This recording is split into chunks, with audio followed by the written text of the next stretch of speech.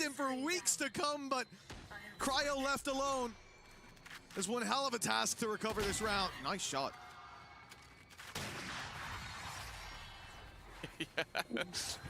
Rose just baited us. They were warning those shots. Those first 5 shots really made me scared. Warning shots. It's fine. Look how cool and collected he is. Didn't even sweat for a second.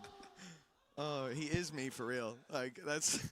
Yeah, except you wouldn't hit the 3 kills. I wouldn't recover that. The second you missed the first, that's it. But it's that's like, I saw him miss 3 bullets and I was like, well, I know how this one goes. Let me tell you. My gun's going into the air. Yeah. I'm going to shoot 15 bullets into the sky. No, he corrected in time, and that flank was perfect.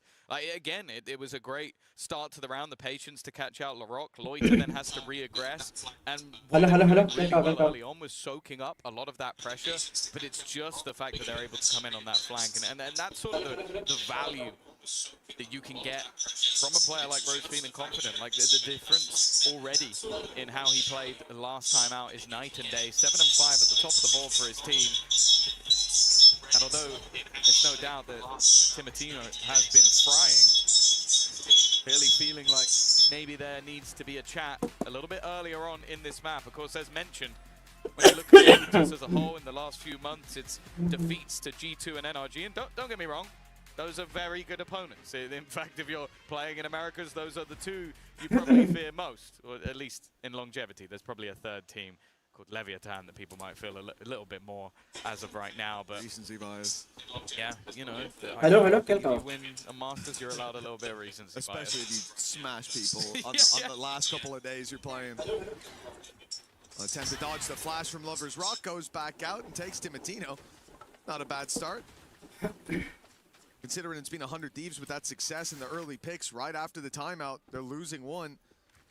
And, well, see, I say and then but, because BBL have pushed up. It's a big risk, but it's also unexpected, and it works out in their favor. I wasn't sure about that one, seeing them set it up, but well, the execution was perfect. Yeah, it's just Loiter things. Like, you look at that and you go, this is a risky play, but always seems to be successful in making it work. Bang is now trapped, and there's a second player here. Paranoid. Okay, never mind. Has been able to help him out a little bit and managed to find a second. Lover's Rock has to be a little bit careful here, otherwise he might just give him a way back into the round. And that's exactly what he's done. A chance to plant. The opponents expected to be a little bit closer. Loiter goes alone. They're all going alone. Everybody believes they are the star of the show, and instead, Arsenal might just be the one to put them on their bums, leaving 1 man left, but that 1 man is in the right place at the right time. You are lucky, lucky boys, BBL, because you played right into Arsenal's hands. Yeah, listen, the heist was perfect, but the getaway car wasn't there. That's a real shame for Asuna. What an attempt. But for BBL, yeah, a shame as well.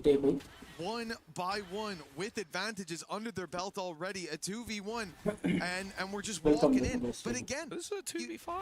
You see why, like, in these situations, they're taking massive risks already. But there should come a point where, like, you hit 5v2 and you go, okay, we don't need to do that anymore. And sometimes that is the problem for BBL. Sometimes it is the solution. This time around, almost got punished. They're right back to winning ways. Another opening pick up against Pistols.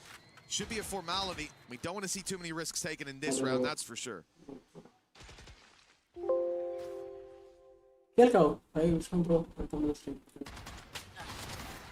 Rock facing out. Whoa!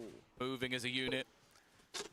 As Loiter alongside him, and okay, man, there was an opportunity there for us though. Once again, it's like they don't respect him. Just specifically him. They're like, oh, it's just him alive? Okay, let's take an orb, I'll look in the other direction, nobody check anything. Ah, it's alright, we got him anyway. Well, Rose was smiling coming out of that round, so they're in the lead. Maybe it was relief with what just happened, or indeed, that was a crazy shot from the Rock as well. But relief that a bit more didn't end up going Asuna's way, especially after the last round. For 100 Thieves, a 4-0 start, and now 5-4 up against them. A timeout used by both sides, and for 100 Thieves, no result. It's definitely slowed down over here.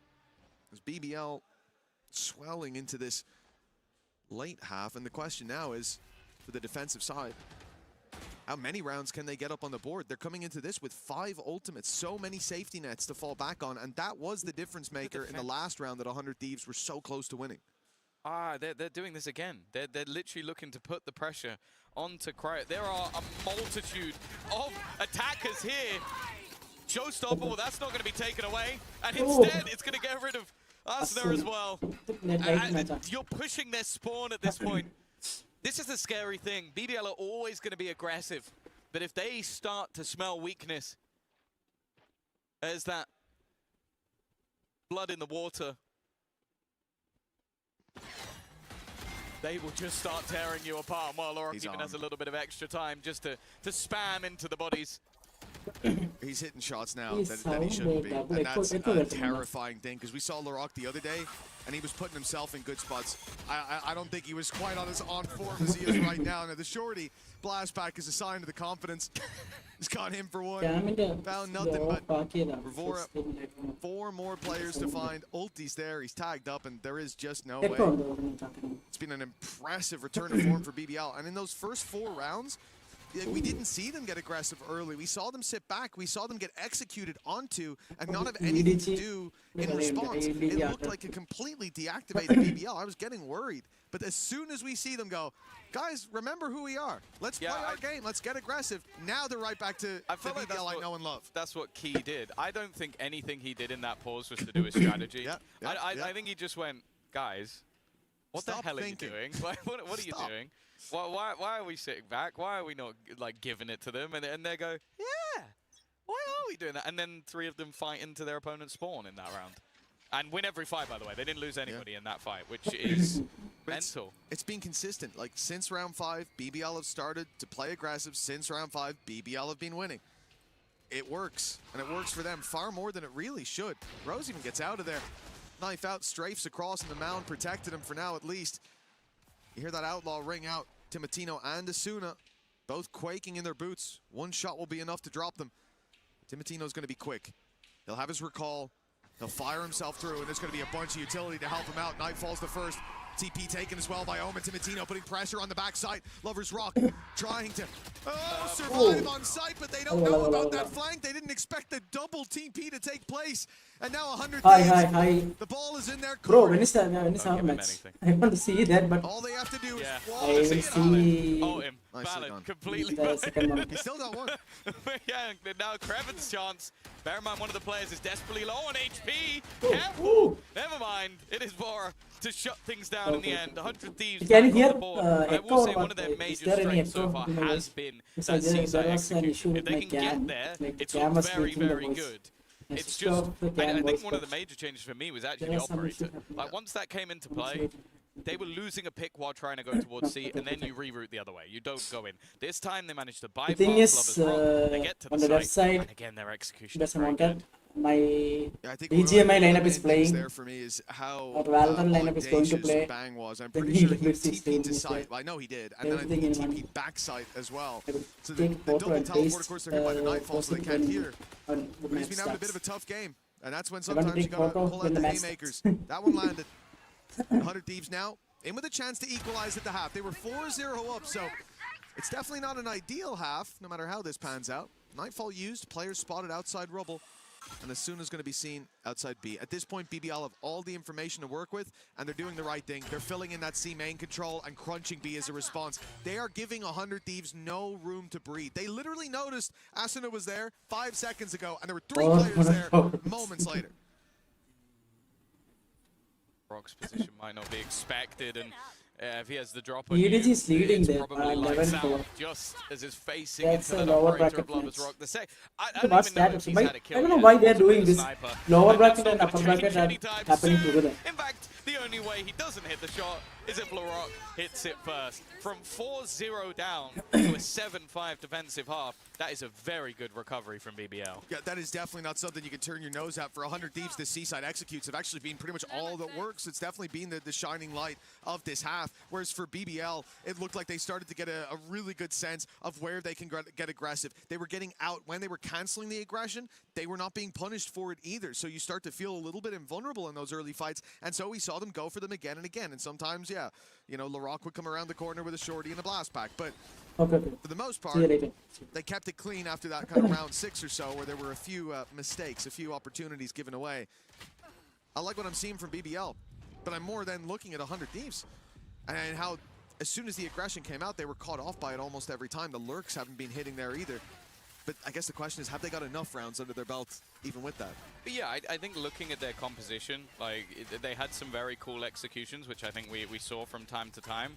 But like when I see a Vice, Viper, Omen Fade, I think defense-wise, that's where I'd sort of set them up. Even the Waylay has the ability to completely stall a push with the ultimate or with the stun, so and gives him an opportunity to go walkabouts with the operator, which I assume will be coming in once they have the finances. So I don't think they'll be too unhappy with how things went, other than the fact that it was from 4-0. I think that's what's a little bit more worrying for me, because when you get players like LaRock firing, you now have to shut him down. And I don't mean in one round. Like, we've seen him get shut down in a round or two just by doing something ridiculous.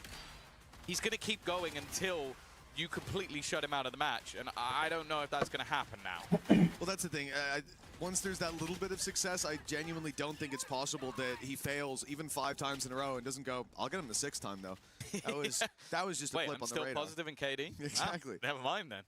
So I do think confidence is going to be a big deal, because with BBL, with them being a young team, that's always something that we talk about, and it's always something that we hear teams talk about. But then you add to that the team that they are. You know, if you know these guys from EMEA, if you know them from the first Masters this year, you know full well that once they get confident, once the ball is rolling, it can be very difficult to stop it. The task now for 100 Thieves with a decent half. Like you said, 7-5 on paper at the top of the board. Yeah, that's fine. That's a good half. That's recoverable. Pistol will put you neck and neck. You look at the bottom or bottom middle, and that's a different story. The 4-0 lead, you really want to get more from those foundations. Instead, we've only got stick walls. 7-5, a 2-round gap. 75, അപ്പുറത്ത് 25 ആണ്. On the attack now, as you said, for 100 Thieves. I am excited to see what this defense has. Even look at the C site right now. You've got a Viper and a Vice. If it's a full buy round, that's a lot of daunting utility. It's 2 strong players nonetheless, and a lot of pistols invested into. Nothing but bandits, sheriffs, and ghosts on the side of 100 Thieves. They're looking for headies. That's game of the game. Bit of loiter definitely makes things a little bit more awkward. You don't have the smoke, so you're going to have to play with those rotations a little bit more. Timatino have been spotted, and he's getting stunned up. Every piece of utility thrown into him, and more honestly, Okay, there was nowhere EDG left to go. won first map 13. Rock closing him down, leaving a gap on the A side, but it feels like BBO are mostly playing a ruse here. They're trying to bait their opponents into rotations, giving an opportunity to Kreven, but he does not win that fight.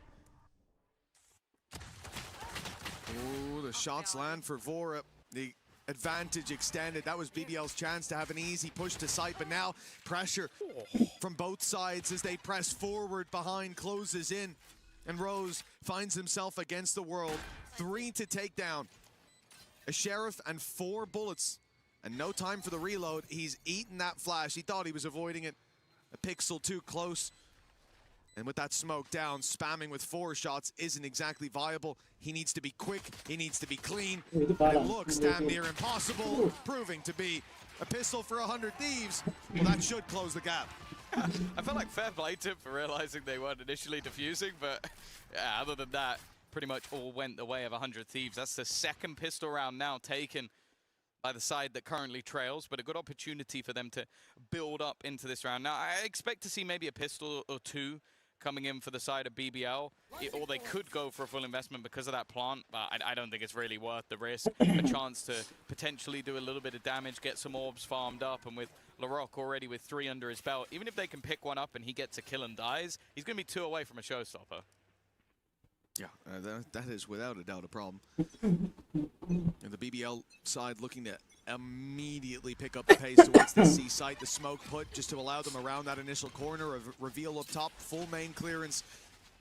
But pushing into the site's a different story.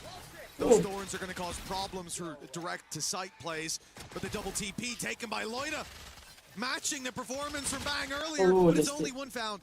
And with a round like this, you need so much more pistols for BBL. The Spectre left on the floor. Nice shot by Krevin. The question of damage, I think, is where we're at. But a few more kills, and this could spiral out of control for 100 Thieves. Luckily, they seem to have a handle on it.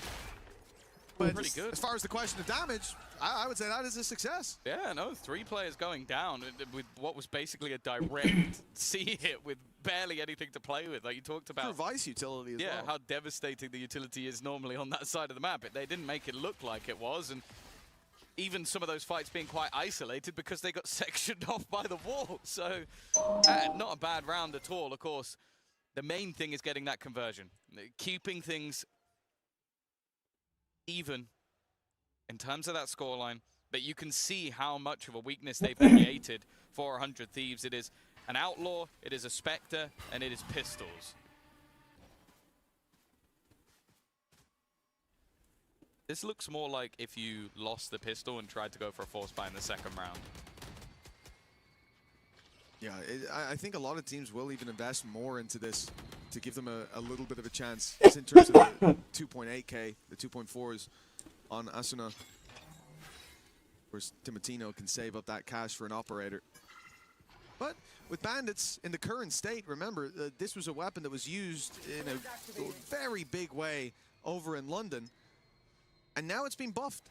So it's no surprise to see it have such a prevalent face here. The buff making it way easier to handle as well. So like it essentially functions more akin to a Guardian now, with the taps being more accurate in between, having a slower reset time. It handles much better for sure. But you got to get close to use it. And on the defense, it's easy if they push your site, but they've gone into the C site, which is gonna have to be retaken, right? They're here quite early, but surely they're not just going for it. They've already found one. The utility's been thrown. They're through the smokes. Yes, they're going for it. 100 Thieves picking up the pace. I thought they'd play the retake. I thought they'd try to punish aggression, but the first kill spurred them on. And now Cryo's left to find them all. Got 1 bullet left, but Blank's coming. smoke makes it very awkward. I was about to say a single bullet in that bandit They always play good. would have been problematic, but he's waiting to see how aggressive are the opponents going to be in this case. Not aggressive enough. Clean. I like that Krevin after that is laughing like really hard after how much he whiffed. I don't think many people would be doing that, but you know, these guys are having fun. I mean, he's a good teammate. That's what you'll see from Sentinels a lot of the time. Obviously, he felt bad for Rose earlier on, the couple shots that were missed, and he said, look, I'll make him feel a bit better. I won't let a guy kill me, but I'll let him hit me and go, oh, look, see, it can happen to any of us. Any of us, bro. You, me, probably not Larocque, but, He's you like, know. you, me, but you. But mostly you. Mostly you, but like, on this map. me, look, me too, but Especially on this map, you the keep rest of doing the it. game, probably you. I actually think Rose is like a 50% hit rate on people looking the opposite way, only on this map. I don't know why. aggressive start out from the defensive side. This is their investment and nice work from Timotino and Bang. That aggression has been massively successful, beating BBL at their own game and aggressive positioning. They are not shying away from a fight, especially with that comeback. You start to worry a little bit that maybe they're going to fall back into passive positions, allow BBL that space, but that is not the case whatsoever. Arsenal is expected in this corner. Okay, that's all good. And that's the spike, but I don't think it's going to matter for long. Everybody falls and everybody stands on the side of 100 Thieves. They have leveled things up once again. Now we look towards BBL to see what they have on that attack side, and if this is now going to be an extension, just as we saw in the last half. Well, considering, yeah, how things have gone, a streak of rounds doesn't really mean anything. For 100 Thieves, they build up this defensive side. They're 3 out of 4 so far. Likely to be another with such weaknesses here. The BBL were slow to start, but they found their footing eventually. Here on the attack side, I don't think they have those same excuses, though.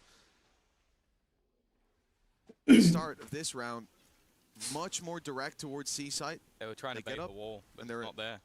Immediately halted as well. Deeper utility in play this time. They don't hear the Thorns as they step in. They're up top instead, but Asena's going to be caught. Cryo does well, but that ultimate has traded it out. The showstopper bringing weapons into the hands of BBL now. Lovers Rock's on an adventure. The spike has been left alone, and now there's a flank on the flank. He waits for the timing. Oh, it's going to be the push through towards the spawn. This is brilliant from Lovers Rock. He's looking to try again. Oh, they never expected it to be here. The run through immediately was so aggressive from Lovers Rock. But that was perfection. Leaves Bang to try and clutch. With 2 now back together. Well, to an extent. The Rock falling further behind, but just look at the time that's already gone. He's having to clear every single angle methodically because of how aggressive his opponent was just moments ago. A nice shot, though. I don't know if he has the time for this one. No, he doesn't. That's unfortunate. A nice attempt from Bang and a costly round for BBL. But honestly, I think they'll take the round.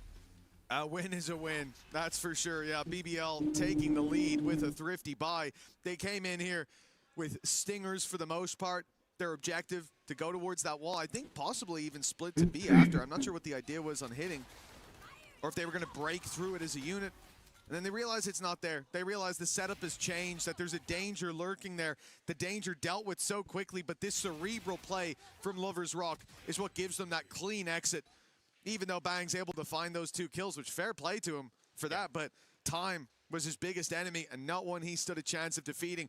A timeout now called by 100 Thieves. They will freeze the clock for a moment and have a chat, one last chat, unless BBL give them one. Their opponents now in a dangerous position. It's quite fun being in this lobby, because obviously you've got Americas versus EMEA. But when it comes to the coaching staff, it's EMEA versus EMEA. MBS, a previous champions winner, the first to ever do it. Of course, his assistant coach was a Masters Copenhagen winner. So they've got very good people behind the scenes on either side of things. Of course, he has been noted with the rise of this BBL roster through the Tier 2 to Ascension winners to making it to a Masters, making it here. You know, the real shame, MBS, there's a lot of things he doesn't get as much credit for as he should, but really and truly, no, from the heart, this is, don't worry, it's not a dig. It's his shirts, man. His shirt game needs a lot more credit. The guy, he did it, and he did it in style, and that's what I appreciate. We're back into the game, and BBL looking again to take the pace up towards that C site, met by utility, met by a wall, and they don't want to go through it. Instead, they'll send it back in the other direction, a big risk at this stage. You can see the ping going down. They know A main could have been pushed up in. We have no control over B. Swinging the door, sure, will give you a glance, but they could be behind the boxes. They could already be up. The Prowler will at least give you a bit of security that hasn't taken place. But then you think about A main. However, I think BBL want 100 Thieves to have pushed up. They know that if someone's here, they're probably on their own at this stage. And if they are, well, we can outnumber them.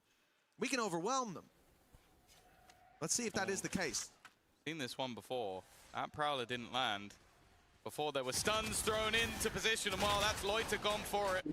There is a trade back, but Face your fear. a lot of HP damage. Lover's Rock's gone in with ult while incredibly low on HP. That's an easy kill for Vora, but this was all a ruse. They're trying to split back in the other direction. Nice shots from Cryo. A quick flick from either side. And that's them level once again. And I will say I like the adaptation, because I think what we saw in this round was there was a C-site hit where they dominated the first one, 100 Thieves. Yep. Then they go, okay, well, they're not going to do that again. And they did.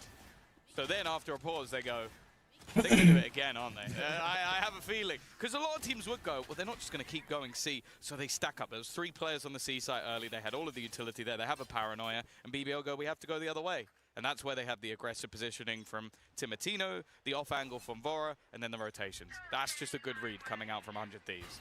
And now, Viper's Pit immediately put down on the C site. So if you want to come see another time, it's going to be even more difficult than before. BBL should be looking elsewhere. You go towards A, Timotino's there to be dealt with. And in this round, he is as deadly as can be. One shot to the body will be more than enough before it goes for 4. LaRock down and out right away. And in these rounds, like in these pistol rounds, okay, I'll give Lover's Rock on a Neon with a judge. I'm terrified of him. But LaRock is really the shining light. If someone's going to come out of these with like 4 quick share of headshots, well, it's normally that guy. It's certainly not that guy now. I got spiked. The worrying thing is you say most likely, but it's like, I feel like there's only like a 1% less chance that Loiter or Kreven does exactly the same thing. This is true. Kreven with pistols, man, like sometimes he does stuff where I'm just like, that makes no sense. But no, I think, especially with the Viper's Pit in play, with a Vice Wall in position to help out Cryo, it's going to be very difficult for anybody to get into this position. And they even have it covered with Asuna on the other side. It's a nice little hold. It's one that I think they desperately wanted to make sure this goes through. And while there's one of those pistol headshots, Loiter heard you, I think. They're going to get a plant out of this. How in the world has this worked? This strategy started by Lover's Rock realizing there's a Viper in a pit and a Vice here. I'm going to run in through it.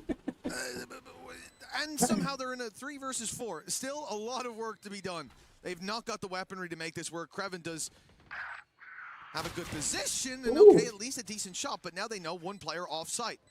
So pick up the pace towards it. Bait out that fight. That man's already dealt with, and with a classic in hand, Rose didn't stand a chance. I think even getting a plant out of that, honestly, was a silver lining for BBL. But the lead for 100 Thieves and double digits secured. Yeah, you can see after the pause, they've managed to find that little bit of extra semblance. I don't mind the ult being invested into this round as well. It's like you know that there's a good likelihood that they're going to do something hyper-aggressive, like slide through with the judge. So you put the Viper's Pit in to make that player more vulnerable, and it almost baits them into thinking that maybe there isn't a second player there, even though the Vice Wall was there. Well, and then the Thorns. They threw the Thorns like 3 seconds before that, so you knew at that, but they didn't, right? And then they said, let's go, okay, we're gonna go in 5 seconds. Thorns came in, and most people go, actually, let's go anywhere else. And Lover's Rock was like, no, I've already been let off the leash. You let go of it, I'm gone. He's like, yeah, he's literally like, when you're pet and you're like holding on and you go like, you wouldn't just run off if I let go of this while I pick this thing up, turn around, he's gone. Like, he's just gone. Into the woods, you never see him again. Chasing a squirrel. But no, if there's any player that has absolutely no fear, well, I was going to say in this tournament, but Levin does give him a run for his money. Between the two of them, though, a lot of aggression that can come through. And now the pause on the other side. Now, bear in mind, last time we saw a pause from BBL, they went from 4-0 down to winning the half 7-5, and I believe they won 5 rounds in a row. So we'll see what he has on offer. Of course, it gives the same opportunity for MBS and Doombros have the conversation with their side.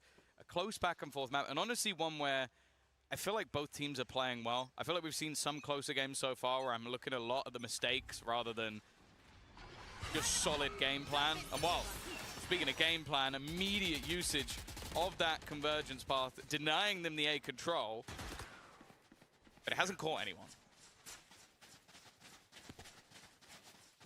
Well, we've been going C at the start of every round, so this time let's go A at the start and then rush into C, and hopefully we won't be running into Vice and Viper again. Fortunately, they are running into Vice and Viper again, but those players won't have weapons if they stick around. Steel Garden going through, catching one at least. As soon as going to have to wait, but he has one of his own to pop right through, and I think that might be what they're closing back in the distance for. The Wall, the Thorns have bought time, and BBL canceled the play, looking elsewhere. And in fact, I think this is a learning from last round where they put a lot of pressure on the C site, even with the 2 Sentinels there, even with the, well, quasi-Sentinel Viper, even with the Pit, they left the A site open. So this time they try to put that pressure on again, but look at 100 Thieves reacting. Vora's the second man, and there's a third coming. Bang. Oh, he might have went under the radar, but they spotted him. Still, he gets one and gets out. Great work. 30 seconds left, but then they double back again. It's the A, the C, the A, the B. And now back to the A again. Bang is trying to retake on a site that might not even be hit. In fact, he's doubling back around, but Kreven is still waiting on the angle. Again, the start of these rounds looked incredibly good, but those 2 players finding kills in the B site puts the pressure onto Cryo to get anything done here. He was waiting for the planter to make a move. Instead, they're getting aggressive onto him. And although it's a hell of a lot of damage, 2 players onto 5 HP, the problem is Bang is also low. A bullet to him or either of the other 2. Daddy's going to try and bait them in. The first one comes easy. X2, though, might be slightly more difficult. Rose wrapping around from above, and he doesn't even know that there's no one else around that corner anymore. 10-10, a strike back from BBL, and a back and forth all the way through the round. That's one of those rounds you'd really like to still have one pause left to use. On the side of 100 Thieves, I don't know how you're supposed to track what BBL are doing when they go A to C to A to B. The pacing there as well, like they're still putting pressure on the A site when that flank comes through. It's a small oversight in those rotations, but you can understand why they got their eye on the prize a little too much. 20 seconds left, Loiter is spamming a box, and while he's doing that, 2 teammates enter into the B site. Like, it's difficult to spot everything they're doing because it feels like there's a lot of game plans going on. That's a shot connected initially by Timotino, but a kill not garnered, and a pacey hit looking to come up on the other side, but as soon as done well, at least at the start. Oh, that flash. It bought him time. It kept him in LaRock in position and allowed Vora to come through with the kill. Now Cryo's there to back him up. The site's been taken, kind of. A plank could be secure, but Rose, he wants to battle deep. A 2v5, not worth it. A 2v4, still not good enough, but now Kreven's all alone, and he won't be going for this, not on 29 HP. 100 Thieves finding 11 rounds, and the danger here is that this isn't even close. 4 players left alive, a huge boost to the economy for 100 Thieves, meaning that now BBL are basically just up against full buys for the rest of the half. Crunch round, there's no doubt about it. There's not too many occasions where you'd be seeing Kreven on the opposite side of the map saving his gun, but when he's got 3,000 credits, when LaRock has enough to buy and the other teammates don't, you're going to have to basically put yourself in a position to make sure something can be purchased into the next round, because you do not want to allow 100 Thieves up to 12. So that may be a likely scenario. And again, I feel like Asuna has been playing incredibly well as those site anchors, be it covering on the C site to help out Cryo, or be it now on the other side of the map on A, basically finding that opener, having the flash to set up his teammate while he's being chased down. They knew, because they knew on the BBL side, if they clear him, that A site is a lot more open, and Vora just there to cover.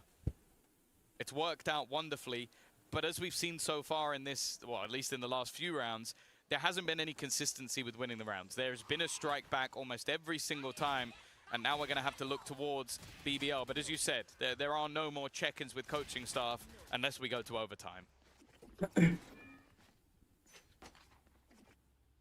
Well, the timer's ticking down. You can see the true state of the BBL economy right now. 2 Sheriffs in a Classic. One away from the Nightfall farming. That could be good, but Timotino, he's going aggressive. It's a risky play. And up against the Eco, I think he's going to regret that. The op now recovered. That's another rifle. Well. And indeed, with Lover's Rock having that in his hands. Didn't give his teammate the Guardian before he went and got that. I will say, Oh, he's left at the door. Yeah. Oh, he has. That's annoying me a little bit, but, you know. Very rude. Rose has now been dropped as well. Still nobody able to get that. Does anyone want the Guardian? But then again, it's Kreven and Loiter. They might even be better with the Sheriffs, with how they've been playing so far. Push up all the way through C. Luna has them locked in from behind, but it doesn't seem like there's any world in which they go back from this stage.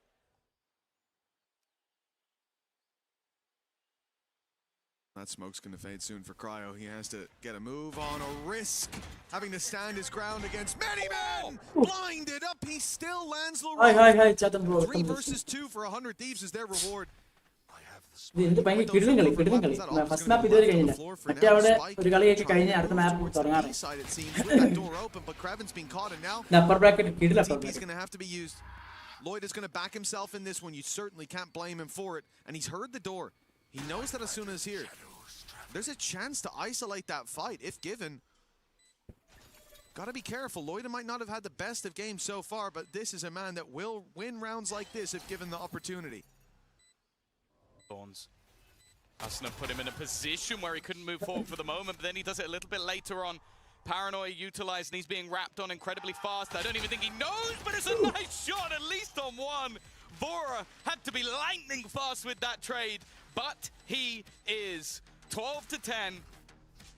Map point now for 100 Thieves, but you have to bear in mind, that was them saving credits. That was them putting money away so they could buy on a rainy day. Well, BBL's rainy day is right now. They're going to be investing everything into this next round. Oh, Cryo's gotten away with murder on that. The blast pack jump out from Laroc after the Paranoia lands. That was a nice shot if he wasn't blind. Yes, yeah, exactly. Exactly. And I think he saw him blast pack. Yeah, you still have to predict where he's going. A second less. But to hit that is nuts. 12 to 10. 100 Thieves. ഈ മാപ്പ് കഴിഞ്ഞ് പോണം There were a few moments where it looked shaky. The 4-0 start to the 7-5 half, but they have recovered this nicely. Robbed rounds from BBL. But now a shot through the smoke takes down Bang. Do they know? Do they suspect a second player here? If Vora can beat a snake, okay, they do. Now. The Prowler's hit, the snake in the grass is Good. They burned the grass with the nightmare on anybody that's there. Oh സ്പാമിൽ And hold on, Cryo. He's cutting off the rest of these players moving to the site. TP going to be taken by Lloyd at least, but all the while they're buying time. Kreven's wrapping up behind. A Paranoia seals the deal. 11 for BBL. One more round in regulation, and it's on 100 Thieves to close it. You mentioned like Loiter is good at winning BS rounds. That was him getting 2 instant headshots through smoke. So I think you've kind of proven a point there, but Or so he has. He didn't need to prove it. We already knew, but like, yeah, just ridiculous stuff coming through and putting them in a position to take this one to overtime. Of course, the last time they played this map, it also went to overtime. 16-18 defeat versus EDG. They're going to look to try and right the wrongs if they get there, but you can see they haven't got 2 rounds in a row in this second half. This would have to be the first. Oh, very direct to be an experiment for BBL. We haven't seen much of this and already past the nightfall. But yeah, he did. He got clipped by the very edge of it, and the Prowler reveals exactly where he's gone. Now they can split this A site, something that has been a trouble at times. Players around this stairs position, but now they're delayed on the rotate back through. They're looking for Laroc, but he's the one to find. Bang now down, and the A site under threat. The overtime on the horizon, and with weaknesses there for 100 Thieves, and the Viper's Pit already used on the other side of the map, and Asuna already down.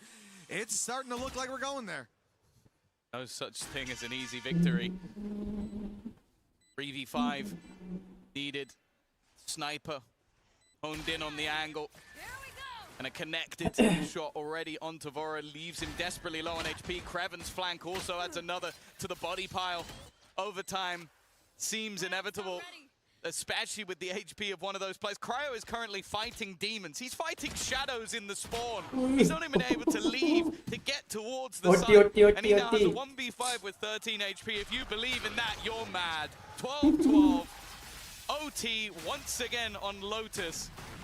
BBL never make their map choice easy, but they are still in the map. Listen, they came here to put on a show. You got to respect them for it. A game so good, we don't want it to end. And we're going to swing into overtime with a lot of learnings for both squads. Again, when we see BBL move back to that defensive side, the main thing I want to see, and I think it's a difficult balance between predictability and following the game plan that has worked, but I want to see that early aggression.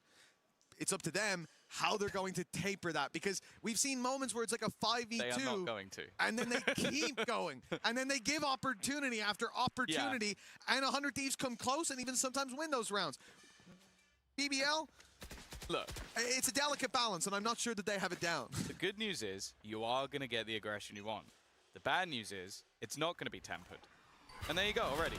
They're pushing C. They're pushing A. The only place they're not pushing is B. But early information. Look at the push-up already from Lovers Rock. Now, he hasn't gone into the operator, which should tell you all you need to know. He's not going to stop this push. Now, there is, of course, the Vice wall behind. You can already see Arsenal's watching it. That Vice wall is not in the same spot that it was before. Often, and in almost all the rounds, 100 Thieves are putting it outside C. But BBL, remember, Rose walks up on B, catches them off towards the end of the first half. Now they change it because they're committing. They're taking this A site no matter what. Remember, in regulation for the attack, what worked was that C site. But they expect an adaptation. The problem is, with this much time gone, BBL have made the read. They've pushed C. They've taken all the space. The rotates are here. There's 4 players, now 3, standing by. Lloyd is a big pickup, and with the rock gone, this is looking a whole lot better. Kreven finding his moment to stand up, to stand tall as the hero. Rose needs to be so careful. Timotino's been making this play when they take the site almost every time if they have a man advantage, but Rose sneaks through, catches the planter, and has a chance for so much more. He's ready for that play from Timotino, but the shot doesn't land.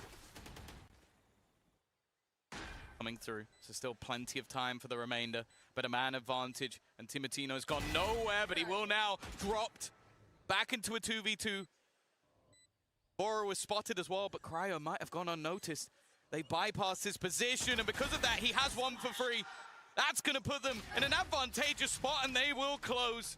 They hold the line. They get another chance at map point on their opponent's choice. Yeah, time to finally crack that vault door for 100 Thieves. Coming into this, it started out in such a solid way. It looked like it could be a mismatch, but then BBL found their identity. This time they try to lean on that same defensive side aggression. They get that early flank, they get the information, they get the rotations through, and yet the round falls. That's a different vibe than what we've seen before. And now they've got to recover it on the attack. A direct play from both teams. It's clear 100 Thieves want to fight for A main. They want to scrap for it, but they're going to have to give up that control. And now Bang's kind of in no man's land. He's a little stuck, but the TP gets him to safety. Right, the early damage. Mostly done onto LaRock. Dropping spike. They are all in on this A site once again. Paranoia sent through. C's also catching a player. They should have a decent idea. But still players roam across the other side of the map. The corner taken. Timotino from behind, no! Has cleared all 3. He might have just ended the map single-handedly unless Loiter has a play of equal value. Up against the odds, surrounded, and I think we all know how that story ends. 14-12. It was a bit labored, but 100 Thieves managed to steal their opponent's map pick away in epic fashion. Oh yeah, they had to fight tooth and nail for that one. An incredible display and an important victory. But I think if this series has taught us anything, or even if the last match that BBL played has taught us anything, is you might be able to steal their map pick, but that doesn't mean you have the series done. Even still, though, it's a huge leg up for 100 Thieves as they'll head into a map that is ultimately quite heavily favored on paper towards them. They might be in the building, but they still have to crack that vault, and, well, it's starting to look like they might have the combination with their map pick up next. Isn't that right, Degon? Thank you very much, Locksmiths, as it was a fantastic round there. It goes all the way the distance, and Timotino getting the job done, the 4K to send them past overtime into the victory column on map number 100 Thieves, up 1-0 on BBL Esports. Degon here alongside our analyst Eskakuka and Big Time. And man, what a game that was. It started off with a very streaky first half. It was 4 in a row, then 6 in a row, then 1-1. And then after that, it just felt like back and forth and back and forth. Yeah, I mean, look, for me, I think BBL showed real prowess on this map. You know, it's clearly something that they understand, and they showed just how sharp they can be. But ultimately, I was really impressed by what 100 Thieves were able to bring out here. I think the comp is a great answer to that BBL style. The way they can beat that Vice so effortlessly. Yeah. This looked well-drilled and well-rehearsed. I think that this is one of the perfect examples of having a Viper and not having it, making this much of an impact. When we think about the defense, that first half for BBL, they were going on the extra aggression. Rose was having a game at the beginning of that map, and you thought, oh my God, they definitely got some learnings out of the EDG head-to-head. But once the things swapped around, once 100 Thieves understood how this Turkish squad wanted to play, things changed a lot. And as you're saying, understanding the map, walking around it, and having the amount of utility that they had to deal with so many things, in the end, we just encountered one BBL that was working as a 5.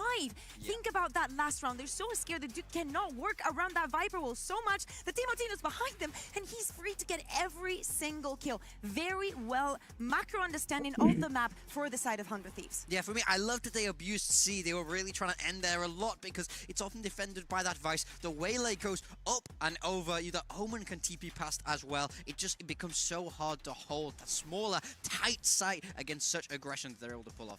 And this kind of tridents that we're seeing here is what BBL also did in maps, as I was mentioning before this map, like Breeze, right? The going in the aggression and just having a lot of utility hunting you down. If you are in the middle of your default still waiting, they will at least get one of the picks.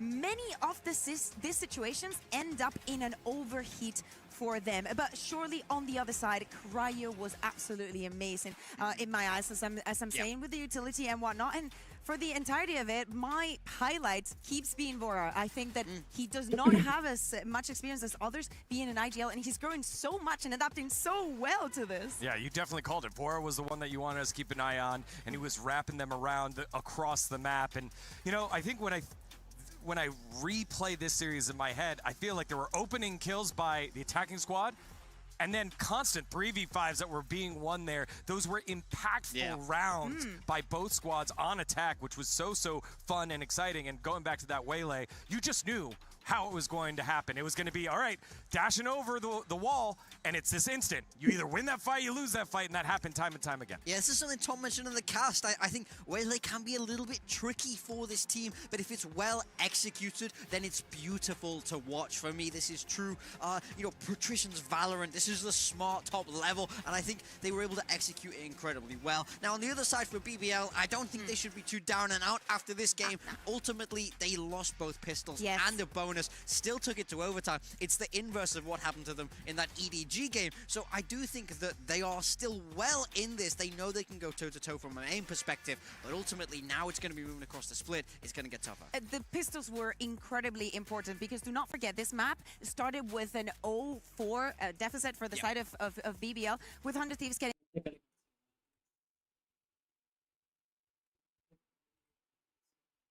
And Xfera as well. Zan still alive, not any longer. It's perfection. Literally the Storm Surge and the KO knife dumped straight on the perfect position as they try to complete that retake. That is just one team dumping all their utility where nobody's standing and the other team responding perfectly.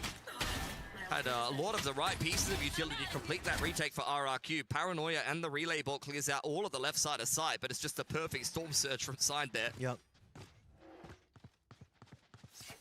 And ends up holding on to ultimate as well.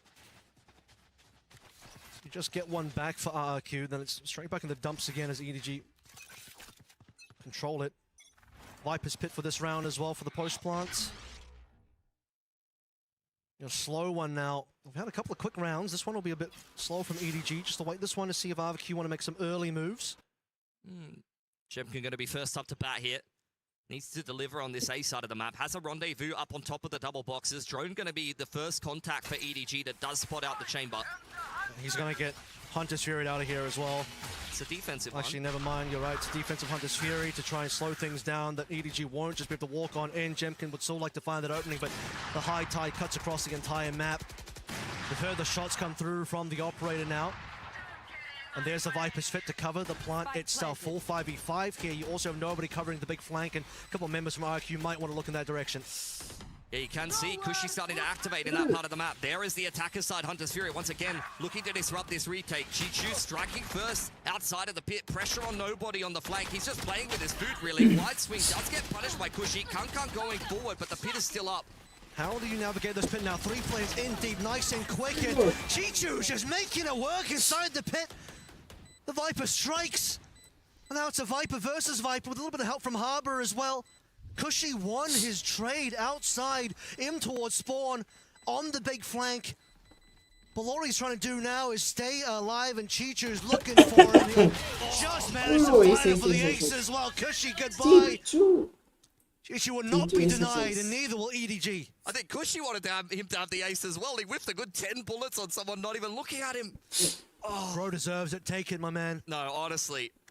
That is what Chichu does best, though. It looks like RRQ are making serious inroads into completing this retake, and then they run into Chichu inside the pit, and the rest of the story was history, honestly. Side makes it out with an operator as well to hand over to Kankang. And RRQ, money's not looking great. Overdrive there for Zan. You do have a bunch of rifles to work with as well. Well, here we go. You talk about the overdrive. Not going to waste any time. Zan's going to be working his way through the map. Oh, some good damage to come on through. Oh, my God. Sign eventually falls. Zan was looking for that kill as well. Would have been a good one. So, we do have players on lower HP than they would like. But, however, it's EDG with less HP and less members. Nobody struggling to stay alive there. Zan doubles up. It's sloppy, but RRQ are making it work for themselves. 2-man advantage. Kankang looking to take matters into his own hands, but with the spike in hand, where's bro going? Nest is honestly a little bit outrageous. At the same time, though, when you're down 3 on 5, someone's got to make a play somewhere. Probably not with a spike, ideally. Oh. He's dropped into no man's land, which is going to make Jenny and Chichu's life a little bit harder here. Let's see them work their way around, back over. Xfero up. I mean, there's money here for EDG, so I expect them to do something. They're not going to just walk away from this one, but... They're just trying to get some damage done, I think, honestly, at this point. Well, they're not looking the right places. Looking left and right, but Xfero was in front of you. There was one correct answer out of 3 possible options there, and they both picked the wrong one, but it is what it is. I mean, that was a round of all time, honestly. I'm watching RRQ whiffing multiple times, but still getting 2 opening picks. Then Kankang. That kills. I mean, look, I don't even... You can't question Kankang, all right? He is the protagonist. You even said it yourself. Protagonists lose sometimes. Act 2s usually end up pretty bad for them. Yeah, that was a character building moment for Kankang. It is, yeah. He's coming... Jedi next, don't worry. There you go, null command and the drone to kick this one off. Straight in towards the B site. Xfero and Zan are hanging around in this neck of the woods. There's the dash on in. Kankang takes a little bit of damage, but once again, another 5v5 retake. Yeah, it's just going to be a slow one coming through RQ. See what they can round up here. Plant's going to be easy. No real ultimate to speak of here as well. It's going to be super relevant. Here we go, fast lane, following through the drone as well. Opportunity now, Zan leading the way. The same peak he's done before. This peak ended up winning them the pistol, and Jemkin says, let's do that one more time. Repeat that level of success, 3 versus 2. Sign will even up the numbers a little bit more, but Jemkin's on a bit of a roll now. Just nobody off site. Double shots available, but he's gonna get the kill. Oh, he's so close. Jemkin will quadruple up and shut down nobody's opportunity to clutch it. That's about as close as it gets. 11 HP on Jemkin. A very committed one-and-done angle there for nobody. You got to respect it in the 1-on-2. Could definitely be jiggling and doing all kinds of shock bolt lineups, but at the end of the day, RRQ able to scrape their way through that one. Jemkin right in the middle of the pack on the retake. Exactly where you want him to be.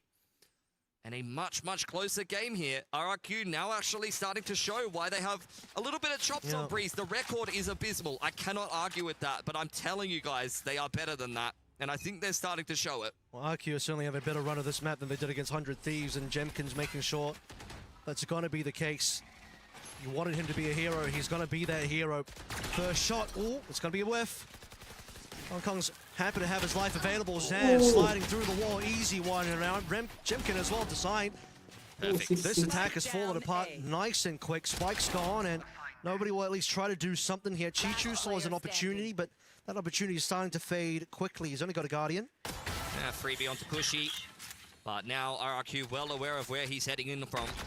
Dark cover thrown out there. They're zoning him away. They know exactly where the spike is dropped. Straight up into the dark cover here. Chichu looking to throw hands as best he can, figuratively and literally. Poison Orb going down. Clears out all of the close angles. Can't count him out, let's be honest. Chichu is a big game player, but that's a great angle for Jemkin to end a pretty good half for RRQ, has to be said. Another good game, 14-6 on the chamber here for Jemkin, and this is now doable for RRQ. This might be the first map they're able to win here at EWC, but they've got to have a good attacking side to back it. 6-3 was what we had at one point in favor of EDG, so that one certainly could have still run away from RRQ, but a nice little 3 in a row at the end. The last 3 rounds possible, RRQ got all of them. And that final one from EDG, unfortunately, was very lackluster, completely blown out, with no opportunity for Chichu to really even get any chance of a clutch. Of course, you had that 1v2 as well, where I could see that one going EDG potentially, with a couple of more sharp shots to land on Jemkin, but Jemkin's 4K on that round would not be denied. Yeah, you had a few plays going the way of EDG as well, though. Chichu inside of that pit. That was definitely looking RRQ favored, so a little bit of give, a little bit of take. The main thing that I'm focusing on the side of RRQ, though, is that Zan has had moments, Cushy has had moments. You're getting the well-rounded performance that you need here. You're getting significant role swaps, and some of the players stepping into the roles where they need to have some impact. Zan on this Neon, going to be critically important. Playing solo duelist now on the attacking side.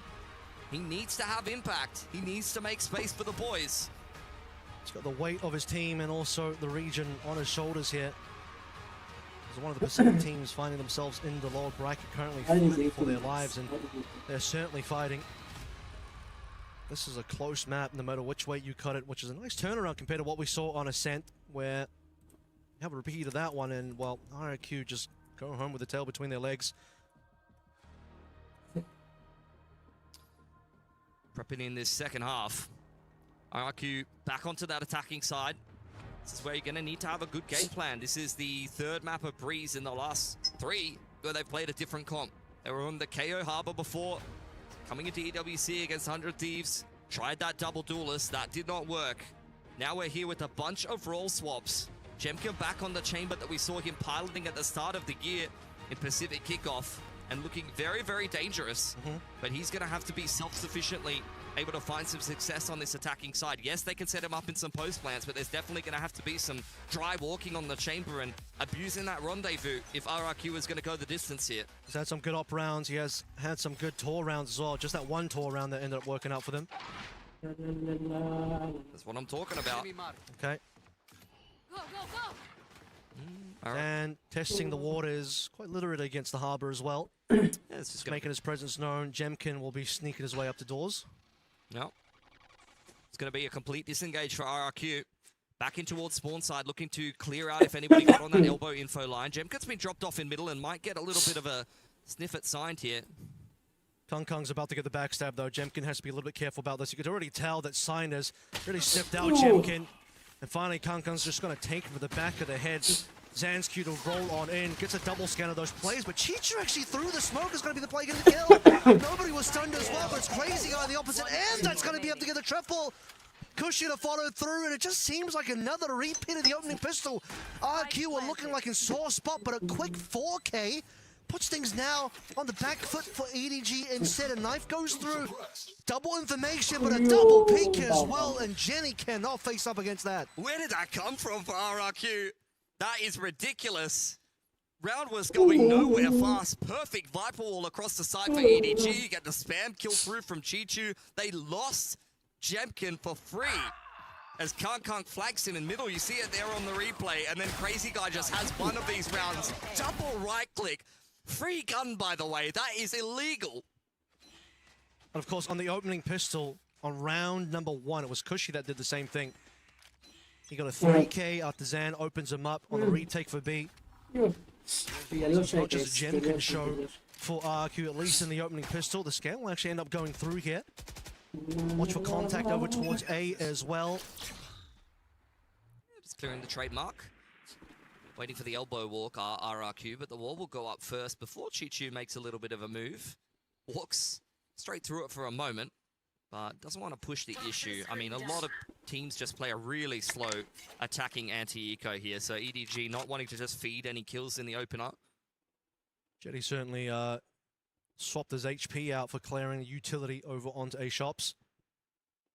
He's got teammates now to work with. Kanka with a second time is going to take that very aggressive angle over towards mid, but it's the activation now for RRQ. Sign tucked away into that first corner as well. He'll be sure to clear it, but that's a decent util coming through from Jenny. Does it do enough damage? Doesn't look like it. Kanka Chichu, the last one's there. Kanka's got a double up here, but he's still got more work to do. Paranoia's been good so far. Chichu manages to get Crazy Guy, and now suddenly Jemkin, 4K for the round. Every time RRQ gets pushed, Jemkin has been stepping up. Even though there was not much invested in that round for EDG, it was necessary for him to multi-frag on the Marshall. That's going to go a long way towards working up his tour de force. Perfection from EDG in that round, really. Has to be said. Kankan got down middle on a pretty deep info line. He had Chichu hanging around in elbow, which allows them to 3-stack A and set up some of those flash plays. So even on the pistol, very dangerous. And that severely weakens this bonus of RRQ. It's really just Jemkin, 18 and 7 with the hero rifle here.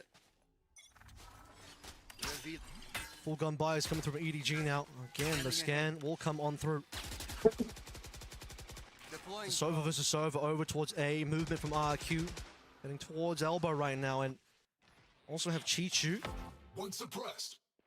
Neon spotted. Good information for EDG. They can hear all of these footsteps. Orb is up. Snake bite at the ready. Jemkin will be pushed away. The fast lane. Where are you going, San? That is not what you were looking for on the entry. He just walked through, ran through, I should say, the snake bite into the loving arms of Jenny. That's a freebie, one for absolutely nothing. Kung up next, and he delivers. Yeah. No problems there. 5v3. Feeling the roughness of this round now for RQ. At least Xfero will respond with one. Yeah, it's a decent pick.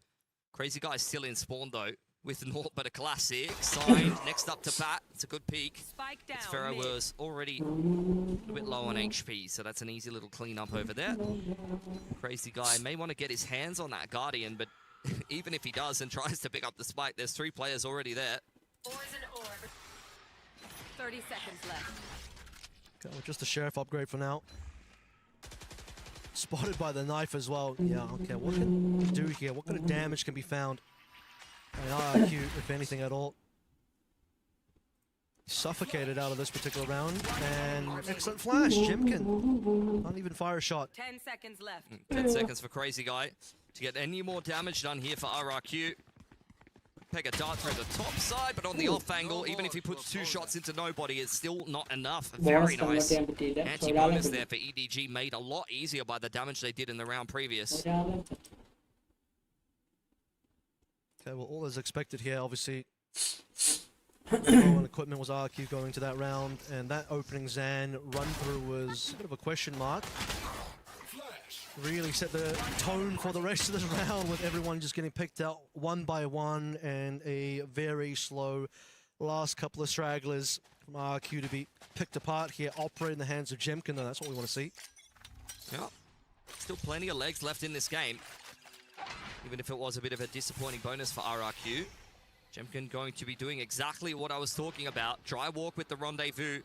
Tried to attempt this in the pistol and didn't find much success. Drone creates even more pressure. It's a lot of pressure in the middle of the map as EDG tried to hold on the extremities. Sign's looking that way, though, and he might just end up peeking straight into Jemkin's sight line. Jemkin eagerly awaiting his first target. It seems like it won't be found, not just yet. Is aware that nobody is hanging out around the shop, so I think nobody's life may be forfeit. Indeed it is, and Sign can't respond either. Quick rendezvous from Jemkin now sets the stage for this execute. 5 players all good and ready for go. And RQ start walking on in. Kankan, nice angle to Zan, caught with utility out. Now the Cloudburst will start to cause some issues here, but not for Xfero. It's going to get flashed out, but otherwise still fine. Sign trying to just spray his way through a bunch of these smokes. 3 versus 3. Mind Chichu coming through from double doors as well, and a shot missed. Jemkin, you can't be doing that. Let go now. Down for Cushy. Jenny, no more utility here, waiting for his KO knife, and out it comes. Will at least suppress Crazy Guy on the side. Nice pick for Jemkin on the cross there. Man advantage now for RRQ, but Chichu is walking close, covered well by Crazy Guy. 1-on-2 for Sign, but RRQ jiggling, and surely it'll be the double swing. It's actually not needed. The Viper Wall will at least zone side the way. Crazy Guy playing for the post flare, but it's a great swing for Cushy. RRQ up to 9. 11 ammo there. Signed, about to run out of time, bullets. He's already run out of teammates. Now that round will run away from EDG also. Well played by Jemkin. Did have that one missed shot, unfortunately, but otherwise sets the team up for success with a very early pick. Despite the amount of responses that EDG tried to show up with there. I mean, even the final kill, I'm trying to remember the player that tried to flush out Jemkin towards the end there that just got shot on the side of the head, but in either case, RQ still maintaining the lead slightly. It's a big reset round onto EDG. Crazy Guy does not have a primary weapon here, though. Maybe trying to min-max the money. Zan v Kung inside of elbow, pushed away by the dart. Xfero hot on his heels as Jemkin is waiting for a rotation off that B site. How many blades has Kung got here? Down to 3. Gonna have to be precise, and of course he is. Beat comes through from Zan, but cleaned up by Chichu. That's a great start for EDG. Good assistance there. Chichu as well is going to get extra. Crazy Guy wanted to pick up a weapon, and he'll just find his death, unfortunately. Instead, it's Jemkin 1v4, their operator in hand. He's only got 1,300 in the bank, so question mark of what he can even do here, if anything. This is going to be a pretty successful half by eco-ish round for EDG. I mean, this could be a death blow for RRQ, quite honestly. Their money's at least decent, but we're really looking for a clean anti-eco here to try to cruise along the rest of their attacking side and move up to double digits. Has dropped off his op. Yeah, he did. You don't want Kung to get that. Yeah, so he's not going to end up saving because I think he'll get hunted down. So he's dropped that gun away. Now he's just going to make a play for it. See what his headhunter can find. I mean, he's got the 2 of the force in the next round. He really wants to stop EDG from getting their hands on as many guns as possible. We'll catch nobody with a dart in hand, but with 20 seconds on the clock, no spike in hand, there's really not much Jemkin can do.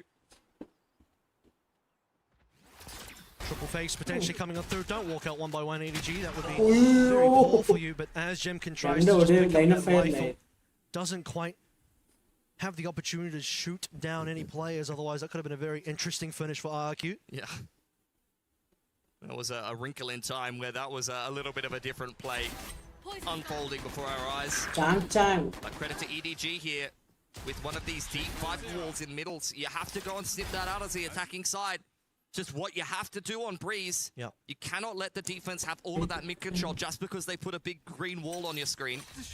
And sometimes when you go and try to retake that map control, that's where you get punished. We've seen a decent tour de force round come through Jemkin before. He'll have to do that again, but into the Viper's pit might not be what RQ are looking for here. Yep. That is going to be the Hunter's Fury going over the Crazy Guy. Actually pretty huge for maybe dismantling the Viper's pit, we'll see. It could be. Sign's taking some space on the other side of things. This is a really, really nice info push here, and he throws out a Cove as well, looking to clear out the trademark. There's blood, and it goes to Sign. Trademark or no, Sign walks out of that 130 HP. Crazy Guy and the rest of the squad, led by the drone here. First Tor shot went out as well. Jenny up first on the double doors. Know that trouble is coming his way. Has to just start dropping in some utility because players are making their way onto site. He's got a couple of good shots though. 2 players down. Kung with his own operator. He bought with his own money. But a Jemkin still alive. 3 shots on the Tor. 3 players left alive. Multi-angle approach. Sign down first. Position nice and revealed. Is it Sniper versus Sniper? Kung is not looking at the right side of yellow. Nobody creeping up on double doors. Spike still on the floor. That's a really nice angle. Nobody now in a 1v1. Jem gets swinging around. That is massive for RRQ. He almost pulls off a 1v3 in just the round previous. And just as dangerous to give RRQ the double digits that they were looking for, but maybe not in the fashion they expected to get them. It's a Tour de Force victory round, and since we're in France, might call it the Tour de France as well. Jemkin, another successful, unbelievable clutch as well coming on through to keep RRQ in this one. We talked about the fact that at the end of the previous round, before the one we just saw, It might be a back-breaking round loss for RQ, but instantly they bring themselves back into action. And guess what? Jemkin finds himself a free operator as well. This is just the Jemkin hard carry that we've all been waiting for. He's putting the team on his back, but Gianni already silencing him. Out comes the Hunter's Fury. Is it out of range? It's not. Zan in the time, mid-time. He's taken down a pick in middle. And the res comes through onto Gianni, so a man advantage now for EDG as RRQ looking for a reset. Okay, well, Crazy Guy will pick up that lost operator. See if he's got the sniping chops in and about him as well. Has Chichu right behind the wall. Has he crept in here? Losing Jemkin that early is certainly going to hurt. And now you're going to lost Crazy Guy as well, and no chance to recover that op. So instantly, EDG bite back 4 versus 2, with players looking for weapon upgrades as well. Look at the low HP on Xan and Xfero.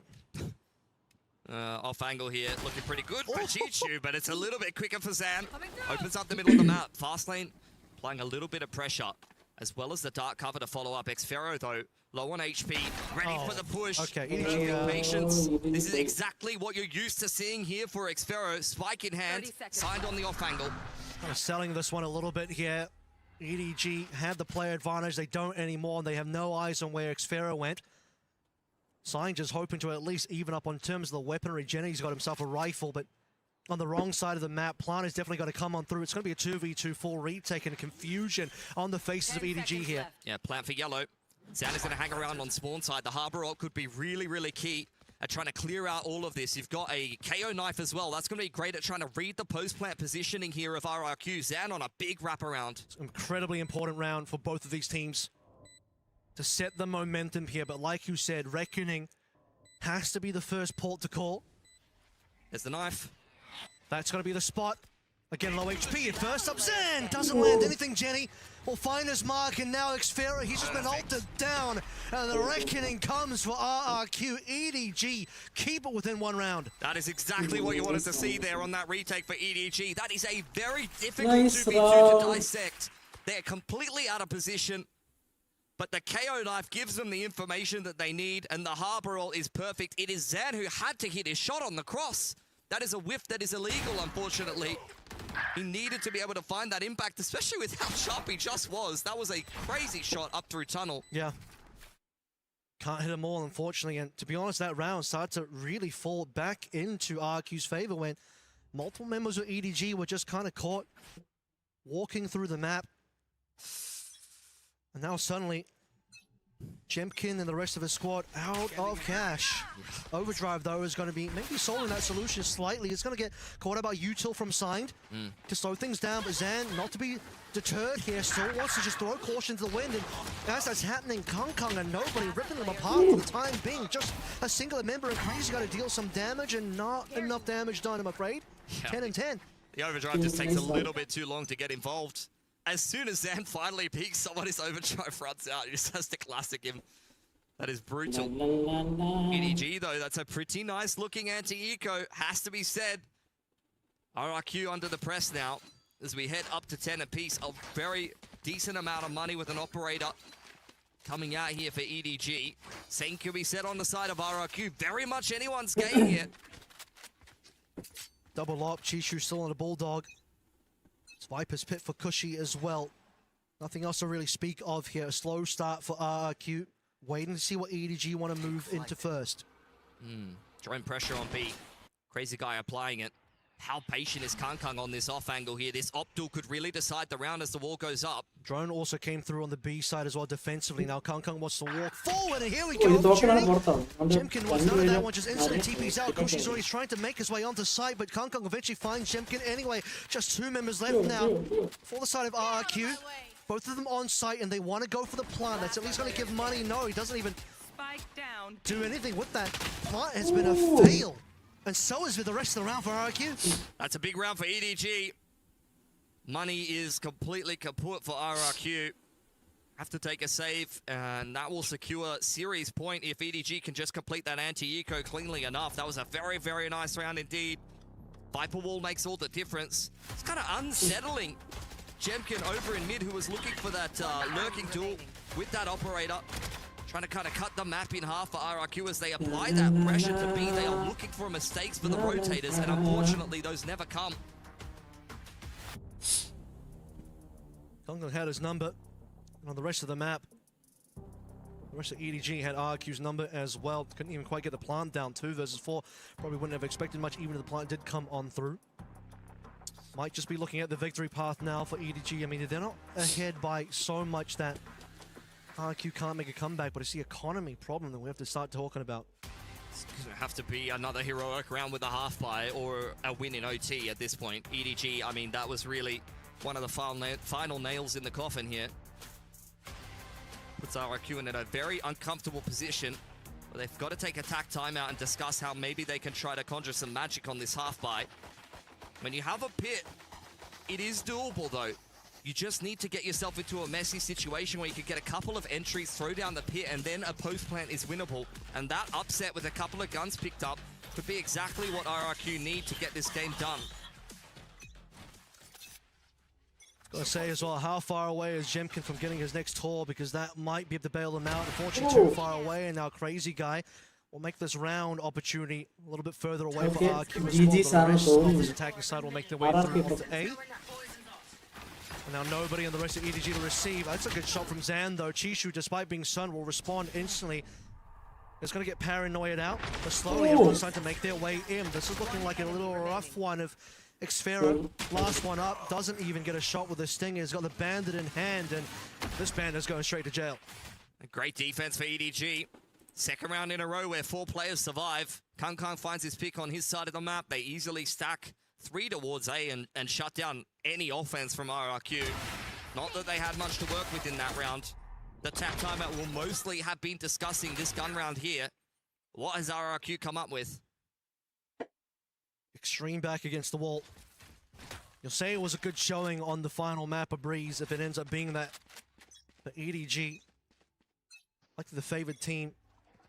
One last operator duel perhaps here. Jemkin versus Kongkong once again. They're walking straight into Kongkong's sidelines, who doesn't quite land his opening shot. And secondarily as well, just tags Cushy. Now Xfero punishes. That's the 5v4 that we've been looking for a while. They're waiting for these peaks in middle. Jemkin spots out the push. 3 players on RRQ. A singular focus as the dart comes out. Perfect pick from Chichu. They are just mopping up all of RRQ. Xfero extremely uncomfortable. Sidearm pulled out and punished heavily as it's a 4-on-2 for the game for EDG. This is it. Crazy Guy and Jemkin, the last 2 alive here. Despite how long it took Chichu to get that last kill, he still manages to find it. Crazy Guy will start evening out the numbers ever so slightly. But will it be enough here? Headhunter in hand. High tide up as well. EDG smell blood in the water, and they're looking to pounce. They're looking to strike. They're looking to finalize this last round here.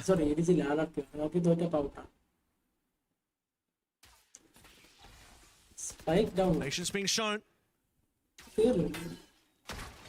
Scanner's going to be good on towards Chichu. Last 30 seconds, got to make a move here, RQ. They're going to walk into the crossfire. Plenty of members here. After the Cove comes down to cause some big problems, Chichu spamming through the boxes. Jemkin up to Dwan. How's that happened? They've completely clutched that one up. The 2 of them together, Jemkin and Crazy Guy. I've just wiped the floor with EDG's crossfire setup. I think it's honestly just a case of poor timing there for EDG. The Viper wall was up. We heard the KO flash in our ears. I think as soon as EDG went for that push to try to disrupt whatever was happening for RRQ, that's the point where they pick together.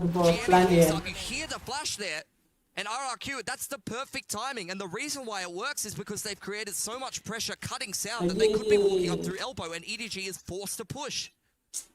Game is alive again. Pit going down over towards A is going to force RRQ. Well, they were already on B. A little bit of a safety drone being thrown out there by nobody as well, just to make sure they have full control. And now Kongkong on the elbow, on the angle. Ready with the operator shot. He won't miss this time. Zan falls instantly. In the meantime, RRQ applying pressure to B. Nobody's picked up his Hunter's Fury on the other side of the map. Cushy could go down here as well, but that's when the dash has elapsed for Kongkong. Overcooking it a little bit, back into a 4-on-4 now, but RRQ have got no space on the map.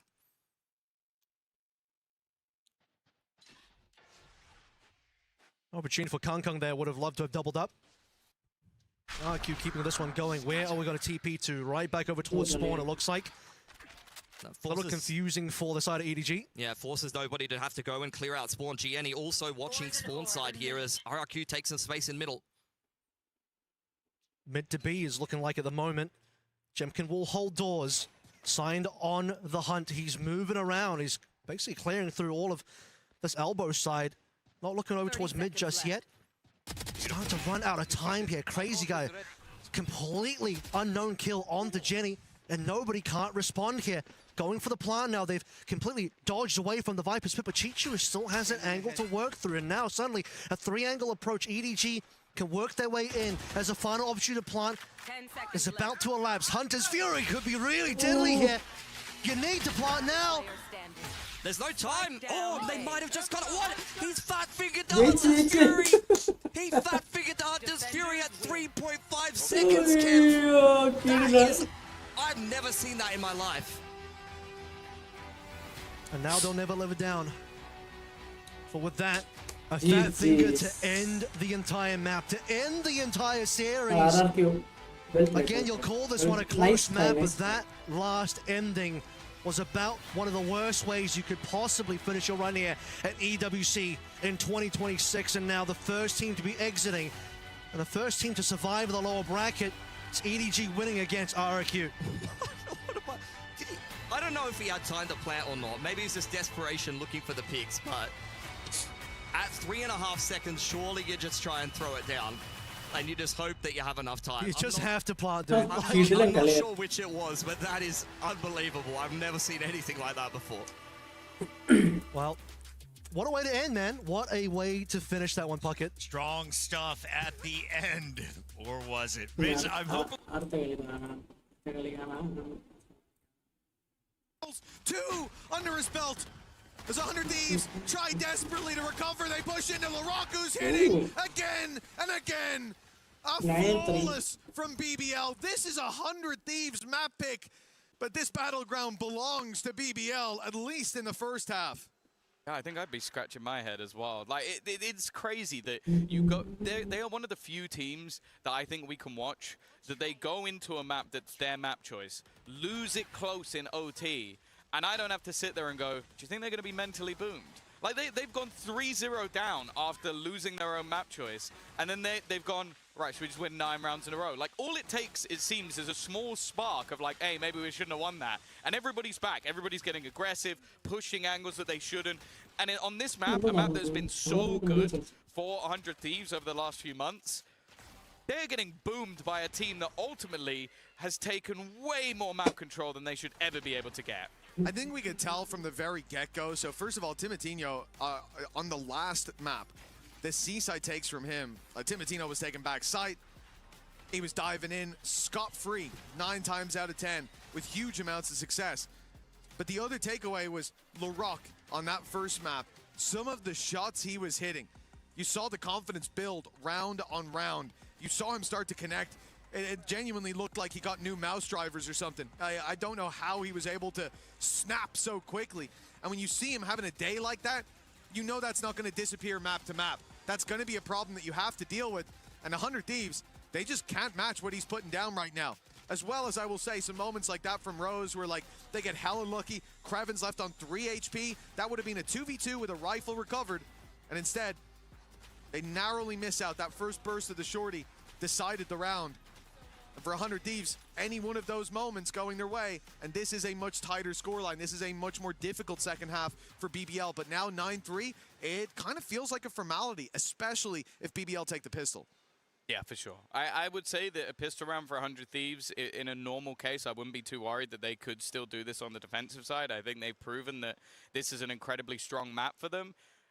But it's just that momentum. Like, that's the thing that is always most terrifying with BBL, with Turkish rosters in general.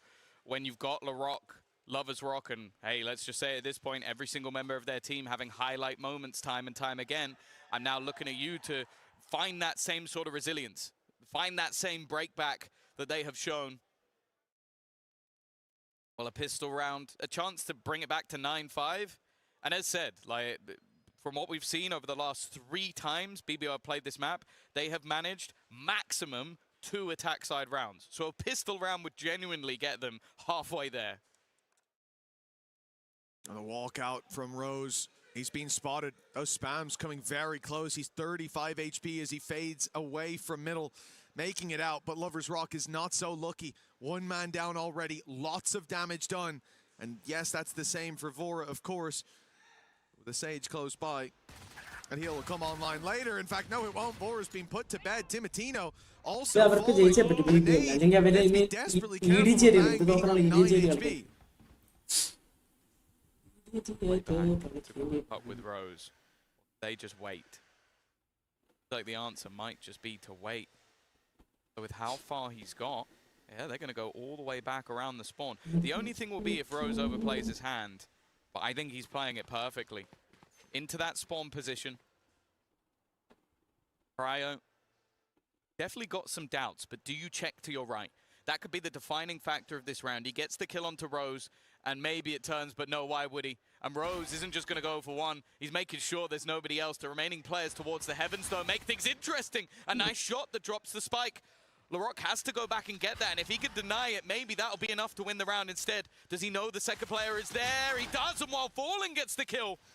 A 1v3, left all on to bang, but it's Larocque again. This man does not want to lose today. Oh yeah, look, when it comes to that late round scrapping, I don't think there's a chance that Larocque's dropping the ball. You have got to be quick on the trigger, or he is taking you out.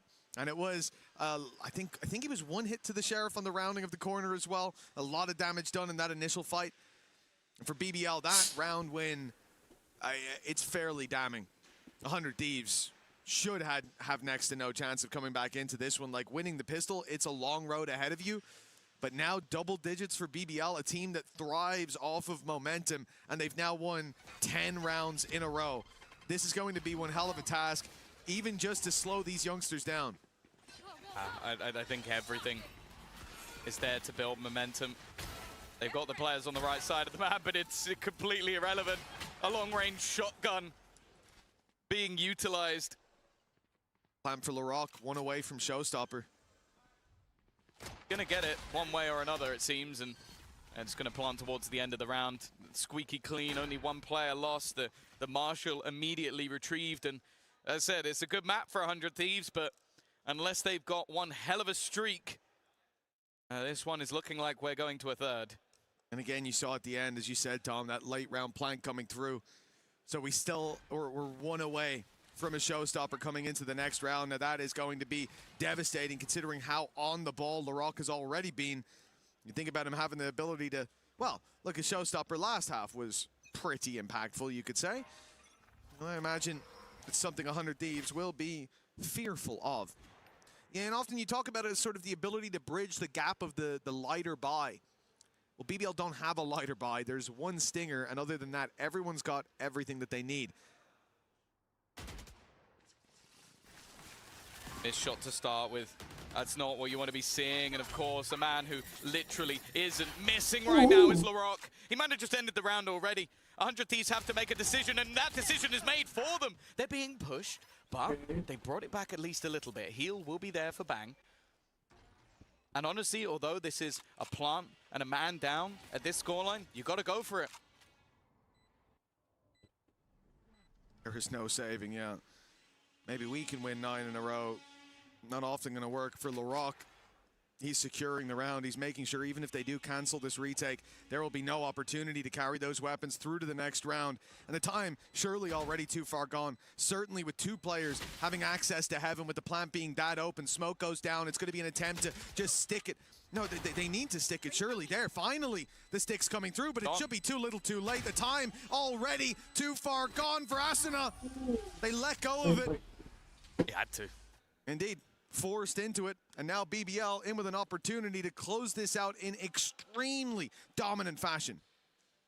Yeah, well, it turns out if you get a lot of rounds in the first half, you then win the pistol in second round, and then you win the bonus. By the way, in the last 3 times they played, this will be the most attack rounds they've actually managed to achieve, and they've only played 3 of them. So yeah, I think a squad that has hit their stride at the perfect moment, 100 Thieves on their own map choice, have gone completely missing.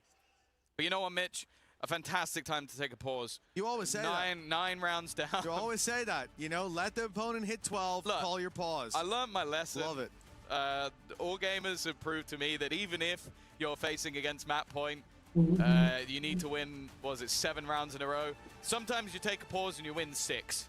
Or maybe in this time, they'll take a pause and they'll win 9. The music got me a little bit excited. I can see that. You started to believe in your own BS. I love that. Yeah. I love when that happens.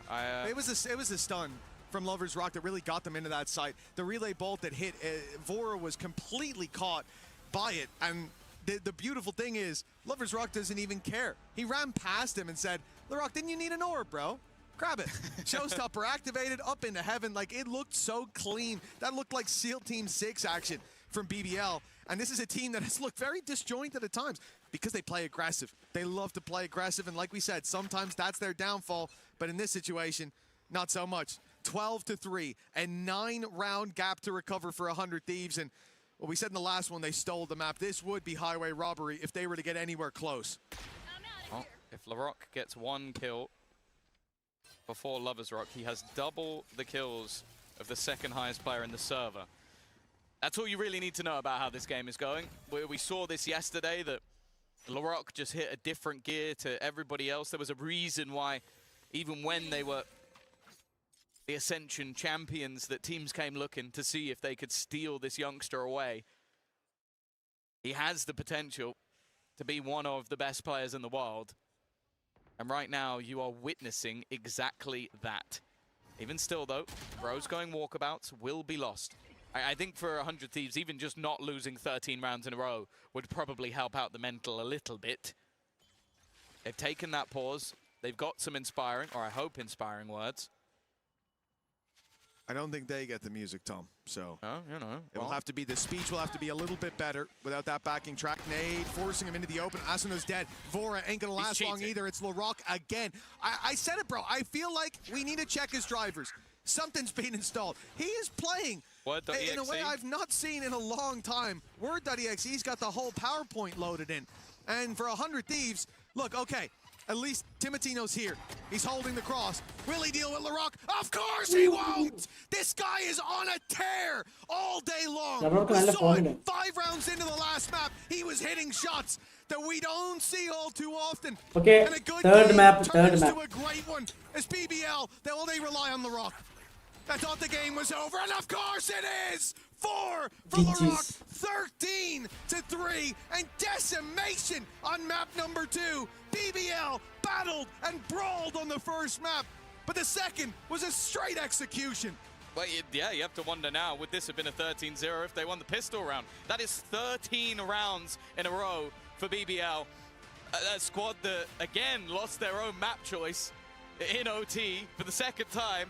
Come into the second map as if absolutely nothing happened. By the way, that was picked by 100 Thieves. You lost 13 rounds in a row on your own map choice. I don't know what I've just witnessed. And LaRock is making statement plays after statement plays. Maybe the best player in the tournament right now. We'll have to see, because there is going to be a third map. Honestly, I think the break is going to be taken by 100 Thieves just to try and completely reset, because that was just bullying. Absolutely. And one man that I love to bully is Degon. Take it away, baby. Any attention from you, Mitch, is always great. Great call so far in the 1-1 as BBL come storming back in emphatic fashion. There is not a single doubt that they belong, and whoever wins this qualifier match into the playoffs is a force to be reckoned with. Welcome back here, Degon, alongside Bea, and of course, big time. I'm sorry, I went with Bea instead of. You can call me Bea. It is indeed my name, Daniel. Oh, that's true. That's also my name, and that's Morgan. This is Morgan. Keep it professional, you guys. You might know him as Tyler as well. He also could be Tyler. Depends on the day. Yeah, true. BBL came and did not care whose name was on the other side. LaRock popped off here. I mean, they got LaRocked. It's that simple. Yep. That was an insane performance from him. Absolutely unbelievable. He ends 29-8 in a 13-3. That's phenomenal. You don't see numbers like that. For them to do it on 100 Thieves map choice as well. Coming into this, we said, this is going to be tough for them. Wow, it's going to be a difficult mountain to climb. 100 Thieves been so good. BBL been so bad here. but it doesn't even matter when they play like this. They didn't stand a chance, did they? Oh, I it think wasn't that first half, how easy things were being for Lovers Rock with the operator, how seamless it was for LaRock, for Loita, for Rose, for all of them to push and eat that terrain. And I was sitting next to you being like, I knew that the defense was not going to be a problem. I didn't expect the 9 rounds in a row. And then when we swapped onto the other, the fact that BBL was able to carry that performance onto the second half and close it with those 13 rounds in a row. Do not get me wrong. Like, you forget that pistol, this was a 30-0. In my eyes, this is a 30-0. Exactly. It just can't get more dominant than this. Realistically, I love how they approach this defender side. It is so aggressive. They're always shutting the map down for 100 Thieves. They're pushing, they're flanking, they're making things difficult. 100 Thieves tried to have that slower, more of a controlled style to their comps, but it couldn't work here on Split. And there's something also that is very important. Do you remember First map map 1 we were speaking about the Viper and walking around the Viper wall and what that gives you? You can really tell that EMEA we still run a lot of the Viper here on Split, because in many of those occasions you could see BBL using 100 Thieves Viper wall against them and taking advantage of what it was bringing out for them. And even our first round first map തോറ്റപ്പോൾ അതും OT-യിലാ തോറ്റത്. എല്ലാ കളിയിലും അവർ minimum 12 round ജയിക്കും. EDG ആയിട്ട് തോറ്റപ്പോഴും OT-യാ പോയത്. 16-17 പോയില്ലേ? ഓർമ്മയില്ലേ? No question about it here. What is that? The aggression what is that? LaRock is hitting every shot and you just open the wall. ഫോമിലായിരുന്നു. LaRock ഫോമിലായിരുന്നു പാടാ. He stopped shooting. This team is just so fun to watch when they play like this. It's spectacular looking Valorant. LaRock just lit up this server, and it's so hard when there's an absolute Goliath on the other side. It just feels like you can't play. You feel so restricted.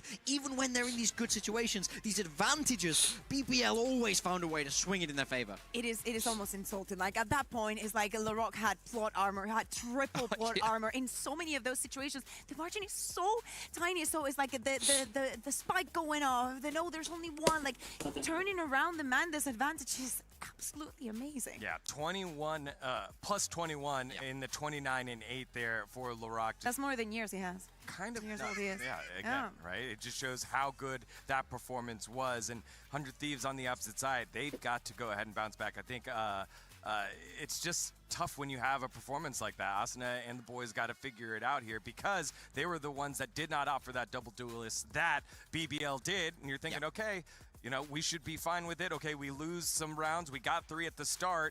Maybe once we're on defense, never got it going. Ever got it going. Those 13 in a row will be a nice feather in the cap for BBL as they head on over to map number 3. Haven coming up next. Winner qualifies the playoffs here for EWC 2026. Don't go anywhere. We'll have that final map. NRG-യുടെ കളിയാണ്.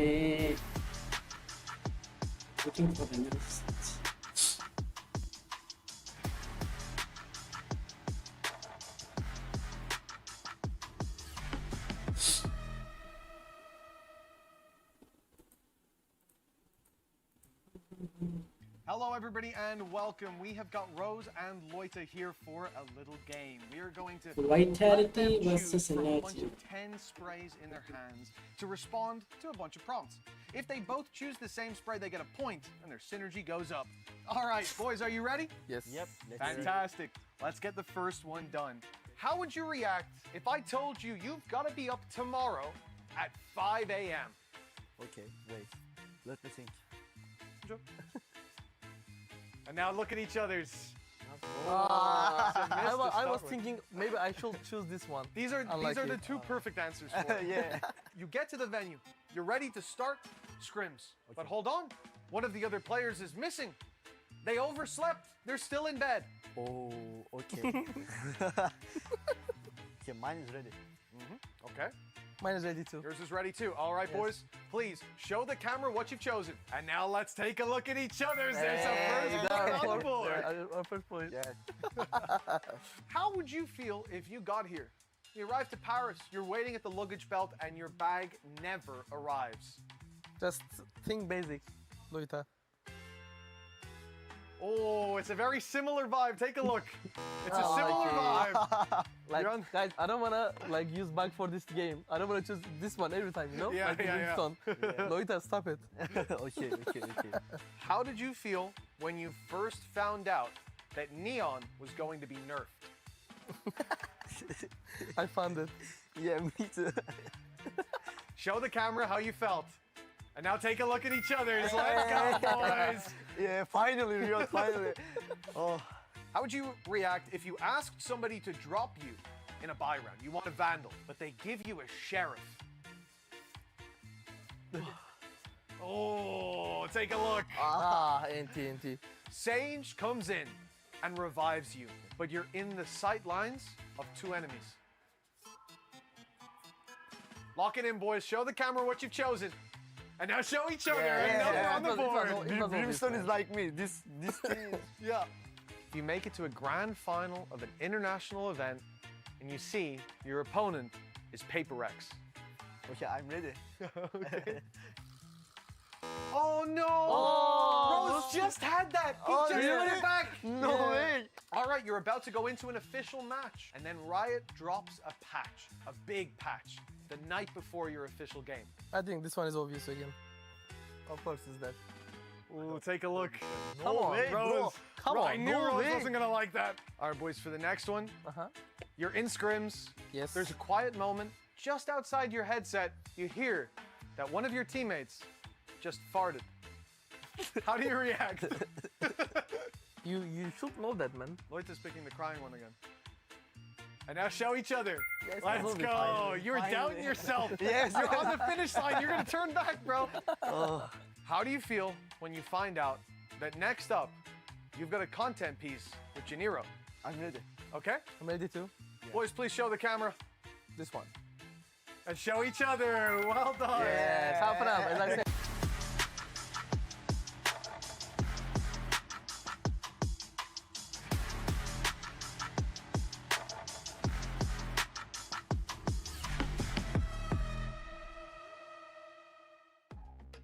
Welcome back to EWC 2026. Here in our first qualifier match of Group A, we're going the distance all the way to Haven between BBL and 100 Thieves. Degon here alongside Kukuka and Big Time. And first one, a little tight, went to overtime. Second one, stomped by BBL 13 rounds in a row after dropping the first 3.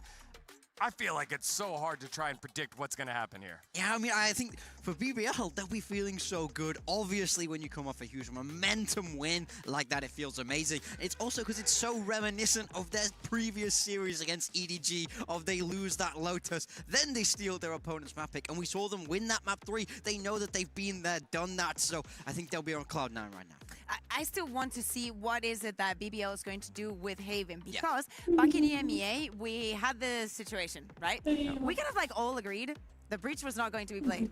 All of us, but BBL, right? And then LaRock was playing the breach there on that map. It worked for a couple of times just because LaRock is just so incredibly good, and also because it allowed Lover's Rock to just play Jet the way that he wanted to. But they know, I think, and they've gotten to the conclusion that things need to change, they need to evolve, they need to move forward, most importantly. So really looking forward to see what is in this Haven. Again, the preparation for what is remaining of the year is the most important thing for all of the teams. Look, for me, if I see LaRock after that performance go pick Breach, I will unplug his PC myself.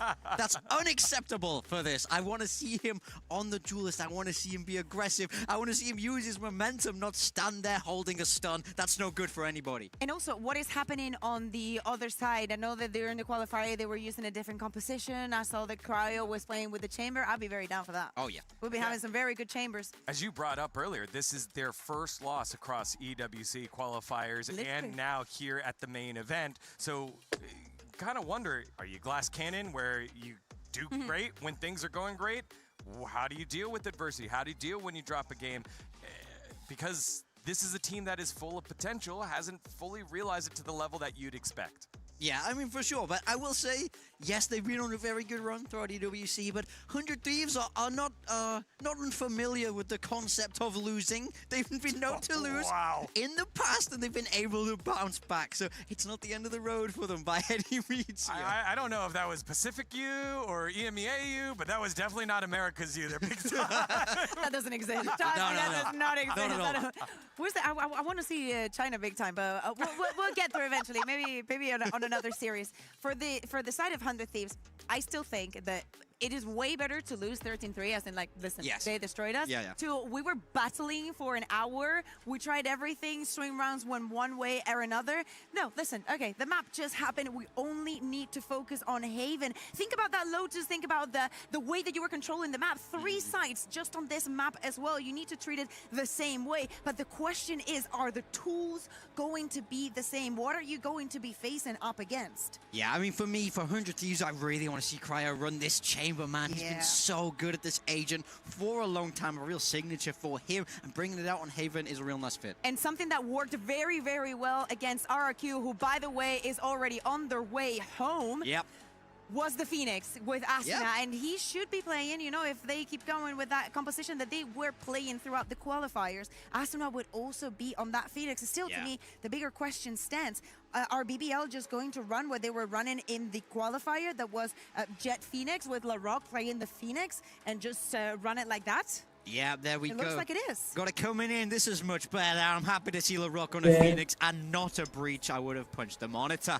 But over on the side of 100 Thieves, still waiting for the final picks to come in No, Cryo, here. come on. I understand that you kind of think of this team and you think of a stopping power, seriously, any stopping power, maybe a way to gather that information. 3 out of 3 maps. BBL starting on the defense, and it's been looking so good for them. Definitely the favorite side for them so far in the tournament. Yeah, I mean, look, I understand if they want to crowd to this cypher, it makes sense. It's good against that Neon and the Phoenix. No verticality there. It's also good for helping to contain and get information on those defender side pushes that BBL are so known for. But it does mean you're losing out on that firepower. His chamber is electric, and I can't help but feel like 100 Thieves need a hero to get that momentum for them after a disappointing map 2. All that I'm looking for here is the middle brawls. That's what I want to see round after round to see who comes out on top. Mirror match in terms of composition. Asuna moving away, played that Sage on the last map, specific to split. Now back onto the Phoenix. He and the rest of 100 Thieves try to continue their successful ways against BBL, who have been on fire. So easy on the eyes to watch with their gameplay. Let's see how they do it with 3 different sides to attacks on Haven. For the call on our final map here, let's send it back on over to Tom and Mitch. Easy on the eyes, Tom. Funny, that's how I describe Degon, but it's time to get into this matchup. Map number 3, after a dominant bounce back from BBL with the backbreaker on split, now there's an opportunity for this to be the saving grace of this series after a shaky start on their first map where BBL, they were 4-0 down, they bounced back, and it was resurgence after resurgence only for it to end in 100 Thieves' hands in overtime. But after a dominant map win, the question now that you said you never ask of BBL, can they bounce back from a loss like that? We now ask of 100 Thieves. That was their choice, and they lost 13 rounds in a row. Yeah, I think most of what we will have seen in the break is not going to be about strategy coming into this map or like the plan that you have overall or what you could do to beat BBL. It's mostly going to be about making sure that the team are reset and ready and raring to go, because to go 3-0 up and lose 13-3, that's not an easy way to bounce back. A lot of damage done early, but the first pick did go the way of 100 Thieves, but look at the HP. It's going to be at least Arsenal able to heal himself up a little bit, but they're walking into an aggressive position from Kreven. Feel like he needs maybe slightly more than one, but he looks the player a little bit deeper. The next one should be for free, though. Now the smokes are gone. Players already in position. And this pistol round looking a little risky. Speaking of risky, Rose has just jumped out the window. There can only be one. That I couldn't believe when I saw him stood on the edge of the ledge. I thought there's no way. I thought he was going to wait for his teammate, not just jump. The thing was, the timing could not have been better.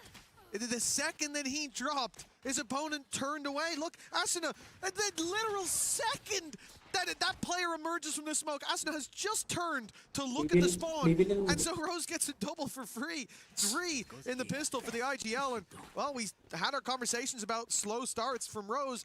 Anything but that. Lights out in the pistol, and that's 14 rounds in a row for BBL now, when you think about that last map. For 100 Thieves, this probably isn't where they have that road to recovery well paved. They are coming in with just pistols, a very light buy, and even two kills is now getting... Oh, this is getting spooky. They've made it interesting, that's for sure. Lovers Rock's position has been gone completely under the radar. And, well, eventually, he is going to be dealt with. An incredibly costly round, but now it even gets to a point of an opportunity. Never mind. Creven there to save the day, make sure that that one doesn't get too far out of control. And although it's incredibly costly in a good round, it's still a round for BBL. And I kind of want to give you a little bit of information. You know what's good about being in the venue, being around the players? Sometimes you bump into them, maybe on your way to the bathroom. And one of them, who was running, as he does in-game as well, was Lovers Rock. And as he ran past me, he went, how was that, watching the best player in the world? Talking about his teammate, Lorok, obviously. Yes, yes. And my response was, are you sure he's not cheating? Because that performance, I think he ended up on like 470-something ACS, 29 kills. I don't think he's had to do anything yet. That was the hero op. That's the op in this part. I just don't know what I'm watching. He's not the best player in the world in this team, was it? They go from being such a well-oiled machine, 13 rounds in a row with, yes, some shakier performances, but a lot of aggression that was tempered on Split. We talked about how different Split and Lotus aggression is because there's less space, there's less avenues, and this time he shift walks through a smoke with an op. Yeah, listen, Rose is pissed right now. Decent damage, all things considered. Wow, it's like, what is this guy? Lloyd, has Larocque got his hand on his mouse? A wrap around, now 30 HP, a chance to make this incredibly close. That's 3 kills already. A third found, but a fourth might evade him. Bang! Flying under the radar around the backside. It works out, but that is way closer than it should have been. The good thing is, finally, the streak of 15 has come to an end. Oh yeah, that's the silver lining. I'm pretty sure they inted the beginning of the round and then just basically were like, okay, now give Loiter a chance to try and clutch that one out because, yeah, they just got wrecked in the initial phase. And then this guy, it's like he toggled, just starts wall-banging players with a Sheriff, like the individual aim. But yeah, I genuinely, it does feel like it's important. If they had lost that round, I would have basically just called this series done. Instead, there's some vulnerabilities on the other side, but they actually don't need the operator in this round because of the fact that so many players died. There's now light shields on 4 of the 5. Yeah, we've seen things slipping at times for 100 Thieves. Now, BBL are the ones slipping behind enemy lines with 3 players. A very fast rotation into that back lines, but to run it back, it's unavoidable at this stage. Rose was in an awkward position. The first man past the trap, good kill. Cryo falling means the trap now gone. Loida has backup coming his way, 2 already found. Bang! He was about to take that fight on short, but realizes he has to group with his team, but they have no safe haven to fight from. Down below in hell, they've got trouble for Timotino. He's able to at least get one, but stuck in the backside, surrounded. How he's still getting out with more! That's a huge round from Timotino, right when they needed him most. Pressure from all sides, but he fights back on every front. Yeah, he's jumping up, celebrating as well. He's getting loud. He should be for that round. I think they need to. That's one of those ones where it felt like it was slipping away from them. The fact that, again, Loiter, he actually catches Asuna as he is coming back from his ultimate, and it looked like that round was about to crumble away up until Timotino clutches it out, brings it home, and levels them up 2-2. No crazy streak of rounds for BBL in this scenario. But you always have to be careful versus those pistols. We saw it. The way they started that streak was with the pistols. Rose isn't shying away from a fight, but Cryo puts him down.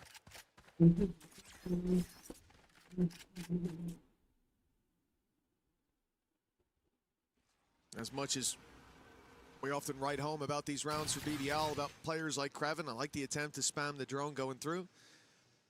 Considering they're spreading out like this, playing the default, it's not somewhere I'm anticipating a lot of impact. Interestingly though, the Cage up close with a trap down below. They're never going to see that coming, but it doesn't get the reveal off in time, so no punish, and now the reveal in the corner. Creven isolated and dealt with. Loida dove on the backside. As we said, not a whole lot to work with when it comes to this round. In general, you see how quickly they crumble in the heads-up duels. The backstab from Asuna. Oh, I was going to say that one should be even easier, but 5 HP. Lover's Rock gets a chance to make this a little more costly on the exits if he wants. I do think, though, as this round goes on, 100 Thieves are just going to leave if it comes down to it. They're not going to be baited into going down to the spike or anything like that. So in terms of actually getting damage, it will be difficult. That's a good start. No one else one-shot, though. Unless it's a headshot, of course. Now waiting to try and die to the spike, but we know that 100 Thieves want those orbs. Arsenal in particular. It's a little bit close for comfort, but he is going to get that extra orb towards the Phoenix ult. An important one at that. Looking like already they're back. 3 rounds in a row. Seeming a lot more comfortable on Haven. And again, another map where we have seen some struggles for the side of BBL. I would say that going into this map, it is intriguing that both Split and Haven were in there. They've already proved us in one avenue that Split, clearly they put some work in. And also if The Rock, I think, hits the highest ACS of the tournament so far, which is actually pretty close, because I think Starzo had 450, but that only lasted a day. Oh, nice early aggression from the defensive side. This is what we were waiting to see in previous maps. It took them a while to pull it out, and now a full-on blitz of mid has left 100 Thieves scratching their heads. They looked a little bit overwhelmed by what just came their way. And you'd think after 2 maps of facing BBL, you'd get used to it. It's crazy that you can win 3 rounds in a row and then lose a round in 10 seconds. That is what it's like playing against BBL. They use a Hunter's Fury, and then they just run at them. And even though they lose the opening pick, I don't even think there was a split second in any of the players' minds like, should I fall back? No, it's like we have committed to whatever the play is. I think it makes Rose's job as an IGL easier in circumstances like that. Not easier overall, because sometimes his players just decide to swing everyone, but in a round where you plan to push, everybody is on the same page. Early fake being sold by the attack inside. But with the trips not being hit, that ruse, well, it is going to give them Rose. Rose goes looking, and there was a rotation coming back from other players. In fact, the question will be, will Lover's Rock be there in time? No, the Molotov will deny. All crucial time and in a post plant with a Hunter's Fury online, and a Sova sitting towards long with his back protected as well. This becomes a very difficult round for BBL. Dealing with the first players on site will be one thing. As long as Vora isn't peak, because he is peaking right now. He's giving a chance, and Lover's Rock does not need too many chances to walk away with the kills. Now the trap down already. Flank will be a concern, but everyone's coming straight from the spawn. A heads-up duel with LaRock now on the flank around. Timotino had no idea there was a player behind him. They've managed to section this down to just one. The Hunter's Fury practically useless at this point. Caught in the corner, he's brought into a 1v1, but that flash saved the day. With LaRock having just enough time here to take this one across the line. It will be 4-3 in favor of BBL. The lead just about maintained. Yeah, real nice try from Vor in that late round scenario, right? Using the Hunter's Fury there would have almost definitely been his demise, being stuck in the corner, and he would have basically needed to kill both of them with it within a second, but especially considering how this started. Like, the swing back in gave them that additional little bit of space. I think Lover's Rock does well in this round, but again, it's the response found by BBL. Lead extended, the 3-round gap, or blip. Look at what's left in the hands of the attacking side. And the thing is, Lover's Rock knows it. His sniper is in hand for that exact reason, although he has missed one of the players, but there is a drone. Is the drone... That could be a problem. Looks like they're going to commit to that fight. Molly from LaRock cancels drone out. Other side, Rose is the one to take Timotino down. The man who has been so reliable in those fights, but for 100 Thieves, a good chance in Garage, but the setup, the cage immediately activated. Well, the flash catching Krevin, but that's neither here nor there. This has pretty much sealed the deal of the round. It connected a W already, and another flash should guarantee it. Look at that, he couldn't see a damn thing. The thing is as well, I was looking at that from Lover's Rock perspective. He missed both of his shots. I was like, he's going to run it in with a shorty. What I didn't realize was LaRock was going to do exactly the same thing out of the door. So I left him with nowhere to go. From a 3-round fight back to more rounds going the other way. It's time for 100 Thieves to take a timeout. I think they've already witnessed how quickly the game can get out of control.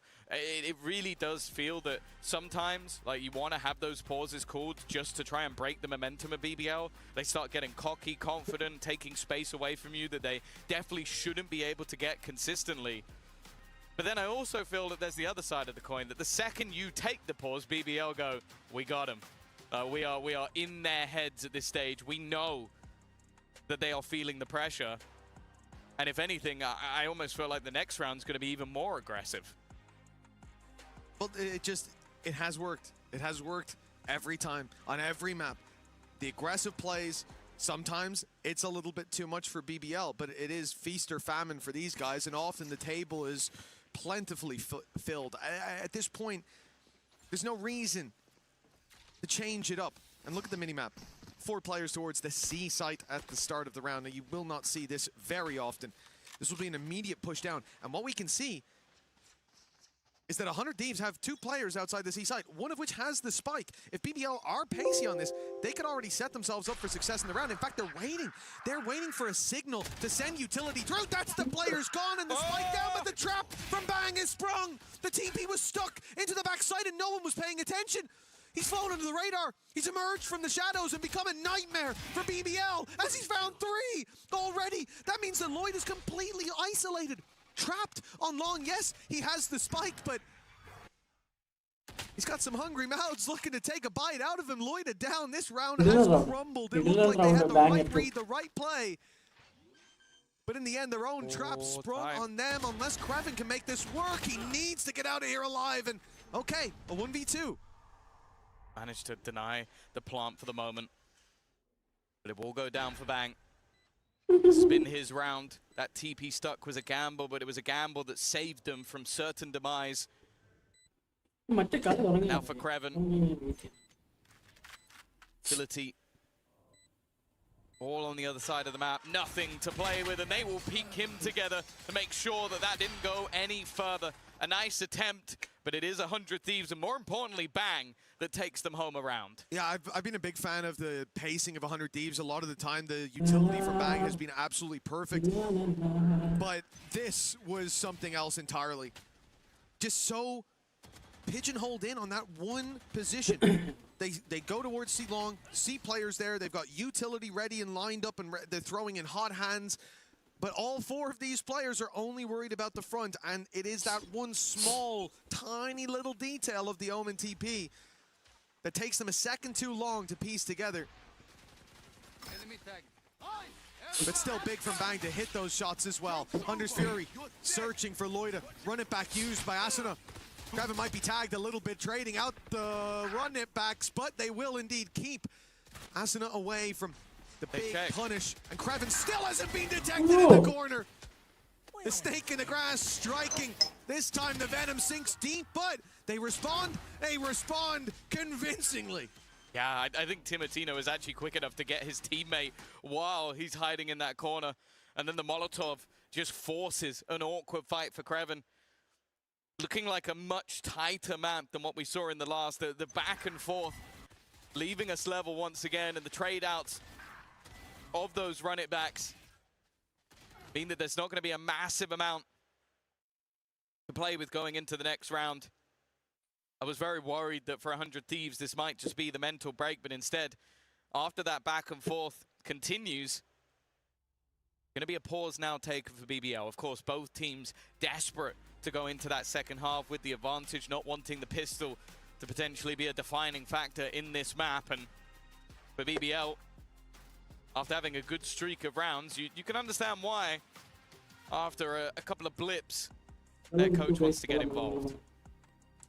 Well, yeah, I think especially that one. Like I said, it's one of those moments where your attention is elsewhere. Your full focus is on those 2 players swinging. He was on the spike that just fell to the floor. And, you know, at that point, you probably imagine there's 2 or 3 more guys about to come swinging around that corner, getting ready for it, pushing down to take the space, and you miss a small detail. In moments like this, that can cost you a map, and it can cost you a series. And a game as close as this, very well might. Maybe I'll take that timeout with 2 rounds left to play for in this half. For 100 Thieves. Certainly coming in better armed. But in terms of ultimates, miles away from the important ones. I think there's a good chance we don't even get to see Asuna's run it back online by the time the half ends, but the same can be said for Larocque. Them both burning those up in the last round has taken them out of the equation. And a crucial swing part of the map. I do think, though, if I remove the ultimates and we still see that aggression from BBL, I think they'll go back to winning ways. Because the disruption from 100 Thieves in that round, the only thing that saved them was that from the shadows. If Bang even just gets one there, the round's over. Yeah. No, that's true. Although the next round, a little bit more chaotic. And I think the thing that I liked from the last round was there was a lot of chaos. There was players missed in corners. There was bits that you could look at as mistakes, but then you go, okay, 100 Thieves come out of it alive. And I think that was where you look back to the last map where the second chaos ensued. That was where it seemed like BBL just ran away with it. So the fact they're able to weather the storm a little bit more in this map at least fills me with some confidence. I think that TP is a great example of it. That is Bang adapting to the chaos that has been this BBL side. And that is why we've maybe seen BBL put on the back foot a little bit here. That, okay, we're not just going to allow you to go in swinging and decimate us. And also Larocque, for his standards, is now having a quieter map. The last one, he was untouchable, unstoppable. And now I think he's being matched. Well, indeed, for 100 Thieves, that previous map, it was definitely a blow. 13 rounds in a row, and going 2-0 down in this one. I did start to wonder, is this team crumbling? With it being their map pick previously as well, it's rare to see the blowout like that. Oh, look at that. Come prepared.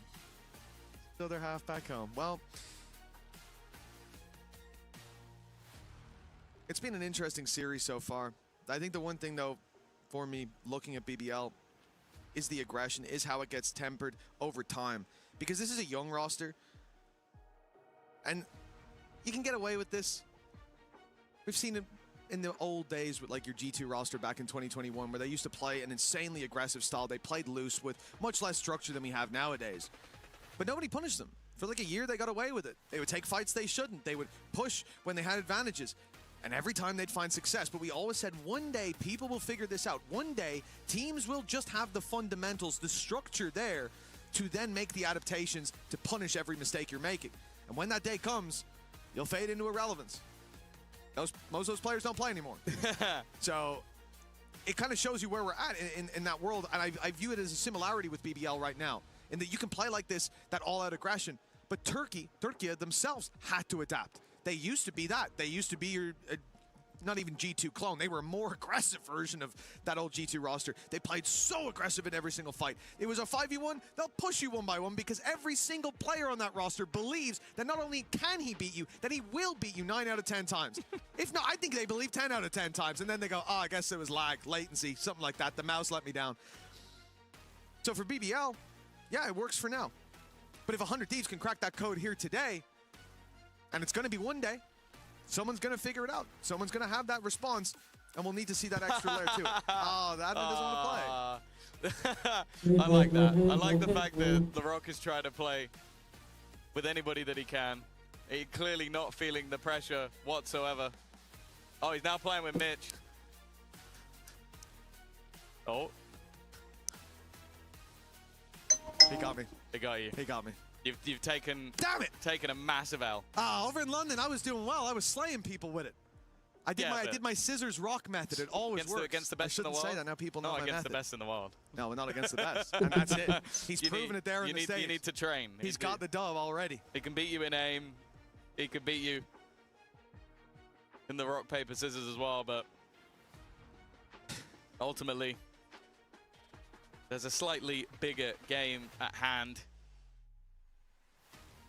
And I am looking forward to the conclusion, because of course it is the talk of the town of who's going to be making into that playoff stage first. We know, I believe now at this point, we know that it's going to be a EDG on that bounce back after defeating RRQ in the elimination game earlier on over on the B stream. So ultimately, this team One of them goes through, gets to go straight into the playoffs. Mm-hmm. The other has to go back and play EDG, which, yeah, I don't know if that's something anybody would really want. For 100 Thieves, you come up against EDG there. You know, I believe they've got a chance, for sure. Could be definitely be a fun game to watch. But facing EDG in the lower bracket, that's not somewhere I want to be. And then for BBL facing EDG in the lower bracket in a looks like they don't have that backup plan, that secondary plan, the mid-rounding to follow up. Watch out for the big stat line for Kiko's first bloods in this map. I can tell it's gonna be high. The way he's able to just get these opening kills, TPs away on the rendezvous, and no response. You lose one of your big tools in the blade storm on that round. Not expecting too much. Marta, running back early. A bit of a human drone coming on through, and the opposite one now coming through from main. Brock just instantly annihilates it. Sayonara doesn't get anything done in the ult, but Durka's already on site, trying to clear through onto Heaven. Yampi and Prophet will get the opening kills. 5 versus 3. The first round, it looks like their Vitality actually have good numbers going their way. Plant should be coming through at any moment now, with Brock still trying to be annoying on the tree side door. Closing. Ethan, good timing onto Yampi. Couple players still in hell that could be problematic, though. Operator coming through from Heaven. Kiko looking for an angle, and he finds it. Now we've evened up the numbers. 3 versus 3.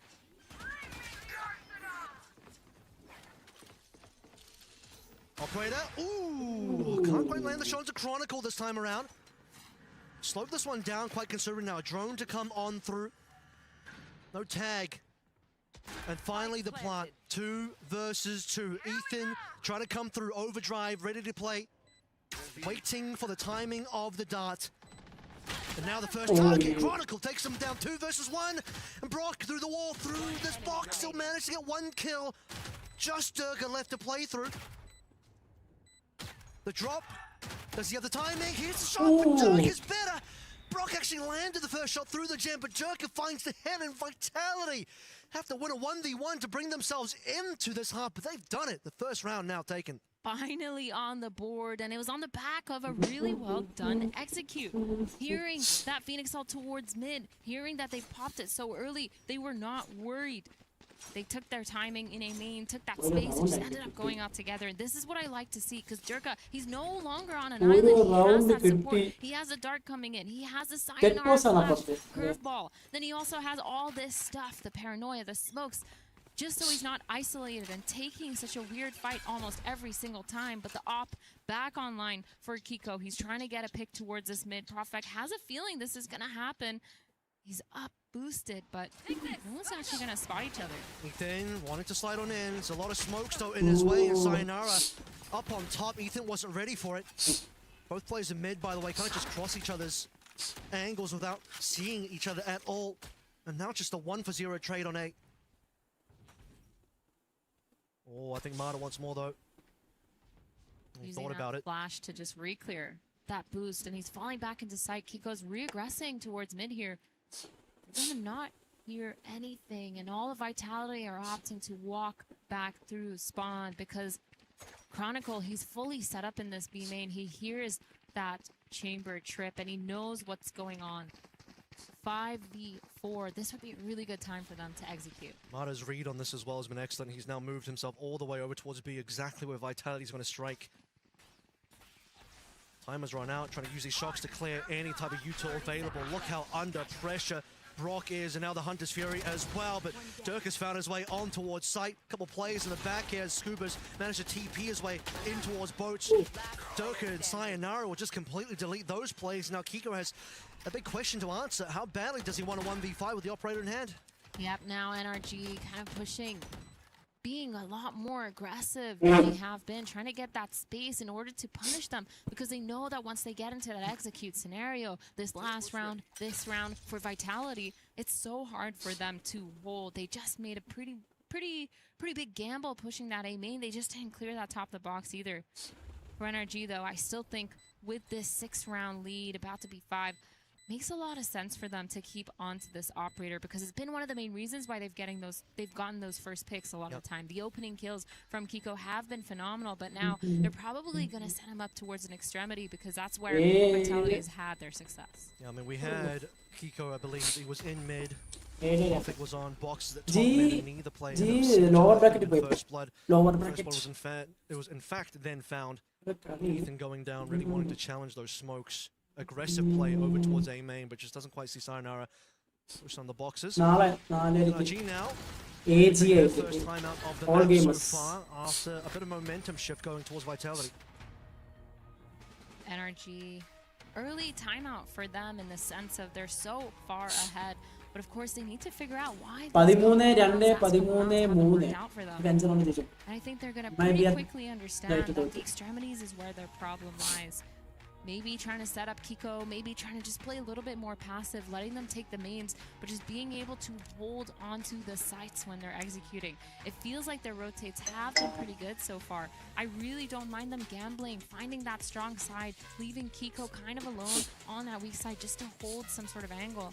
And I think that's probably what they're going to end up doing. But again, of course, you're playing with a new comp, probably trying to figure out the training wheels, figure out what's going on here, and just making sure you get as many rounds as you can on this defense side. Ethan's certainly not afraid to get down and dirty early on in these rounds. He's been rewarded for those in a couple of these rounds. He's been punished now most recently around number 9. Vitality can string through the last 3 here. It'll be a comeback for our first half in terms of a 5-7 finish. Second, as far as formula From the previous, real ultimate to speak of at the moment for either of these two teams. Strong team, NRG. Playing it passive. Paperx Cat spotting, Kiko on the weak side with that operator. This is what I like to see. Paperx Carmen. Trying to drill and get that information early, but to spot any of those RRQ players. പുറത്തായി EDG കയറി lower bracket ഫൈനലിൽ 100 BBL തോക്കുന്ന ആള് EDG കളി ജയിക്കുന്ന ആള് qualify back to make sure they get that information, make sure they haven't taken any space away from them. Strong team, Nomshimum, energy and strong team. ഇന്നലെ Nomshim D2 Clearing main again, or rather clearing mid again. Kiko could have been there with an op. പിന്നെ MIB അത് പറയാൻ പറ്റില്ല രണ്ടുപേരും ഫോമിൽ ആയില്ലെങ്കിൽ ഒന്നും ചെയ്യാൻ പറ്റില്ല. Paranoia in hand, does it come on through? I believe it did. Marta now flash on through. It's the counter Paranoia as well. We're already on the side here. Marta trying to hold on best he can. The other players in swarm from CT to assist. Well, these walls start to fade. Sayonara inside smoke onto Brock, and see Scuba inside boat as well, trying to go over towards spawn, but just falls to Ethan. Scuba online as well. 3 versus 3. No plant. No opportunity to back on out of this. Oh my god! Kiko actually hits that one. Yampi whiffed. Too many shots. No time running out. We're going to be sending Spike over towards A. Look at Kiko. He's going to be there already, though. Oh, that's a nasty slowdown. Trademark wasn't cleared. Kiko is ready for it. Only 30 HP. But he's clearing that angle, and that's an easy shot. Patience, though. He doesn't know where Profik is. They know now. Does he just go straight for the defuse? I don't think he can, because there is a TP from the shadows from Profik. 1 versus 1 now. And Kiko has the shot. Brilliant stuff. Profik. Appreciate the fact that he ulted for that one, because that could have gone his way, but Kiko just too sharp. Dude, Kiko definitely the MVP of that round. That was insane. Ethan even turning that flash in spawn, able to get the 1 pick, gets traded, but then Kiko just sticking to his guns on that kill in boat. It's kind of insane, this one right here. Oh my god, if I'm the MP, I'm so mad. This pick off, obviously, the really quick rotate, they're not worried to split up in that 1v2. 2v2, sorry, knowing that that spike was going elsewhere. Really nice stuff. And then we're going to see another switch up in their defensive side for NRG. Kiko's actually setting up that op towards that B main. The Paranoia comes in, he wants to run it back, gets a pick onto Sayonara, but he's respawned. Durka already in sight, trying to find Brock. Doesn't manage to get more than 1 motto with 2. Profik gets the trade. Sayonara getting the pick onto Kiko as well, and all of a sudden it's a 2v2 bloodbath. Yampi onto Ethan and Scuba all of a sudden. 1v2, and he's trying to go towards that B main, try to get that flank. The drone's going to come in. Spike still not planted, though. This is winnable. Vitality really want this B flood. It's worked for them before to get themselves one of the 2 rounds that we see here, but the last time they tried it, didn't go their way. 1v2 now, super winnable from Vitality. And really expecting them to be able to do so as well. Scuba on full HP, up against 2. Shockers online from Yampi. Sayonara has a little bit of util as well. The recon. Timing. But no reveal. Paranoid. That's the opportunity. TP on the other side. He needs to find the shots early. Sayonara just spots Scuba on the top of the wall. Vitality with 3. BBL നല്ല ടീമാണ് BBL എല്ലാ കളിയിലും minimum 12 point ഉണ്ട്. അവർ തോറ്റ 2 മാപ്പ് തോറ്റിട്ടേ ഉള്ളൂ. ആ 2 മാപ്പ് തോറ്റിട്ട് അവര് over time പോയാണ് തോറ്റത്. അല്ലാതെ അവരെ ആരും ഡോമിനേറ്റ് ചെയ്ത് തോറ്റിട്ടില്ല. But it didn't work out for NRG. Vitality, really well done. The frags are there. The spacing and the trading were really on point for them. They got that front sight. They managed to get all the way through stairs. The pathing was there too. Look at the conditioning here as well. Vitality have flooded B so often that NRG are now going to overcommit on that side of the map. Get out of my way. First time we start to see NRG really low on the cash side. Kiko's popping the taunt. But it's a slow one from Vitality. Mega grouped up on the A side of the map, and as NRG notices there's not going to be another B flood, happy to wait.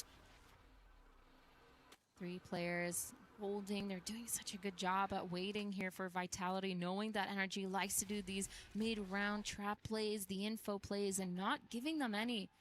Kiko has that operator from his ult online. I'm not going to try to say it again. Just 7-7 BBL 7 lurking in the execute. BBL എപ്പോഴും Paranoid has been നല്ല trading കളിയാണ്. both sides. Scuba needs a little bit of help here if possible, and his team has arrived. Marta, run it back, being pulled nice and early, just allowing him to freely challenge for these angles without worrying about dying. But what they're not worried about is Durga coming through from glass. They just didn't even realize the flank is in play. That's going to be the winning play of the round, you have to imagine. But Ethan, he's looking for a double up here. He doesn't quite get it. Durga, the hero of this round for Vitality, to recover them 4 rounds in what was otherwise a very dire looking half. Yeah, I mean, it was 7-0 at some point and ending in 8-4. That's the best case scenario. Baby boss കളി തുടങ്ങി. എല്ലാ സ്ഥലത്തും എല്ലാ കളി ഇവിടെ മൊബൈലില് cricket ഇപ്പുറത്തെ was just play a little bit passive and then go together as a team. In that round, oh my god, the timing, holding that knowing that they're going to be able to get that tree kind of pressure in after a while. Durka with really good timing, getting into tree, pushing up, getting the pick onto window. NRG, they were not ready for it. For Vitality, this is good. They've got the momentum for the second half going on to that defensive side. But for me, I'm really interested to see how NRG are going to start playing this, because again, that Neon Phoenix, it's a really nice combo, but it's on players that we don't really see play it. By players, I mean just Ethan. Yeah, just the one guy. Mata's been great. One person that we hope to trust here as well. As again, plenty of Kiko highlights, I'm sure, in this highlight reel here. That was the 1v1 from Durka that actually allowed Vitality to get their scoreboard on. We talked about the 7 rounds in a row. That was broken finally with the 1v1 victory. But now still plenty of rounds required to be recovered by the side of Vitality. But you did mention that momentum is starting to build here a little bit. They did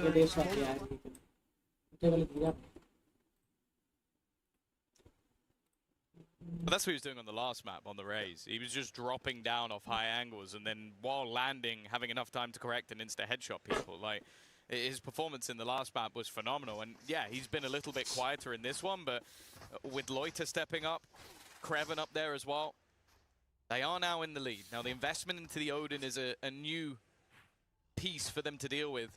But it seems like they found their gap. They found the place where they want to put the pressure on, and that is the C side. The response from 100 Thieves is mid-control. The Odin spam is just to break that window wall and maybe do a little bit of damage, but nobody's there. BBL are playing a very direct game straight into this C site, but already the rotates are there. 100 Thieves have the read, and that Hot Hands hasn't reached fully into backside. Run it back now, online. Larocque already tagged down to 46. The flash, though, might get him an opening. Never mind. Bang and Vora. With Rose and Lovers Rock down, they might think about leaving this site, running for the hills, and that's exactly the call. Problem is, the Cam saw them, and Loida gets spammed to death, leaving Larocque to do it all. A 1v5. Hey, listen, I said second lease of life. This guy would be dangerous, but not against these odds.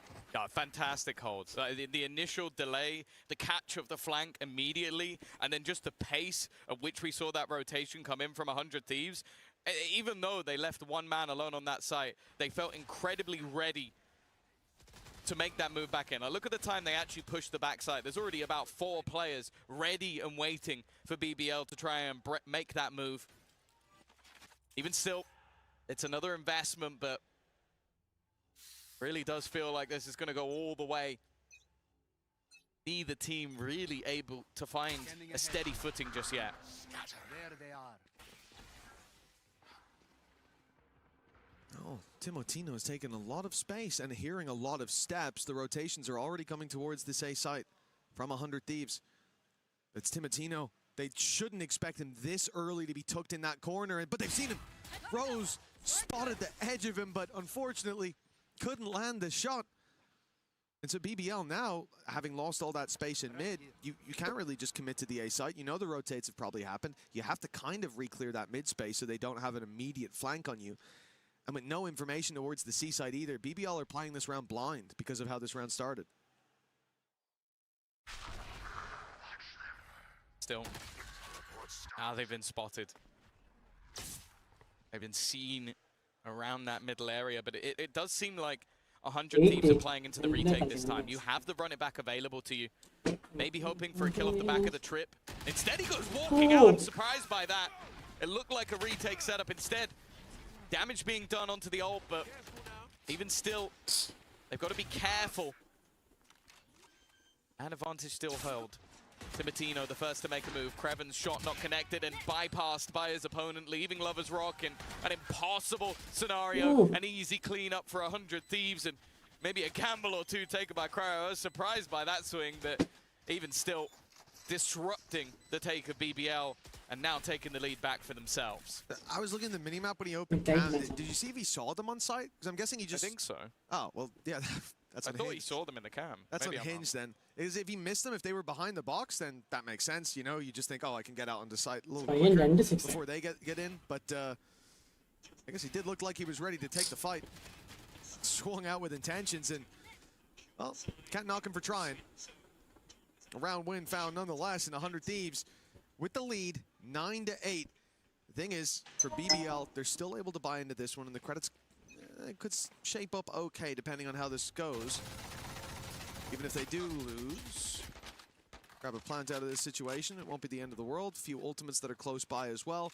But the reality is 100 Thieves, they have plenty of credits. They can keep rebuying. They also have ultimates that are coming online. The Hunter's Fury especially for Vora. The lead under their belt. A little bit more momentum, and they'll be across this line. So well placed, but it's just whether or not he moves at the wrong time. Drone needs to be denied. Instead, they're going to try and catch him. Maybe not the best position anymore. Never mind. The Odin is cleared. Pinged up is going to make it. Oh, but instead, Asta again. This is looking like a complete shutdown, and now they're almost tempted to get aggressive to clear out those remaining couple. Rifle retrieve for Loiter. It's the deadly duo that were desired by many. But turning this round seems impossible. They are boxed in. Yep, and now they know it. Timotino striking from behind with the operator. Puts it down to just LaRock with 4 players on their way. And a very good idea of exactly where he can be. If he doesn't even get spammed behind that box, I'll be surprised. And now he certainly will. Asuna takes him down for double digits on 100 Thieves, and they do it in flawless fashion.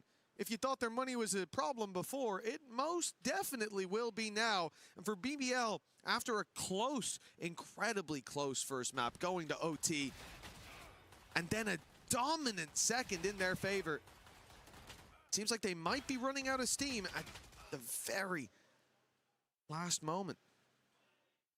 It's been a back and forth series. Even the way that first map started, it looked like there was an opportunity for 100 Thieves to run away with it. Then the same for BBL.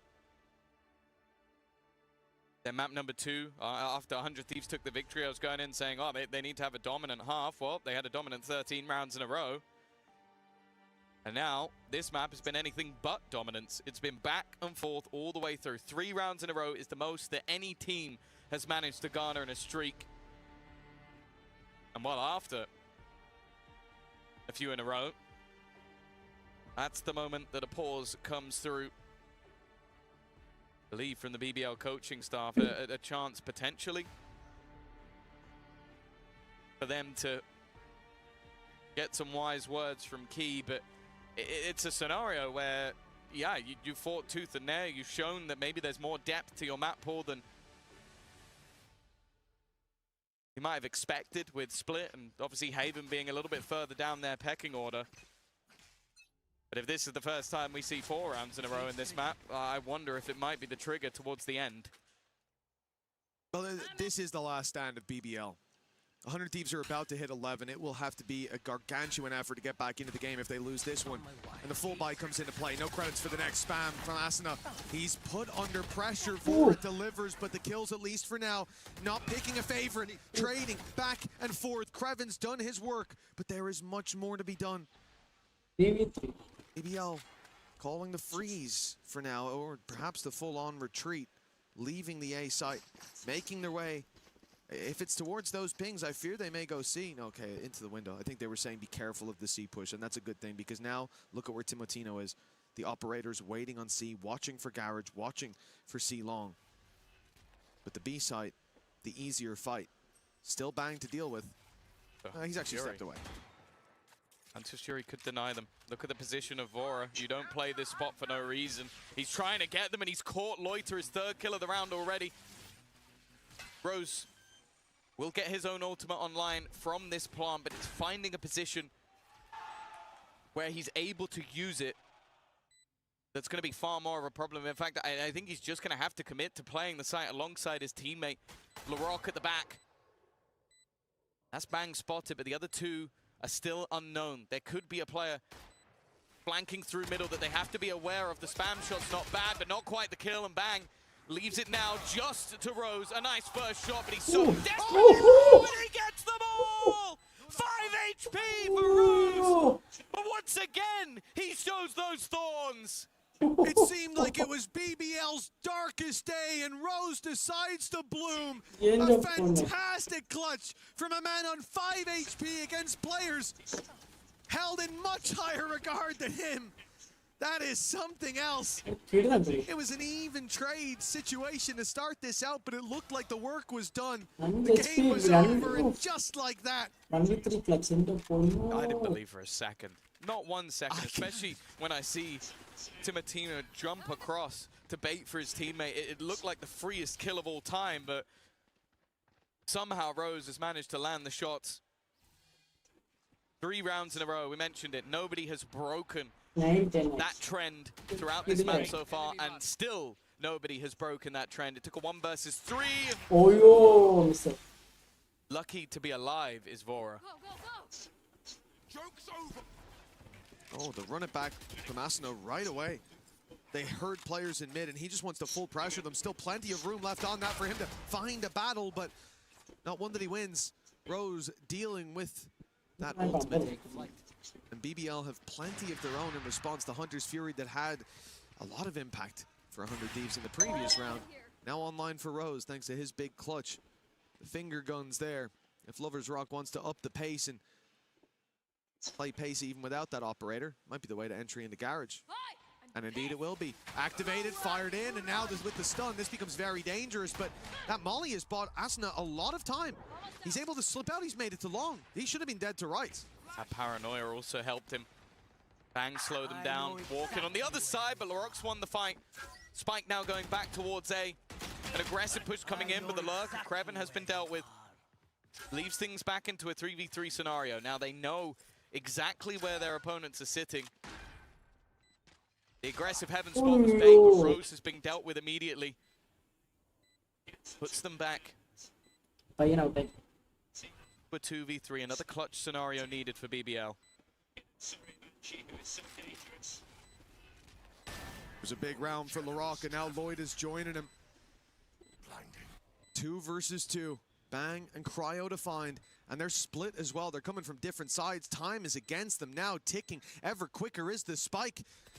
The timing for Bang perfect as he catches Lloyd, and now just Larocque left to deal with. Caught in the corner and taken out with plenty of time left. 100 Thieves. They managed to make it all the way to 11.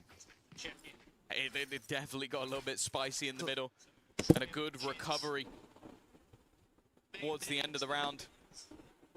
The breakback's also going to cause massive issues for the economy of that BBL side. Bear in mind that only a singular player survived in the last round. They were having to utilize Guardians, etc. And with advantages found in this round, they weren't able to capitalize. Even the shots connected, it was just timing of that push through the smoke. And you can see what they've had. It's LaRock with a run it back and a rifle. Everybody else will be down to the pistols. They're going to need him to have a lights out round. This, if ever, is his moment. All eyes on LaRock. The Phoenix with the ult online. And in fact, this push towards the seaside, it started well. They've actually managed to send Timatino backwards on 40 HP. Creven falls, unfortunately, but that rifle of LaRock is all we're worried about. How much can it get done? It's being caught by a trap. More time delayed, more time wasted. The op now fires, but it catches him as he's fading into the mist. Oh my goodness, the shorty came out for Timatino. Cryo rushed in for a big side swipe.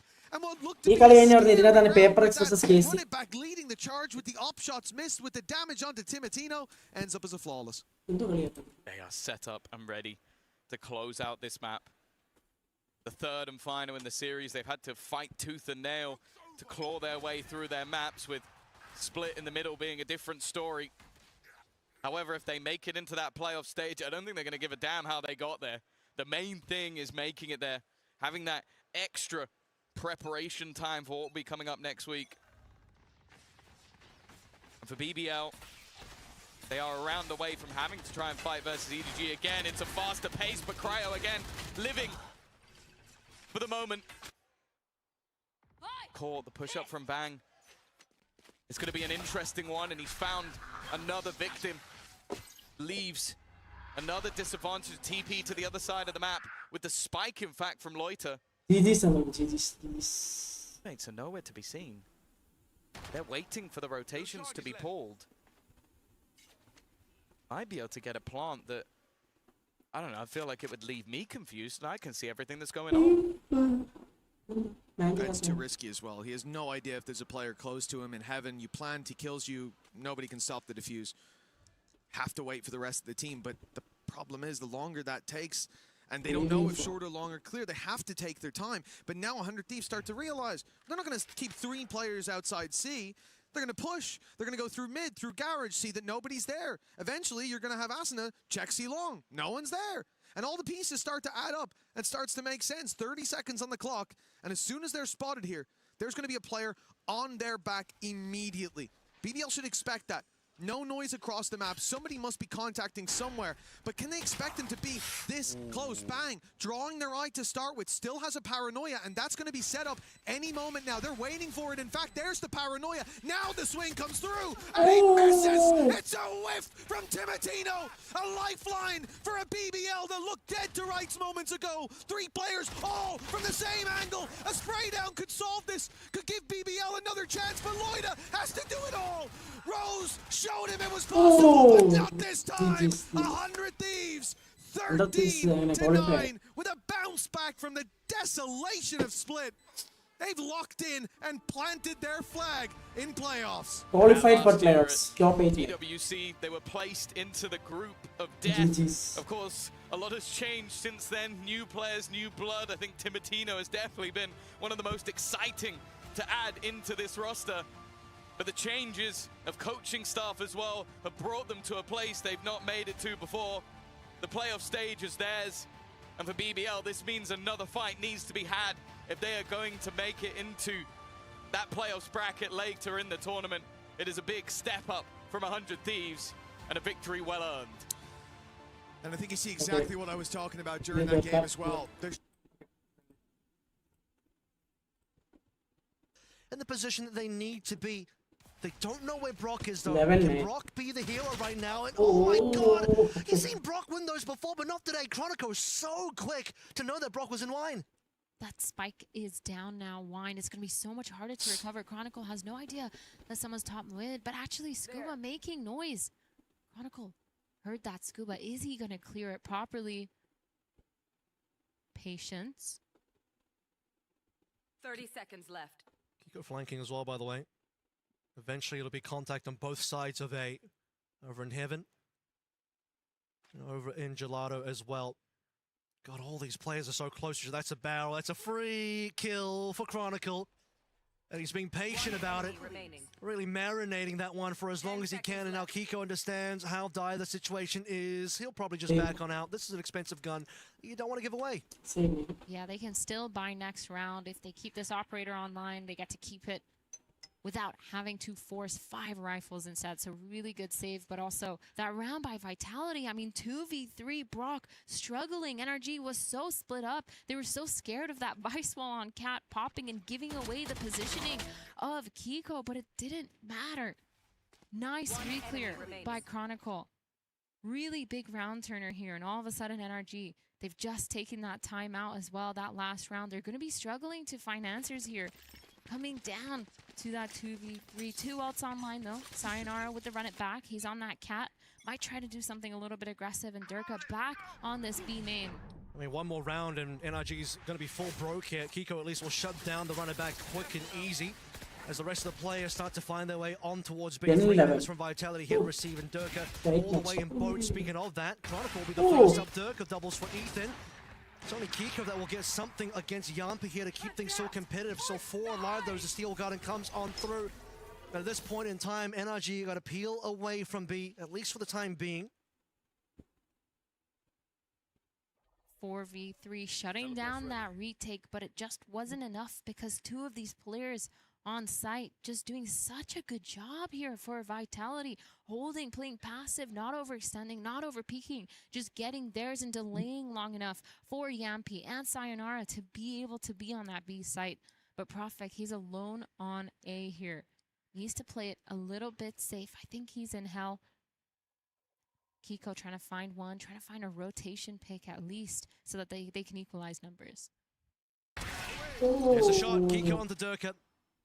30 seconds Well, left. at least bring numbers back a little bit. Have to start thinking about the speed up now as Kiko will move through mid, join his teammates, potentially mid to A here. Smoke to slow things down. One smoke available on Scuba as well. That's all the util they really have. Still have time to play through this one, and now the jig is up. Vitality knows what is happening here. Playing around the generator. Profik needs to find something. Sayonara coming down. Thought the flash was going to be good, but it's not good enough. Profik now has to do it all. Oh. What a kill through the smoke. And a clutch from Vitality to send them through another round. Evening us up. What a crazy clutch. They needed that. The round fell apart, even though it looked so good for Vitality. That was absolutely stunning. Here, Chronicle, Durka doing their jobs really well. Kiko with that pick. But oh my god, Profek. That was insane. And he got the final shot too. That's disgusting. Yeah, I mean, through the smoke as well. And that's not even a typical plant. You might often see the plant like behind the gen, looking over towards tree. Well, that's spam wouldn't have really connected with anything. But he'll get it done now. Sayonara tucked away. Easy on the Kiko. Can't TP away. It's another 5v4. Vitality happy with that start. Pushing all the way through to Tiles. Gets Mada with his back turn, but it doesn't matter. The pick comes in. Mada now still set up towards mid. The spike going towards that A. All these players, though, in NRG are split up. Mada's trying to break his way into sight here. Durka finally gets punished through. And just as Mada sees Yampi, running back is expended. Again, that trade 4 versus 3. With limited numbers here from Vitality, they've completely left B open. I mean, there's still a bunch of Vice util on A. They just have to play for retake on B now. 4v3. The retake potential is there. They do have that paranoia online. They have the dart ready. But 4 players for NRG, it's going to be really hard because they have all this extra util as well. The paranoia on Scuba. Spike's going to go down, using a lot of util to clear onto site. Going to figure out that no one's there. Yep. Notably, though, drone saved. Paranoia saved by Scuba there as well. This is the round that will put us into map point. Now, you talked about the utility available from Vitality. Paranoias will be traded shortly here, you'd imagine. Importantly, the recon is gone as well. The smokes start to fade here. Paranoia prepped and ready. That's going to be the go button. Profek should be looking to send it through. Yampi in. First kill should be easy. Imagine with a relay bolt calls some province. Profek again wanted to be the hero. Now Chronicle has to be for his team, and it won't be enough. Doesn't quite see Scuba. 2 is left. You'd imagine, even if he did, the trade would have been there anyway. NRG found the open site, got the free plant, forced the full retake to come on through, and it was not successful for Vitality. 12-11. NRG 1 round away from winning Vitality's map pick. The map that they haven't had that much success on. But of course, Vitality able to bring it to an overtime here. They have the means to do so. Operator online for Durka once again. He's holding that towards mid. But NRG, 5 players outside of A. Rocker's ult for this one as well. Excellent for a post-plant opportunity. Okay, this is going to be Util just thrown on in. Ethan and Marta not wasting any time here. Yampi onto Marta. Wow, this attack is starting to fall apart just like that. A couple players already gone. Hunter's Fury now coming through from main to cause some problems. Sayonara has been taken down. Profek finds that's over. We'll get a little bit more to Yampi as well. OT, here we come. Again, these retakes have been so good from Vitality when they have the means to do so, when they're doing that flood retake every time that NRG seems to be grouped, executing as 5, it seems to always get shut down. Profek, beautiful shot, and Yampi, of course, running out through tree. Again, Profek staying alive for so long on site, just being annoying, throwing down that dark cover in the middle of site, playing hell, using the paranoia as well on the timing that his teammates are coming to retake. Just such a well-played round here from Vitality, and all of a sudden, we're in overtime. From 7-0, we're in overtime. Never tell me the odds, says Vitality. It's always good for a comeback. A win behind their sails. First round of the OT here. Oh, smoke comes down just in time. That's actually from Vitality. Prevents them from finding that opening kill. Drone sees 2. That's pretty massive information. They know that trap setup is set up towards mid now. Breaking that drone, not getting the information right away, but they're walking to another trap setup on Cat. Big flash. Ethan, though, gets a big stun in response. And Sayonara has no exit. Paranoia will flood on through. Kiko now back on the line. Those are the jet of Durka is there, who now eats the Paranoia from the opposite side through. So still a little bit of difficulty pushing into tree as we slow down. Deep A main smoke here, preventing the easy retake of the A main here. Profek, he's gonna see over it though. He knows no one's in there. But the players of Vitality, they're going towards this B. They're setting up where Chronicle is. The Vice wall still. No information here from NRG at all. 30 seconds Rock's got left. 1 recon, no drone. Marta's already prepping his hot hands, understanding that if he gets executed on, he's only got a small amount of window to do anything about this. Ethan is somewhat close by, but not really close enough immediately, and now the calls come on through.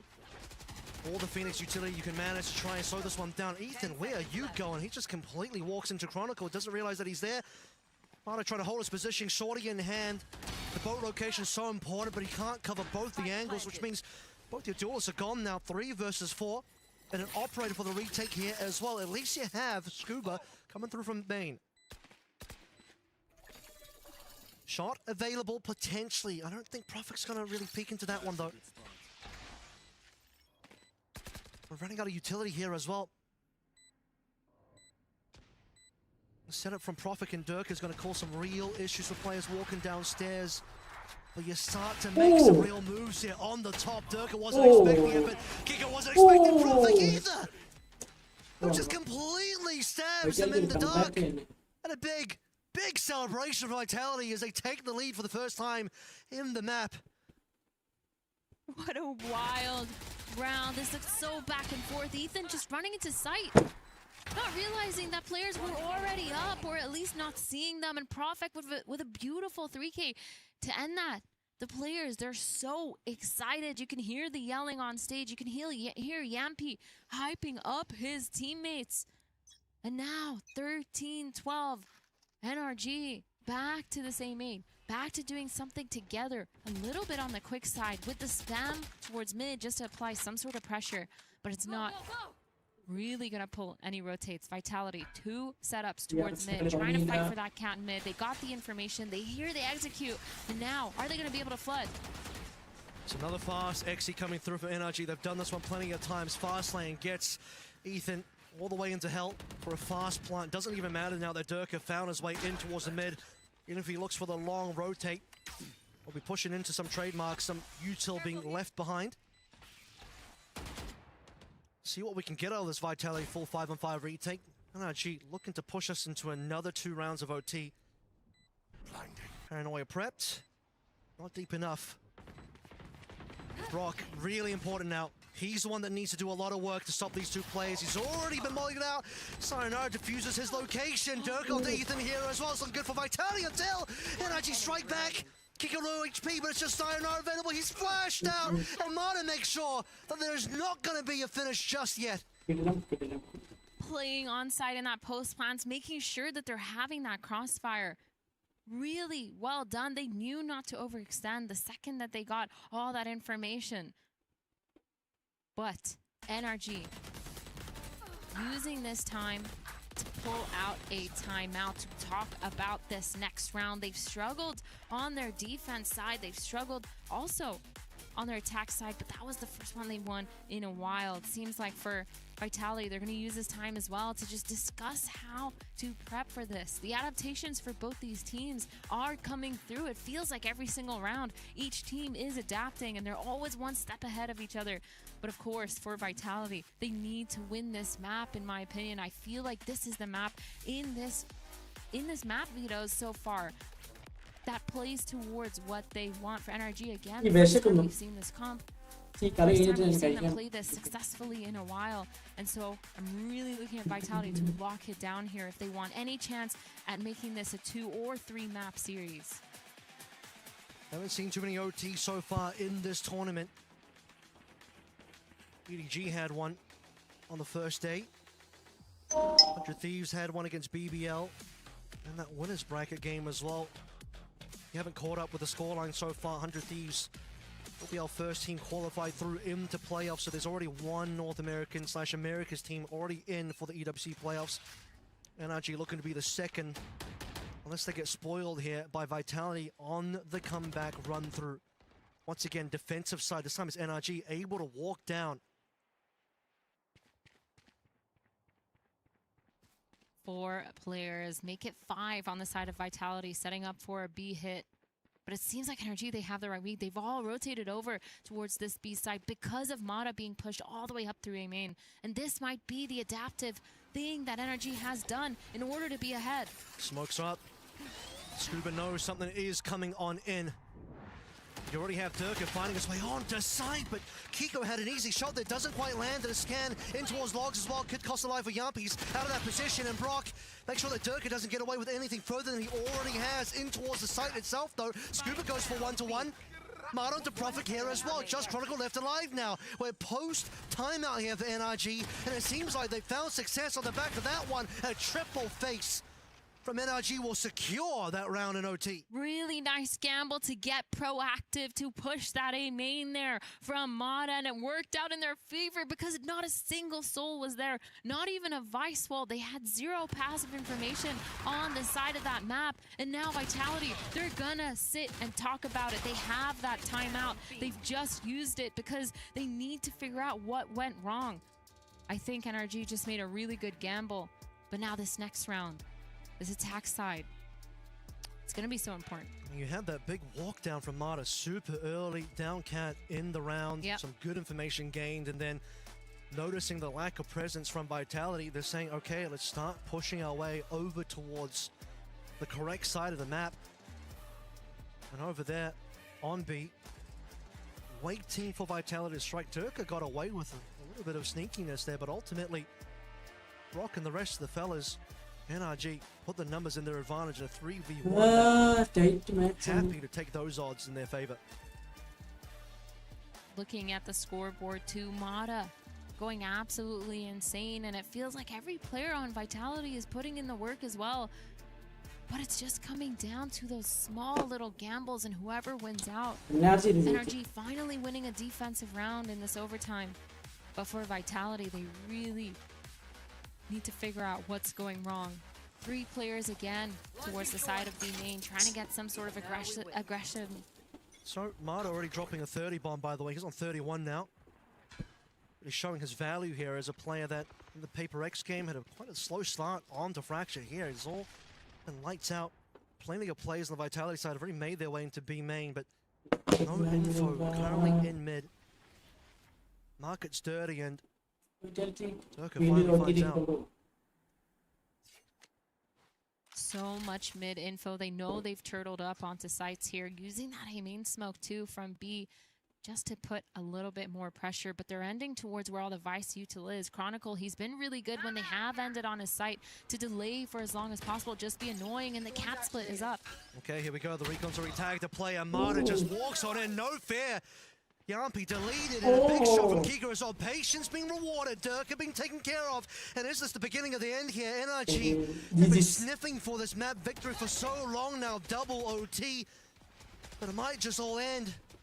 Vitality can't find a solution. Smarta just walks on in, double up, players into hell. And all the spam in the world is not enough for Vitality to get rid of those players. From NRG, 5 versus 2. And you're just running out of players, running out of time. The plant hasn't come on. For Sayonara, he has to do something. They're trying to run him down. Profig is good for 2 here. The flash has been good, but Scuba's unspotted. Sayonara's on very low HP. He needs a couple of good kills. A clutch would be required here. And in comes Kiko, but it's not enough. 1 versus 1! Sayonara! An unbelievable clutch! No. I can't believe this. NRG, they have full sight. They have numbers. 3 players in hell. They just didn't put the spike down. That spike was stuck. And all of a sudden, the one flash ruining the momentum of NRG, getting 2 players caught off guard. They didn't even clear Scuba. They didn't know that he was in here. And he still managed to not win this round for them. Sayonara with a beautiful 3K. That was insane. A monster rookie for Vitality. Sayonara. Off. The Chronicle feeling how amazing that win was to keep them into this map for another round of OT. My God, Sayonara. What a save to keep Vitality in this game. And now Marta and the rest of NRG looking once again for that cat control, but it's all Vitality in main. I think they heard all that pressure towards Cat. Vitality still a little bit scared, not fully going even after hearing that flash, but they heard the steps. Now, Shock Dart coming in, breaks that chamber trip. They have a free sight here. Using that drone, it's going to get all that information. Chronicle, he has the full flank as well, but the Vice wall's all the way towards that B main. He has to hold it. And a free sight for Vitality. They just need to not overextend here to make sure they get that post plant. It's a similar round to what we saw before, but unfortunately this time NRG goes the wrong way. It's now the 5v5 retake, but it's NRG on the defensive side of this one. NRG will be kicking themselves if they don't start winning these rounds, because that last one they felt like should have been theirs many times over. Prophet in hell, flash up in towards heaven. Keeping things interesting here. Chronicle's positioning should be pretty safe for the time being as well. No pressure onto him for the time being as he's been into hell. 1-for-1 trade so far, and now Durka as well. Looking for a double up, but Kiko will get him down. 3 versus 3. Still need to get these hell players out of the mix, so Chronicle finally activates all the way from A-main. It's Sayonara once again. It's just so damn sharp. Vitality once again in the lead. Another 3K from Sayonara to save them from sadness on these overtime rounds. NRG, they're going to be so unsure of what to do after those last 2 rounds now, especially that last round. It's going to be hard for them to recover. They've done almost everything right, other than just knowing that these players are all out on A. They took that wrong side. They took all the pressure towards mid. They took that pressure towards B. The retake, though, it just wasn't there. And now Vitality, 15-14, 1 round away from winning this map all of a sudden. It's a battle of the Phoenixes. Marta on 33, Sayonara on 29. You best believe he's about to hit that 30 as well. Little cutesy tapsies on the orb there in main. Vitality, a rare opportunity once again in the lead. 30th round, by the way. This one has gone deep. Yep, they're just setting up onto site again. Profek, alone on this A site, knows that he can delay for as long as possible, though, because Durka on this cat side with that operator might be able to catch one off guard. That Yampi drone is going to get some information, and Durka is about to have contact on cat. Oh, this is a big one. Oh, and he doesn't land the shot, Ethan. A little bit quicker here. Frustrating situation from Durka. You thought he would have had that for sure. Now the stun coming on through, so I know his position might just be caught out here. The hot hands will slow things down a little bit. Profit once again from the off angle. Drops that spike on the floor. A flash will force a TP away, and Profit goes double up. And Sayonara trying to go down for Lumada, the lonesome player. From NRG has to do so much. He's going to go for the plant on to B. 3v1. 1v3, it's so hard. No Sayonara either for Mada. He's clutch ചെയ്തപ്പോൾ Mada clutch ചെയ്യും. Planted for stairs. It's a bit of a weird plant. Don't know if Vitality have seen this too many times. Amada has to get all of them. He'll get none. And finally, 30 rounds deep from a 0-7 deficit. Never say never. Vitality get map 1. What an insane matchup. That was everything that we thought it would be and more. Close rounds, clutches, overtime. This makes so much sense because when you're looking at both of these teams, they are both championship-worthy teams. The players have won championships. The players have won masters. These players are decorated. They have so much in line. And Puckett, what do you think of that game that just happened? I am quite impressed. After seeing a 7-0 start, I thought this was NRG about to steamroll it. Then it's getting closer and closer. After Mada turned in round 27 and picked off the opposing Phoenix, I was like, NRG's running away with this. That is a full confidence move. Mada charges the spawn on defense, and then Avril, the game falls apart. NRG, what was that, a 2v5, 2v4? It was a 2v5. Unraveled. This hurts. This hurts to watch.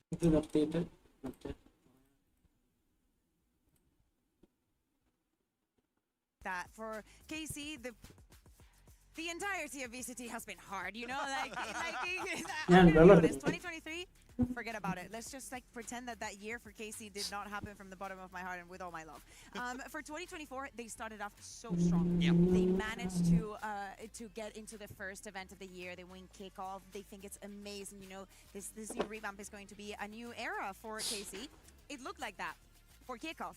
The rest of the year, it just went down. Last year, it was more of the same. And of course, KC being such a big org with so many fans, you want and expect something better for them, especially when you have all the other French orgs, like Gentleman also achieving that vitality and their super teams. Like, they all have their thing. Yeah. But KC, they had a lot of losses. So, Eng is now out. Now he is in Fnatic. And then when we thought about this EWC qualifier, everybody thought, oh, there's going to be maybe testing things. Maybe they won't make it far. And they surprised everyone by making it here, by putting Narrates into that duelist, moving Avis away from that. But when they get here, they find themselves into that group of death against that super team. And then after that, your opponent is Paper X. It's just bad luck, mate. A tough road, but a road nonetheless here to EWC, and we were able to chat with the squad on their journey to today.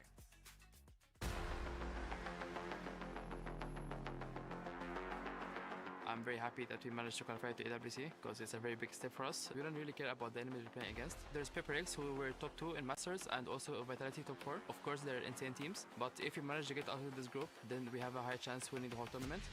He's got a teammate. It was 2v5. It was Narrate and Lewan. They were alive. I see them both in insane positions, and I thought we could actually win this round. And then they got kill after kill after kill. Then it's 1v1. And my heartbeat is like 180, and I cannot do anything about it. He won it, and then I'm relieved. Going into playoffs is like my biggest dream I did back then in KCX, so it was very insane. There was 30k people just rooting for us, playing against Koi. It was the best moment of my life. No matter how good is the specs of the headset, you're still gonna hear if it's a big crowd. So they're gonna give us other momentum for sure. During stage 1, we had it was the worst split of my career, and I think for everyone in my team. And it was just super sad that we hard worked the whole year just to win something and we cannot. It was a good learning lesson for all of us, and it showed actually in EWC how well we learned from it. I think we had some issues with like our momentum, I would say. We're getting overconfident, we're doing so many mistakes, and then once we do these mistakes, we get low confidence, and then it turns from up to high, and then it's very hard to play like this. It was my rookie split as an IGL, so this was for sure a part of it because I did so many mistakes, but I learned from it. That's the most important, and yeah, I'm looking forward for EWC. I think Zeech worked a lot in our mental aspect more than in-game because we were all super sad. We went in a really bad rough times, and he worked into this. Like, he tried to make us stay alive again. In-game stuff is not as important as the connection between the players. The team has to be loving each other so they can be able to perform. If we manage to get out of this group, as I said, we're gonna for sure win the tournament. We might be the underdogs, but we're here to prove we're not.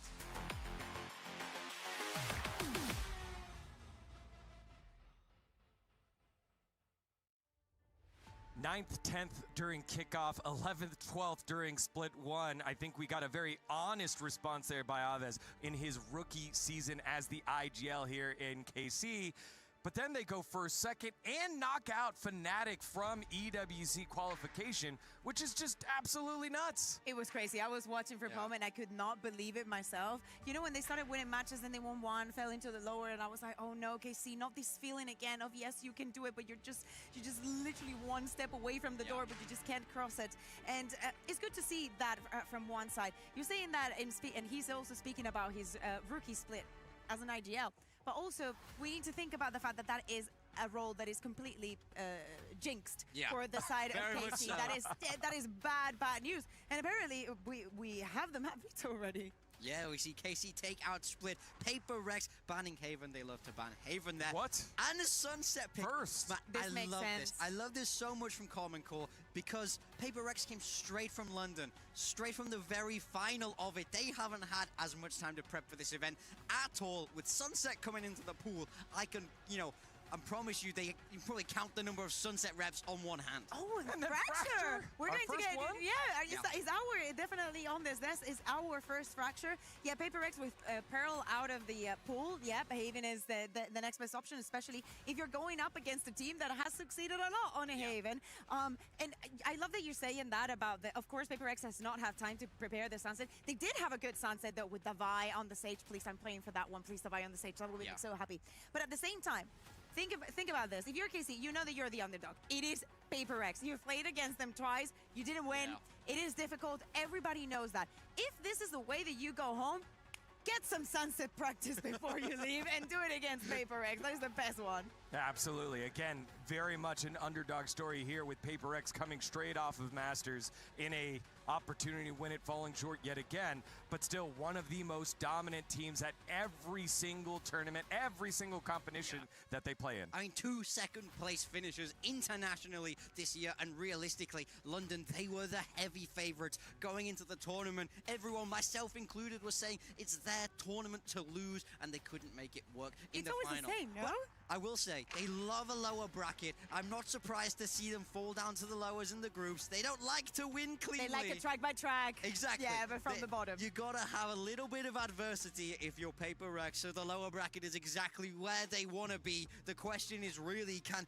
KC fight this David and Goliath story? Paper Rex are huge names, but KC, they have that hometown advantage here. Yeah, and Aves said it earlier when he played for KCX over at the venue against MCOY. Yeah. It was crazy. It was absolutely crazy, 30,000 people there, but there is none of that here. Right now, it's just pure Valorant. The crowd, the commodity, the shouting, and all of that support has to come by earning it here, and you have to earn it against probably the toughest team in the tournament. In EWC, everything is earned. That is our motto here. And of course, the crowd is also a big part of that. For this Sunset, what do we expect in the compositions? Is there any angle that you would like to see KC going towards? Like, do we want to see that double duelist? Oh, we're just...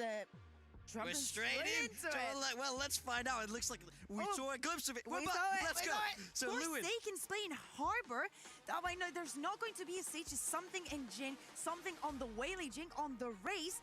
And Narek apparently is going to get the chamber. We're getting it and not getting it at the same time. Yeah, I'd like to see Narek go on that chamber. I think that's a fun little angle here, especially into a double duelist. It's going to want to contact a lot of space before they burst. Lun on that Neon and Dust9 on that Omen. Man, I love this kid on the smoke show. I think he's fantastic at it. And the Omen has such an important job on Sunset, especially when we look towards a main. You're often left alone there, and he's going to have to fight the whole weight of Paper Rex bearing down on him. We know that obviously Paper Rex are the favorites to win this match, but if I look at the highlights from the last match from KC, Levin was having a very good performance. To me, it is important that he reaches EMEA back in a very, very good form. The player that I actually have been missing for quite some time now, it's Suigetsu. I need him to go back into that Pharaoh mode, and I think that, you know, against Paper Rex, it would be a brilliant time to do it. Yeah, I mean, he's an excellent player, so storied throughout his career, but is he falling off? Can he reverse that narrative here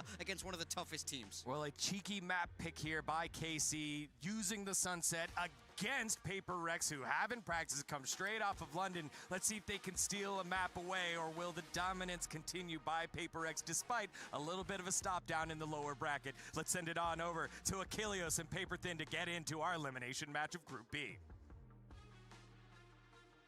Thank you very much. In we go. Sunset, Forsaken, leaning into the harbor. Something back over on to the Waylay. The Sage, nowhere to be seen. Sag. I'm very sad. I was really hoping for a little bit more creativity with the Sage Walls from Divide, but Paper Rex wants to go in a very different direction in a lot of ways compared to what we're used to seeing from them on this map. You know, the Waylay in there, Forsaken on the harbor, something, you know, you and I were talking a lot about different ideas, different possibilities on Sunset for this Paper Rex squad coming into this new meta, this new team.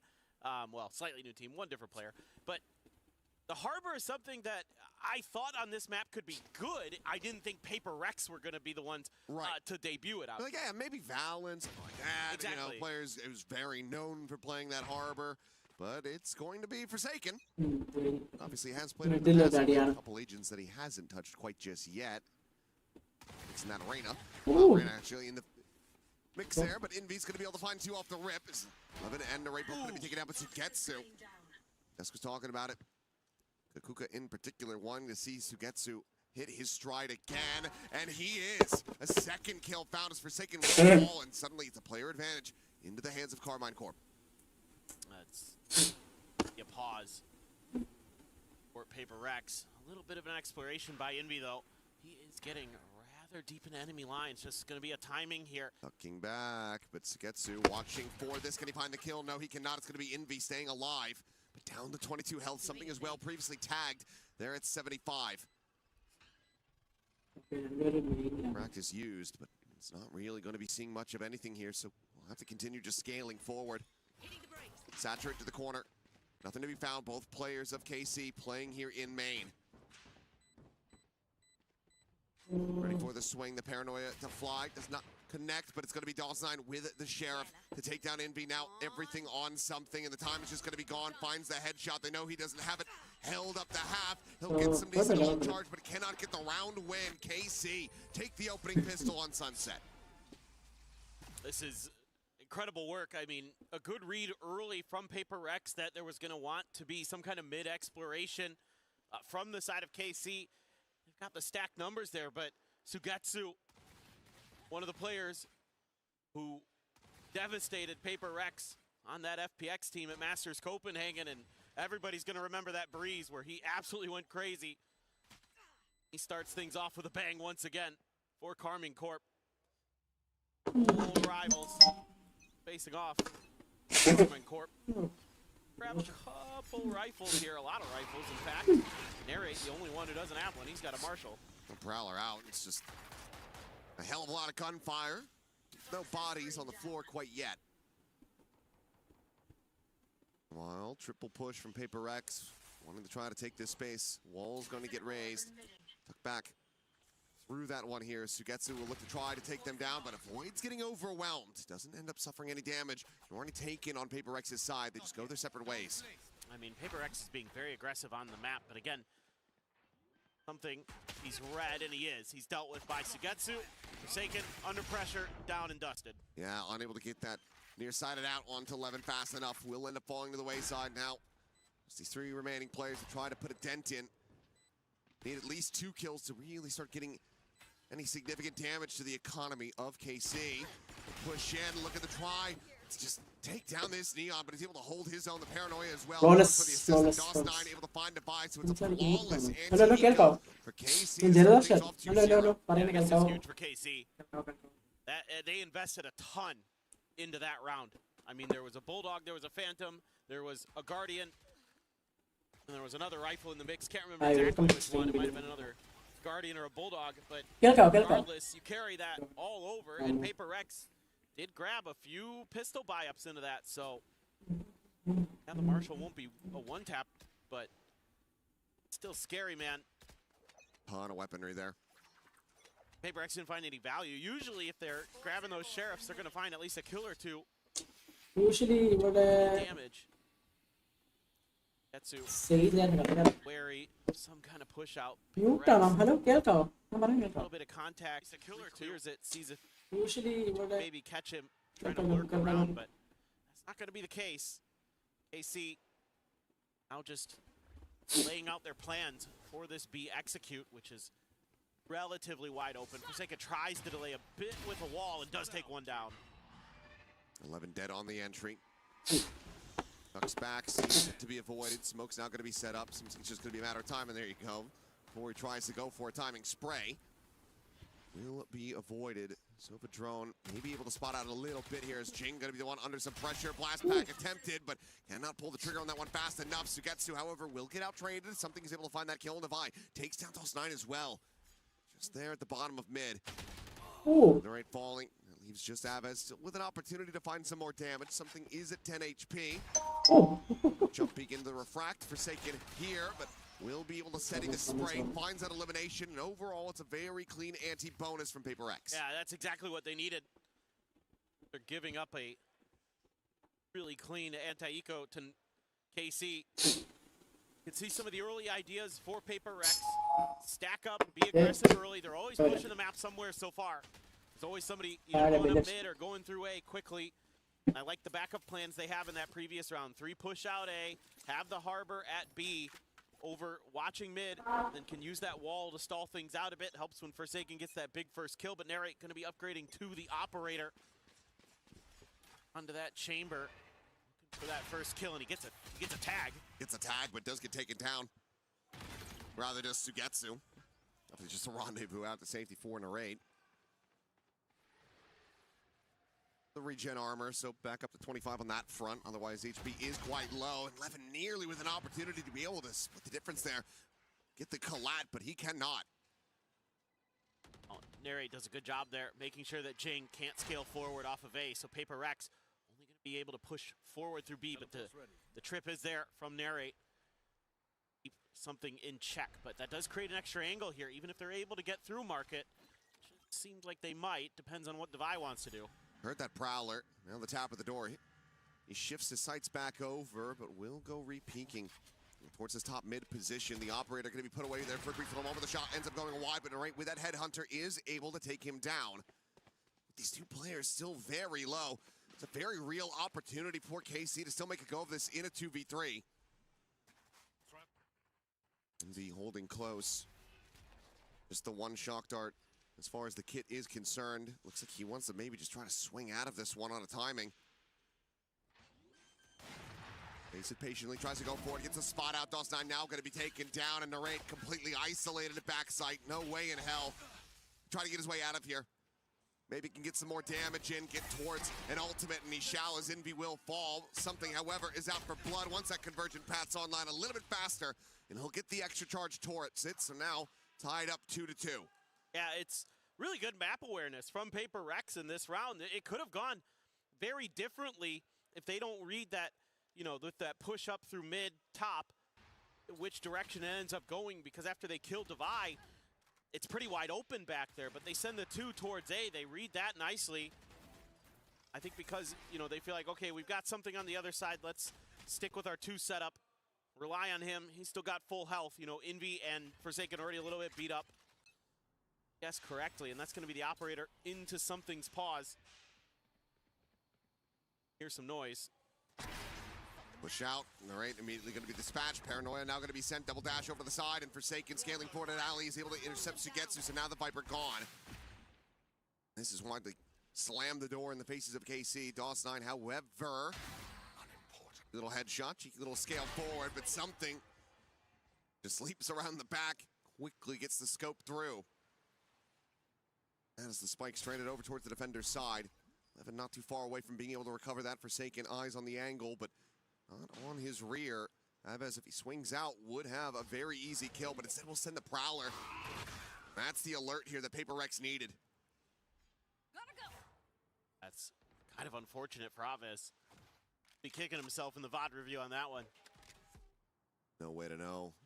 They're in the moment. Spike is going to be recovered. Aves pushing his way forward onto the site. Headshot to the back of the skull onto something, but now Devi as well, striking. Arriving on the scene, the Haunt going to be sent out. Aves, quick on the draw, is able to find the one. Lob it on that snake bite, and that's all to draw the attention away while Jing swoops in from the flank. Two players surviving, the op going to be carried over. Paper Rex now find themselves in the lead. So much of these rounds coming down to just who's going to kind of outguess who on where they've maneuvered to on the map. It's getting very chaotic. Everybody's just trying to kind of find that extra space, find that extra angle. I mean, first it's DOS9, he gets shut down, then it's Aves, who eventually finds one. A re-wrap from elbow, and it's a little bit all over the place right now, it feels like. A ton of ults as Paper Rex. Same for KC. Showstopper going to be sent off the rip, looking for that stun. The lob in, but now the Rendezvous will take him out the safety, even though it's a short hop. The Hunter's Fury, however, looking to hound him down, has him low. It's going to be Forsaken having the kill. That's two invested off the rip. Rex get themselves into a decent enough position, but it's just the one player committing the ult in to try to have that operator online. Everybody else still going to be having armor as well as Vandals, so a 4v5 still possible for KC, but something scattered out by that Prowler. Quick little exit, double dashes out towards safety. While Jing pushing forward, and he's not going to press the issue. Rare signs of restraint, but then we'll just get taken down through the wall. DOS9 able to find him there. Salvez not quite going to be able to get the catch on Devi through that market door as it does get slammed shut. Yeah, that's why they're going to slide something up to top mid to watch that. Case got a pretty good read now how this round is going to look. A lot of their base is covered. Forsaken. A little bit of a delayed reaction there. Unable to find that kill, but Envy very much slotted forward just outside of main. Able to find a kill. Now they hear the sprint coming their way. The Neon, the slide in, breaks the aim of something.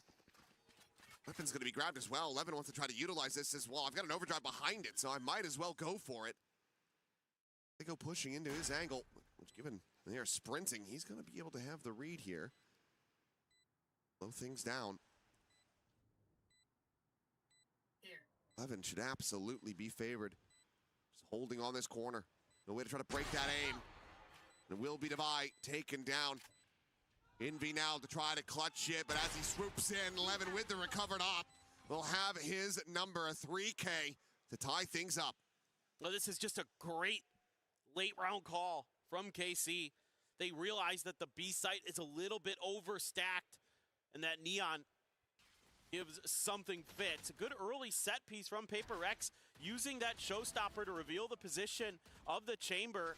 They know where that rendezvous is going to be set up, so then they follow immediately with that Hunter's Fury. This match, the team KC better just when it mattered most at the end of the round. What looked like a good start for Paper Rex, themselves pretty far ahead. Oh my God. Straight into this, and Envy lucky.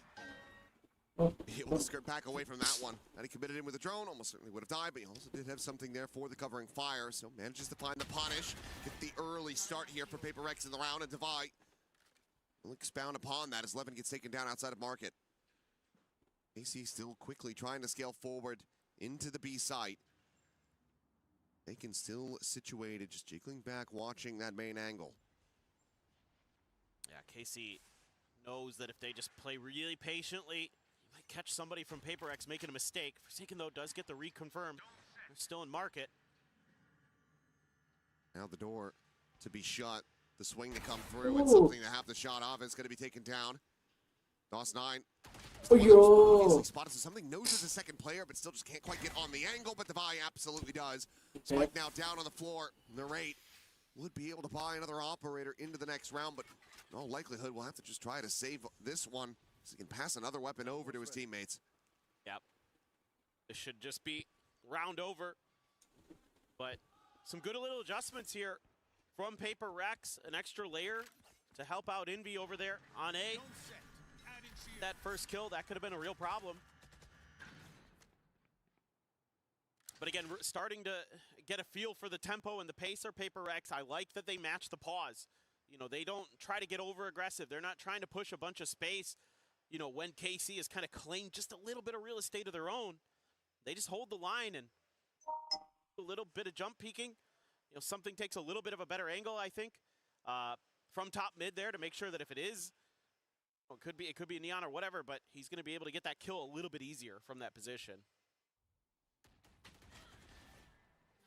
Back in to the lead by 1. Obviously, the key weaponry that you really want to be having going to be carried over. That operator still in the hands here of Narrate, but as mentioned, has to go for a drop. Pass a weapon over to one of his teammates. Levin does have that overdrive to back up the Stinger as well, so could be seeing a bit of a pacier hit here for KC. For now, won't reveal onto 1, but look at the triple scale forward coming in. Look at the Dritz try to set up with that convergent passing. Now bounding forward, Levin completely slowed up inside of the snake bite, and Paper Rex have an absolutely gorgeous spot on read. That is incredible. Using that toxic screen so nicely, and the timing, the coordination there, brilliant. DOS9, nothing he can do at the end of this one. Something had him held out of Boba. My goodness. And after a round like that, I think that if you're KC, you probably wanted to call a timeout here. Paper Rex is starting to have a very strong understanding of how you want to pilot your attacker's side. May just be time. Just go ahead, pump the brakes a little bit, and try to get some extra thoughts here for the players to try to make use of. It's really nice for Paper Rex to get Jing going here. He really struggled in their first match against NRG. You know, something that we haven't seen too much from him since stage 1, since London. I mean, he was incredible. You talk about how good his Raze is, best Raze in the world. They lost both Raze maps, you know, against NRG, and that's tough when you put so many of your chips into that basket. You know, like, he's so good at times. So if they get him fired up as well, something already very much clicking on the way, like, get that other duelist rolling, this should be pretty easy sledding for Paper Rex. Yeah, and while it's not something that we see too often from something, obviously he's got plenty of experience playing the Waylay as well at this point. Yeah. Was his main duelist selection when Corrode was in the map pool. See plenty of that.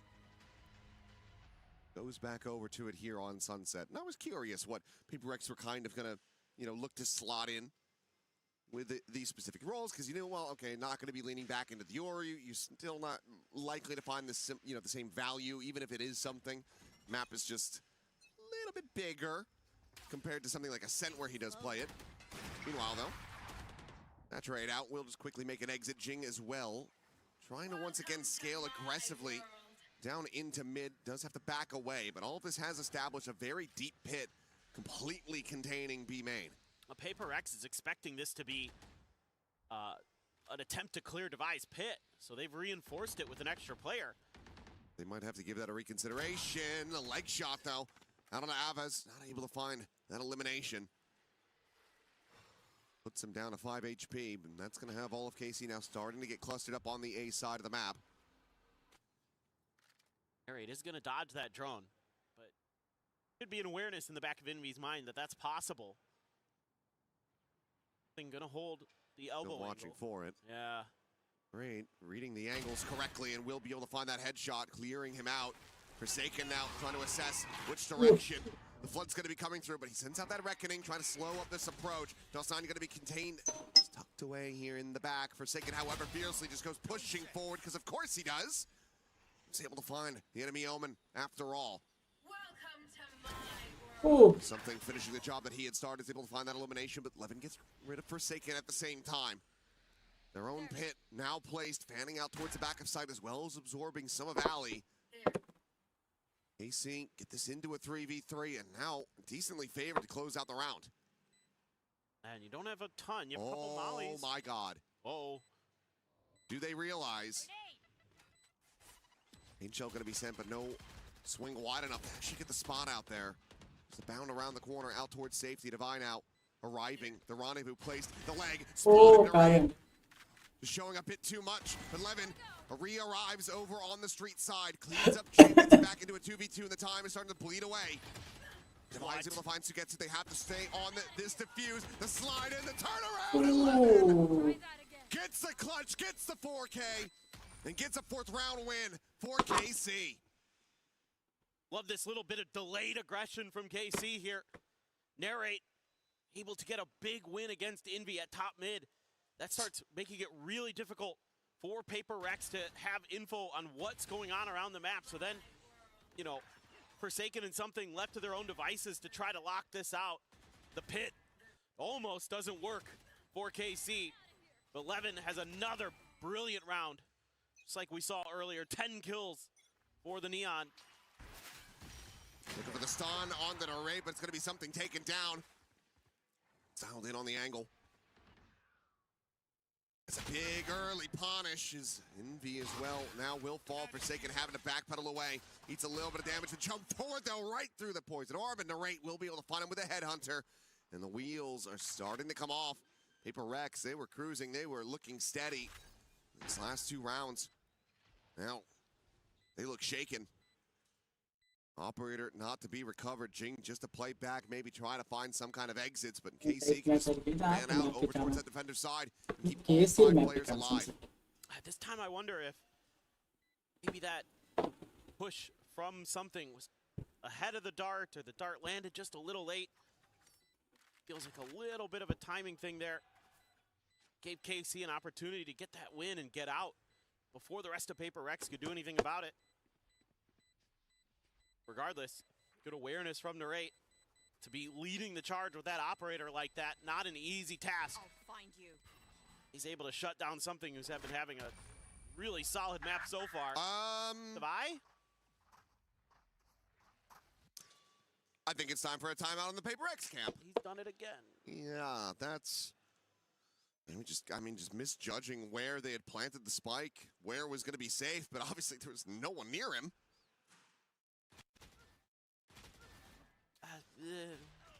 Yeah. Okay, no timeout. Why not? We'll just leave it, but this is going to be pushing them lower and lower as far as the cash is concerned. Bank can be broken after this round if they're not able to find the win. And I like KC's adjustment here in the macro, saying we've had a couple rounds that A has been successful for us. Let's try something a little bit different. Paper X initially just trying to make sure that 3 in a row won't be what they get just from that A side initially. Oh, something gets identified crossing there by Narrate onto the Devi. He sees a lot. That it does. Relay bolt going to be sent out. Space now getting taken. Paranoid does not connect on to Devi, but he's going to go swinging out, takes the fight, and does manage to win it for 1. Something now up and over into market, but Jing is also going to be struck down, so player advantage and something spammed to 5 HP.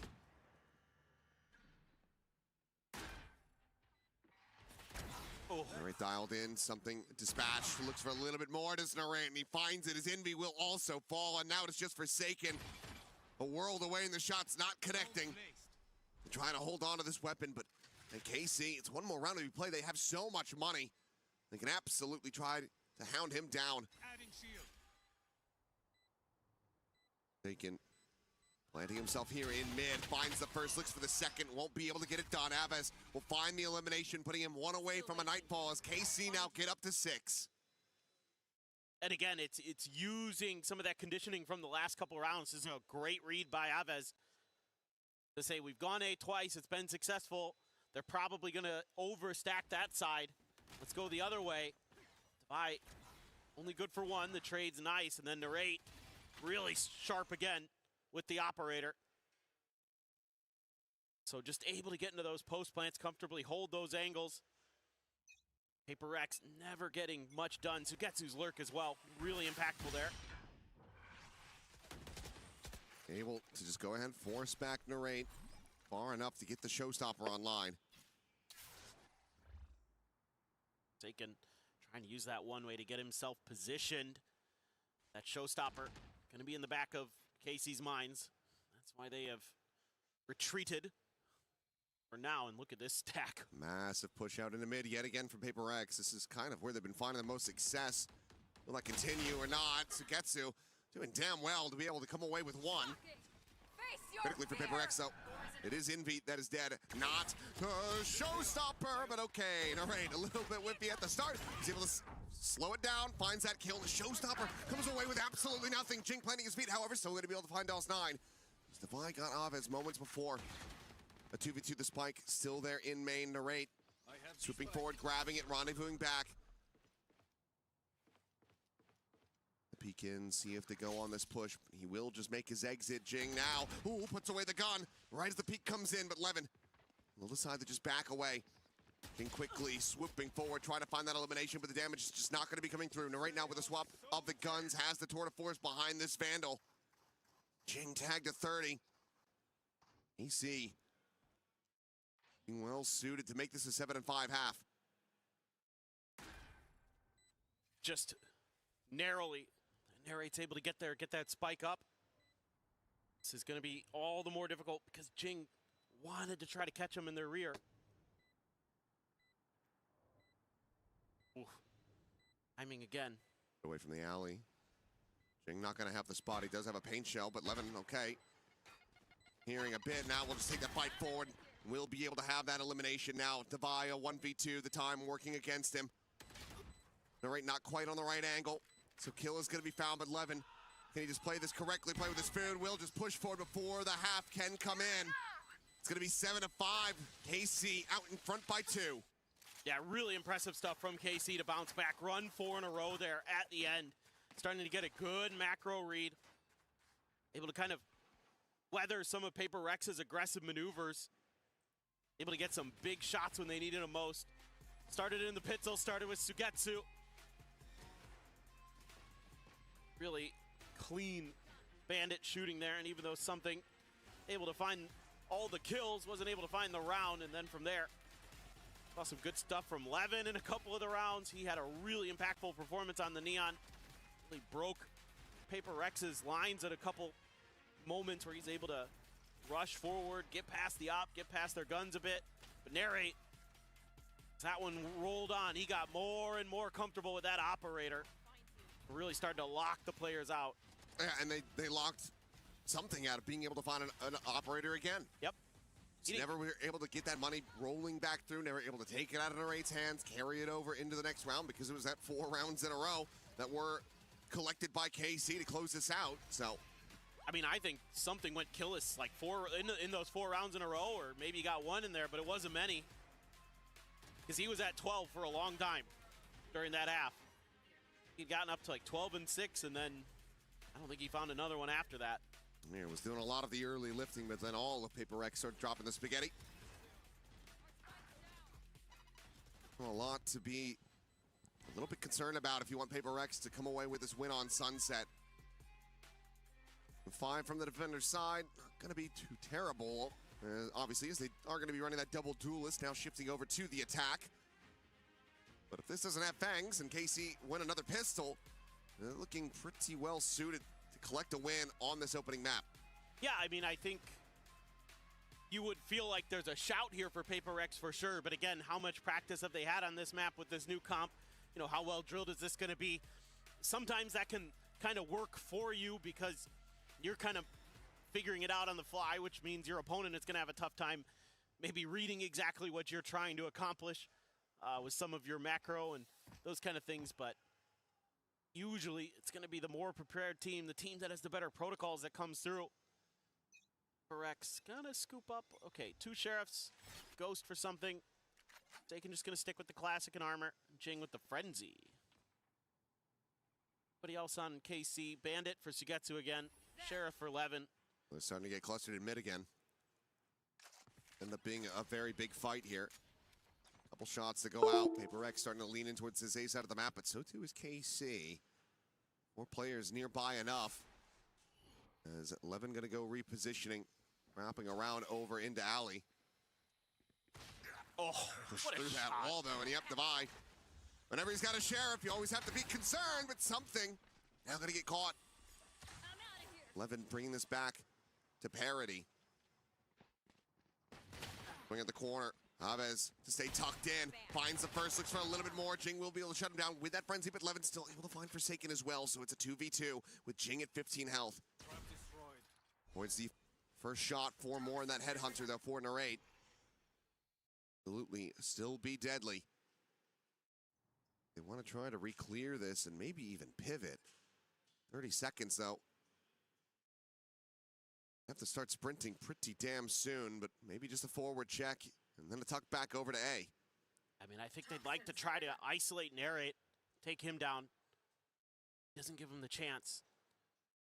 Suspecting that they have moved all the way over towards B, but now he's going to know the time's just running too low. Do they read the Sugetsu? Could be an alley. Jing going to be going for the plant that is safe from this position. No sightlines given over by Devi either. As Devi looking for the shots, and he cannot line them up. Jing dead off screen. It's another pistol for KC, who are now up by 3. Yeah, again, it's just so slow here off the rip from Paper Rex that KC has tons of time to get their pieces into place.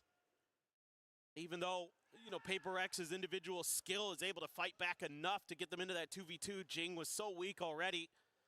Time was working against them, and that allowed Sugetsu to reposition. Not sure what happened there. Something just stuck out there, maybe some util from KC. The C's or something got players from Paper X caught up. Now, only a couple bandits and a sheriff this time. Oh my god. Levin sees a few players, goes for some sprays, but it's only going to be Jing who takes any damage. So for Paper X there, not too shabby. Oh, something drifting back. Uses that refract just to get a little bit of info about what's going on in the B site. Now I think I try and challenge maybe a different part of the map. Prowler here doesn't confirm. They want to go for a bit of a market split, but DOS9 able to offer up quite a bit of damage, but still suffers a hell of a lot in kind. 4 HP remaining on this Omen. They're going for the full push up now through up into this smoke, and Aves with that stinger ready to greet them. Paranoia as well. Gonna be sent through, but if I able to find the one, something gets the right click in. DOS9 gonna be taken down. Levin eliminated, and Paper Rex. Oh, it just feels like you can never really count them out. And Sugetsu will get one, but nothing more. It's a Thrifty. Go ahead and reply right back after dropping the pistol. This is so crafty from Paper Rex, and again, the combos on the fly when they're gonna throw something one direction, another's gonna push out at the same time, and that's so hard to react to as KC. Aves there, just stuck in a bad position, and everybody's swinging together outside of the harbor smoke. Just a great moment there for Paper Rex, and KC has to be kicking themselves. Had a great opportunity to maybe put this map to a really difficult place, but Aves just says, okay, fine. Are we just pendulum swinging this? Here we go. Thrifty into Thrifty. Aves can find another! Then yes, it absolutely can happen. Something now going to be isolated. The swing coming through. He cannot line it up. And my God, what a reply. KC looking to get themselves up to 9. 2 players down to 30 health. The weapons not been recollected here. DOS9 is going to be eating that stun. Knows exactly where Forsaken is. Shock Dart, they are heavily convinced about this, and yeah, they've got him down low. Shock Dart, he predicted he was gonna leave. Meanwhile, Forsaken able to find the first, the spam through, Aves dead, and oh my God, they're rescuing this round. Just the rate. 1v2, a Bulldog in hand. 5 bullets and a Headhunter. But this is one of the most Paper X rounds. The last 2. I think is a very good TLDR for this team.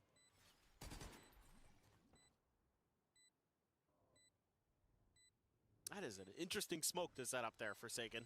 I'll just have to make him walk through, walk out of it. The shots bringing out Forsaken, just dialed in on the angle, gets himself the 3K to save this round. Paper X now one away from tying it up. It is so amazing to me sometimes when players just read a situation so well. They throw the Harbor blind in there.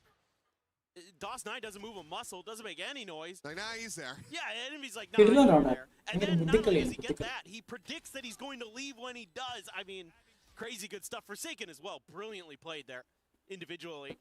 That 3K, absolutely a difference maker. That's going to keep things very much alive here for Paper X. Something going to have that operator as well. So let's see if he can match a little bit of what Narrate was showing us with the chamber. Over on the other side, doesn't have the funds to get into it yet himself. One away from a showstopper is Jing. It's Devi taking this contact fight outside of market and mid, and he will get overwhelmed. So gets to the one to collect it. It's Forsaken now going to be spotted, just trying to set up this wall as they go for a faster hit onto the A site. Gonna get slowed down. Trademark on the one side, Boombot still having to clear through alley. Jing's gonna go up and over. Ends up getting slowed, but nothing to be spotted. On reveal, so they know exactly where the rocket would be coming from. He's just gonna lob it over towards Street, where no one will receive it, but DOS9's still gonna get caught. Now still isolated here. Behind the box on site, the scale 4 from 11, but Envy has him outdone. He's looking for the next. Forsaken gonna be swinging in, draws the attention, and Envy collects it. A third kill for him. As Jing is able to find Narrate, and now it's just Sugetsu having to backpedal, having to run away to save this weapon. The op will be carried over, and Paper Rex will tie it up 8-8. Envy. That's definitely a Envy round.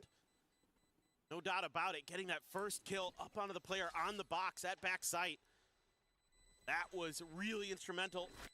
Making sure that that retake could never really formulate. There just wasn't any legs to it after that. It felt like KC just was trying to individually make a play here and there to cut things down, and Paper Rex holding the line quite nicely. I mean, there's nothing Devi can do there. That's a really tricky spot to be in. Maybe if he had kind of held that angle just a half second longer initially when he was looking through the market door, he might have gotten one, but tough spot to be in. Good read by KC initially there to get that man advantage. But further as that one went on, Paper Rex individually took the round over. Boombot to make sure that Jing can get more, and oh boy. Sugetsu, yeah, it's just a death squad on the other side. Clean fadeaway shot there from Levin. He wants to go in for a little bit more. 2 bullets remaining here in the cylinder, and he can't quite line it up. Jing finds DOS9 behind him, then cleans up the neon. This thrifty attempt not getting nearly as close here for KC, at least not at the moment. As Jing, he might have just activated. Was down at the bottom of the standings, and now is slingshot his way up towards the top. Nothing more for Narrate to do. Well, you especially don't want to give Jing another ult charge. He's nearly to another showstopper. It's 3 away. And that's why he's the one sprinting on the prowl, looking for this chamber. Taken not too far off as well. In the end, it doesn't seem likely that they will be able to find him, but Paper X will find themselves back into a 1-round lead.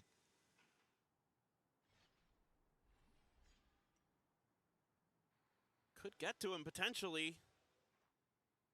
A chance. Mike gone, so 5 seconds remaining. Have to just rush at him. They're going to try to do so, but won't be able to find him in the end. So Narrate will be able to carry that Phantom over into the next. One away from a tour de force for himself, but Paper Rex very much finding their footing so far on this attacker side. I have to imagine this is a good opportunity for a timeout because both teams are going to be having some big ults coming into this next round. Reckoning Hunter's Fury for Paper Rex. You have the Nightfall plus Levin's Overdrive. So certainly here, Zeiss wants to talk about this a little bit and make sure that they get some value here because it's a pivotal round in this map. You win this one, as KC are right back into it. You've got a really good Time chance out. to keep things at least very close. But if Paper X wins this one, you're back to losing money. You've just wasted an ult cycle, and it's really getting scary after that. I mean, I'm just moderately shocked that we haven't seen a timeout call from Alex after some of the just, you know, wild things that Paper X have done that costed them rounds, particularly in that first half. Well, he's decided to just keep it tabled for now. Holds both timeouts in his back pocket, has gotten both out of Carmine Corp. Could be the old Termy strategy of they need to figure it out themselves. I've done enough suffering. Let them suffer. Well, he might not be on the Sage, but the operator's still going to be passed over into Devi's hands, as it looks like something likely going to be needed for the entry. Yeah, I like this. Devi usually really sturdy on this map with the operator. So it's going to be a very quick hit, the Reckoning out. Naves just there behind this wall, still able to survive for now, but Levin's going to be punished as Jing is able to find that kill. Hunter's Fury going to be sent through as well as Inby will take that Naves. All right, with a quick peek in towards Talios, is able to find just the one kill, but has to try to escape, but he cannot. Devi with the up, able to strike. Now the players from KC split worlds apart. Getsu just watching here in market. Devi not quite ready on this approach, will get timinged. Taking down the drone to be sent through, trying to find this enemy Viper. Tries a swing out. Find a timing of his own, but Forsaken will deny. The 2 kills gonna be found. The operator can be recovered. Paper X now starting to steady this lead. Okay, now the timeout doesn't really come to fruition here for KC. Just don't quite have the right answers to that initial ult dump over at A into the pivot from Paper X when they realize that it's a little bit too congested over on that side of the map, and they make a nice move. And Devi, again, Johnny on the spot with that operator. Gonna have it for this round. The good news here is KC got the tour de force, got enough for another half buy. In terms of armors, you got a full buy with weapons. So you can still bring a lot of weaponry to bear. Drone sent, walls up, showstoppers out. Paper Rex looking to try to make this one a very pacey hit. As Narrate able to escape the showstopper. Again, not going to be able to collect any eliminations. Saturate, however, keeps him contained into the corner. Now the pit is going to be invested as well. Something able to find the first as Levin will fall. The skirt forward. Narrate up close and personal, quick scopes in, finds something for an elimination. They still have to find their way forward into this pit. And KC just don't have the right tools to try to breach this position. They're going to have to brute force it. Still 9. He's going to find both over in market. Now a 2v4, the spam through. Narrate fishing for anything that he can get. It's a smattering of damage found onto Inby. TV forward, quickly cancel. Devi now for the reposition, but Inby to peel back some of the pressure. Devi out into the open, is able to find a second. Havas taken down, and Devi finds all 3 to close out the round and get Paper X up to 11. I saw the evil cackle from Devi there on that one. He just absolutely saved that round for Paper Rex, because what a moment for DOS9. I thought they swing on him on a timing. This is exactly how you draw it up as Jing and Forsaken. They play this fine. They just can't hit their shots, and DOS9 does. And then Devi, through the wall there. Now, even with the pit on their side, a 2v4, still damn impressive. 11-8. The buy a bit fractured as the overdrive is going to be coming through, and something left on a bit of an island, but no, still finds a headshot. Naves will be able to clean up one, but Convergent Path's going to be sent out as they look to try to reclaim this space in B main. The double dash in the back of sight. Jing held in position for the moment, but right now on that arrival from Boba, will be able to shut down the enemy Waylay, so player advantage back into the hands of KC. Paper X trying to use an unexpected aggressive moment there where they're, pinned back. You've got the overdrive flying at you. You get nailed by the paranoia with a bunch of your players, and you're able to trade. Most teams would take a pause there. Paper X is like, no, we're going to try. KC very ready for that re-aggression, though. +9. Gonna say, hello, did he see the feet? He must have done that, or we need to investigate. Either way, Forsaken, feeling back a miraculous kill, is able to get this into a 3v3. Sugetsu still having to make his way back from that A side of the map. Working through market in all likelihood. Envy will be watching the rear for now. No shocks, no Hunter's Fury. So it's very much relying on the dynamic duo Forsaken and Jing to try to hold this line. Drop down from Narrate, swing in the corner, the gun barrel nearly spotted, but just has the read, but Forsaken on the counter swing is able to find 2 kills. On 4, potential 4th, it's gonna be a necessary one if he wants to clutch this and take them up to map point. He's considering the Reckoning. And will just be sending that to the Fuse. Just gonna be held, he's got the poison orb, and Forsaken, he cannot get there. He just sticks it all the way to completion as KC get the clutch. They get a 9th round win. Oh my God, it is just barely there. But Sugetsu knows that he really has no other choice but trying to stick it adjacent, just some little hesitation. If anyone should know about sticking the fuses on Sunset, it's Forsaken. That's true. That's a great read right there. I don't know if they could see the foot, but I thought right there Forsaken had locked it down, and Envy trying to cover the exit, but Sugetsu gets a big one, and we go again. Signs of life. Levin again trying to find that aggression here. And this time we'll be able to skirt away unscathed. Sugetsu now thinking that enough time has passed. Invests the pit, but it's only on the alley side. Still plenty of sight opened up, but obviously Trademark in position to alert. We've got 3 players out in mid to quickly try to recollapse and reflood. Yeah, so it's going to be a lot of pressure onto Forsaken potentially here. Do anything too crazy. That harbor wall kind of gives away that he was lingering in the back, but moving forward to group up. I think the timing on this hit.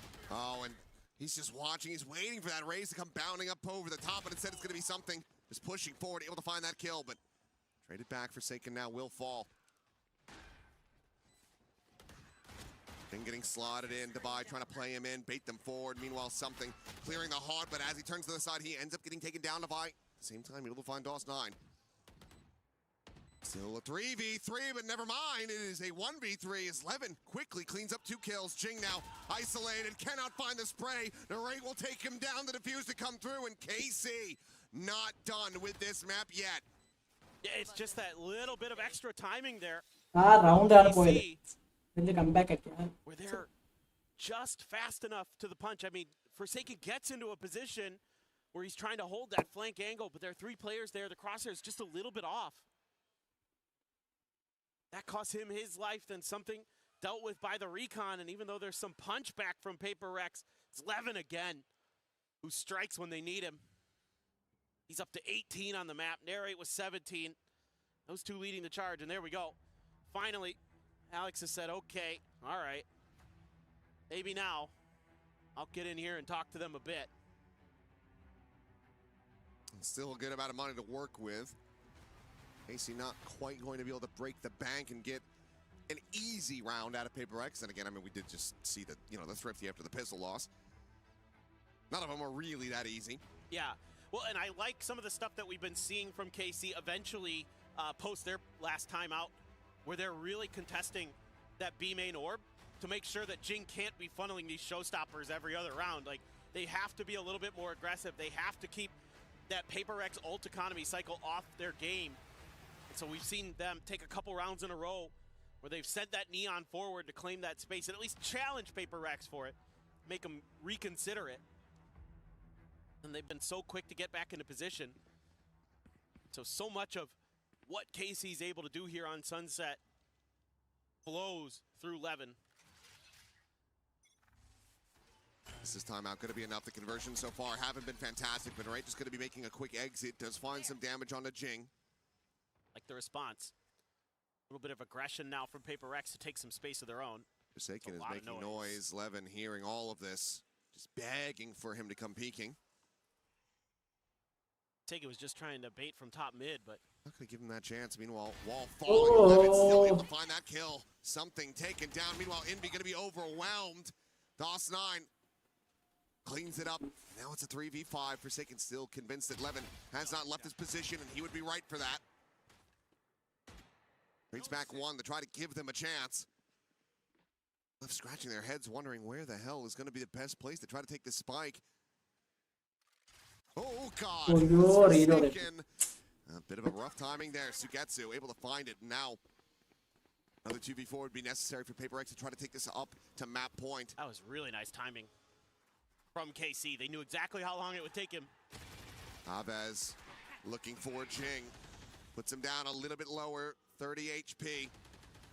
Just out of range of being wall banged, but it's still going to be caught. Dawson able to find it, and Devi can't even pull the trigger. 11. Round. So damn fast with it. Round last KC tied up 11-11. And now we're getting to the point where Paper Rex 12-9. 12-8 ആയിരുന്നു 12-9 ആയിരുന്നു. അതാണ് പ്രശ്നം. ആ this round. next round so important here in this map. I mean, you have enough, but BRX പുറത്താകും. for the buy and could have had the knockout blow. Levin there, tucked in nicely. Just nobody on Paper X really reading the map right now with these multi-man pushes. Isolated players getting caught.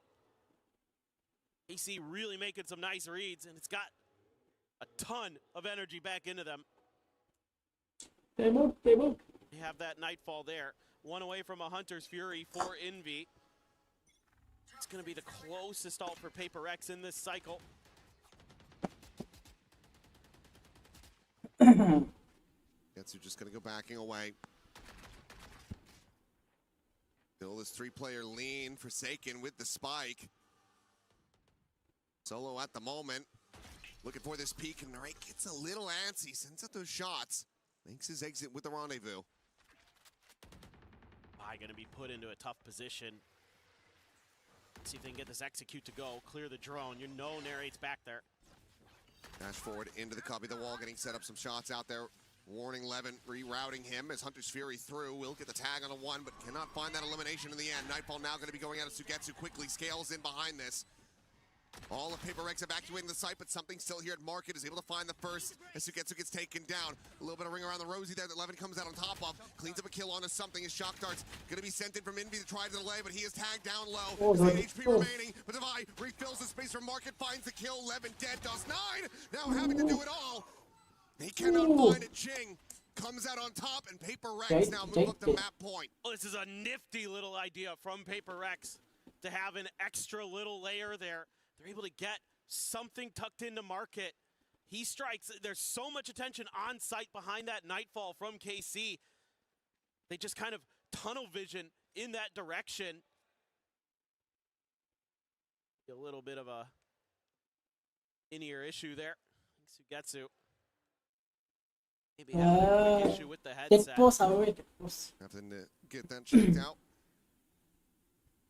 Maybe the Nightfall effects lingering on past the round. Yeah. It's the next big thing in gaming. Mm-hmm. Death play.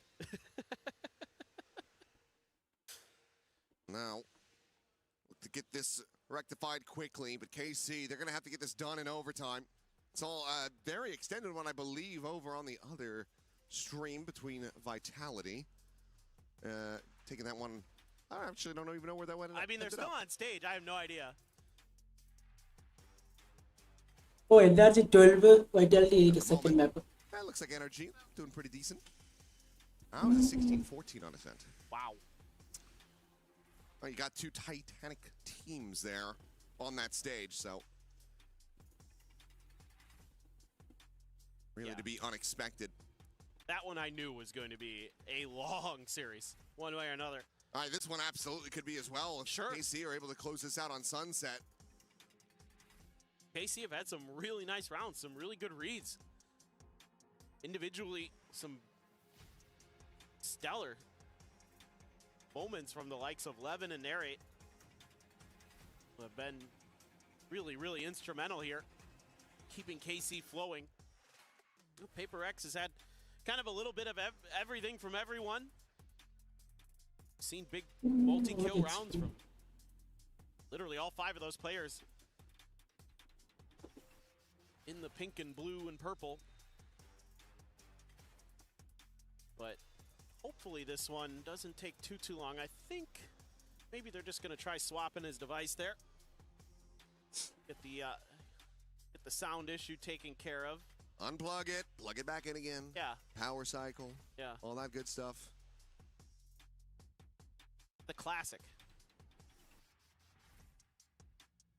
But this is... I mean, and that's already gone away, but I'm thinking back to the old days, cartridge games, Oh, N64, etc. You had to... They got the cartridge, blow on it a little bit, try to clear the dust. Now we're hitting the point where physical media is just going to be completely dead. What a fun time. What a world we live in.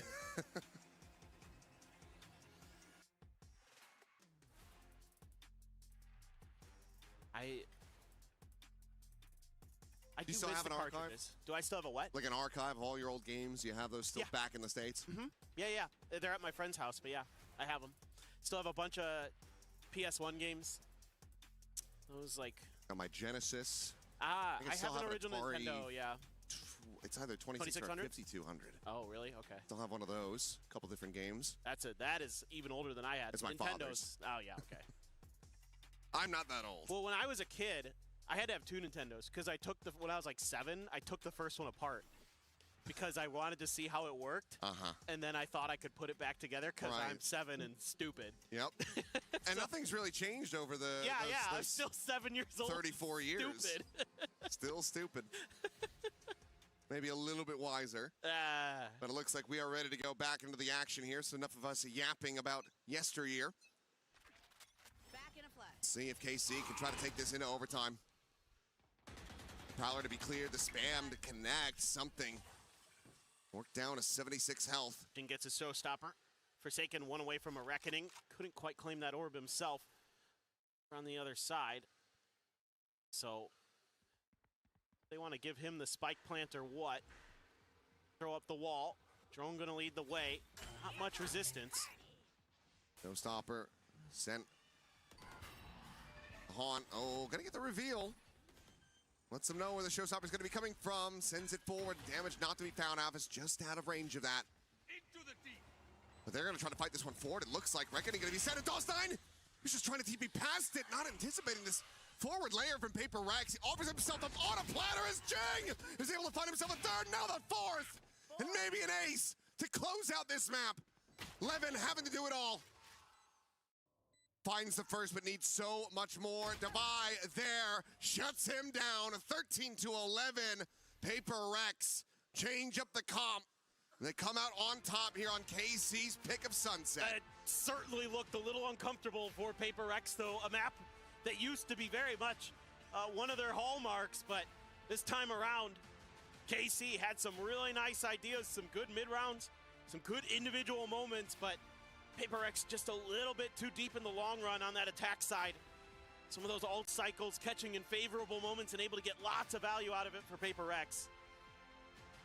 And now we get ready to go to Fracture as Paper Rex try to keep themselves alive here at EWC 2026. Carmine Corp, the ones on the chopping block, need to be able to turn this around, get that reverse sweep if they want to be performing in front of the French crowd. But for now, we'll go ahead, give the players a break, and pass things back over to the analyst desk to break down all of the wild action from Sunset. We've had so many chances for overtime, and it has been taken. Not the case here as Paper Rex shut the door on the comeback by KC. It was a valiant attempt by the Blue Wall, but they fall short on their map pick of Sunset, and I think that's going to spell very difficult future for the French outfit. Let's welcome back our desk with Kukuka and Big Time as, man, 13 to 11. They try to pull out the Sunset, knowing that Paper Rex has not been playing on that since being at Masters London, and it just doesn't quite work out because the guns come alive, the plays come alive, and it's just a bit too much here for KC. Especially on that second half, Jing was absolutely amazing. But for the side of KC, so many cool things that we saw throughout that match. How Narrate was playing the chamber, how they actually had to work around the map because of Forsaken being on that harbor and all the conditioning that he was having. But they found a lot of solutions. But at the end, man, I just feel like with KC, it's always the same. Like they're so close. Too close in all of these matches, and if you could see it on the cameras, we could also feel it here. The way that they were celebrating, because at the end of the day, you're about to win against Paper Rex. That is something that not many people can see. But when we looked at Paper Rex, man, they were stressed. They were really, really stressed. There was no celebration after winning rounds. Yeah, very much. I think for me, I was impressed by KC, and I was definitely a little bit disappointed with Paper X in this first half for sure. Yes, it was 7-5, but it felt like they were only really winning on their set pieces. That was where they were at their best down middle. Those aggressive W gaming plays are what they were known for, but I thought they were struggling in a macro aspect. Then we move across onto that second half. The attacker side is where they really begin to show their true form and light it up. KC fall away a little bit there. They put in a good shift. 13-11 is very, very respectable against one of the top teams in the world, but they don't manage to convert, and that's your own map pick. So things are only going to get harder from here if you're KC. But one thing that has happened a lot here at EWC, you lose your map pick, you win on the other team's map pick. We've seen that happen a lot in the first 2 days. Way more than it should. Yeah, again. But I think this one's a bit different with Sunset being the one out of the pool, and I mean, you could definitely tell that the Paper X is still thinking about, the way that Sunset was playing. I think that you could tell that KC is way more intentional with their Viper walls and how they're moving around the map. There is some sort of level of preparation into here. I mean, it's not like Paper X didn't know how to play this map. I think that they were brilliant on it. Davai also had a couple of rounds like this one, for example, in the Viper split that made absolutely no sense. So many of them, as we said, very small margins. It is good to see, though, that Forsaken can bounce back from the performance that he had against NRG, because he had a couple of maps that did not look good. Yeah, very much so. I think, when we talk about this Paper Rex team, you talk about how stacked it is across the board. It really does feel like on any given day, any one of them can win them games. So they don't all always have to be at 100%. They're a roster that's talented enough where if one drops off, you know that there's star power elsewhere, but it does feel like they need everybody here in this tournament to start converting. They are in that lower bracket, and that was a very, very close map one against heavy underdogs of Carmen Corp. Things are not going to get easy for the second map on Fracture, as Paper Thing was saying, and of course, if we know KC, it's not going to get easy. But I liked also seeing Levin, as I said before, coming into the map. To me, it's important that when we go back to EMEA, he has the confidence that he needs to prosper and to be good at other duelists. Last year, BBL ended up putting him in a jet because they didn't know how to make it work. Like, you have a kid that has so much talent, but you cannot exploit it. And now I really feel like I'm getting to that. Levin is growing in him, Yeah, again, stood toe-to-toe here with Paper X, one of the best in the world to do it. And I think going back to your point of Paper X being more muted and stressed, I agree they were stressed, but even in the winning round, it was like, this is what we do, we have to win these rounds because, our aspirations aren't just making it out of the group. It's like Argentina versus Cape Verde last night. Almost the same. Our expectation is, let's celebrate that we won, but also we've got bigger things in sight. You know what's in sight? It will be a short break, but after that, we'll have map number 2 of this matchup, KC versus Paper X. Don't go anywhere. You're watching EWC 2026.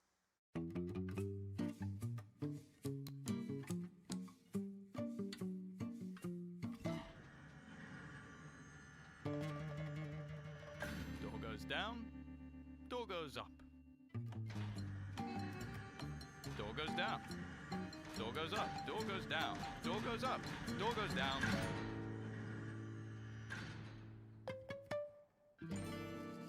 Oh, shit.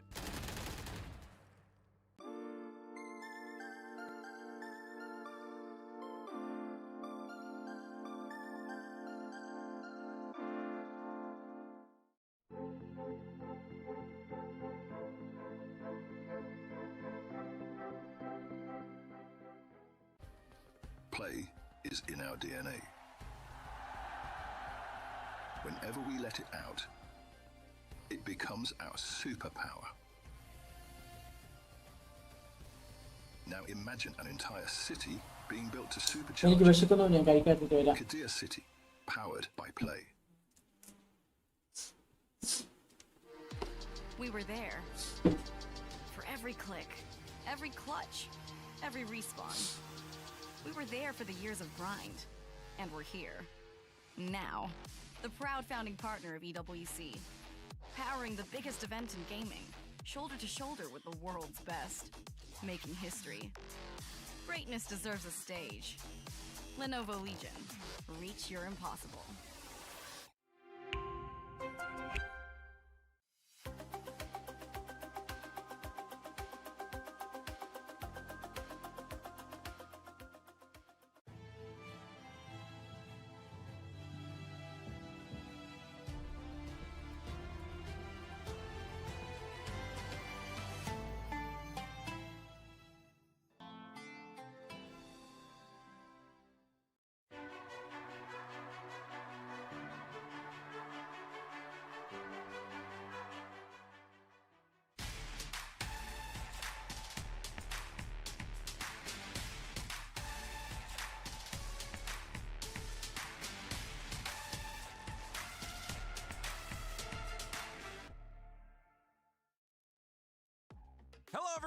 Welcome back to EWC 2026 Valorant. It is 1-0 Paper Rex over KC, but KC made him work for it.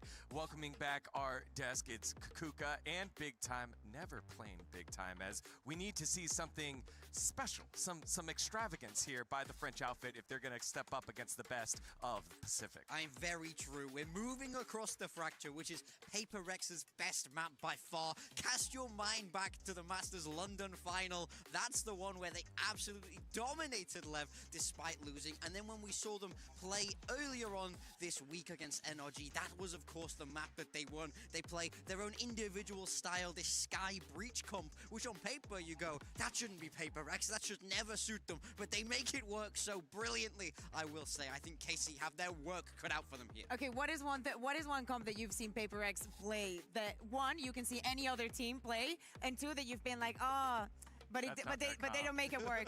They don't make it work. They can't make it work. Like, could lock anything and it would be fine. Nobody plays Yoru. Something loves Yoru. They're great in a sense, you know? I feel like that is always the story with Paper Rex. And they deserve it, honestly. They've earned it throughout the years, the reputation that they have. For the side of KC, Fracture is not a good map. You know, this is not a good map.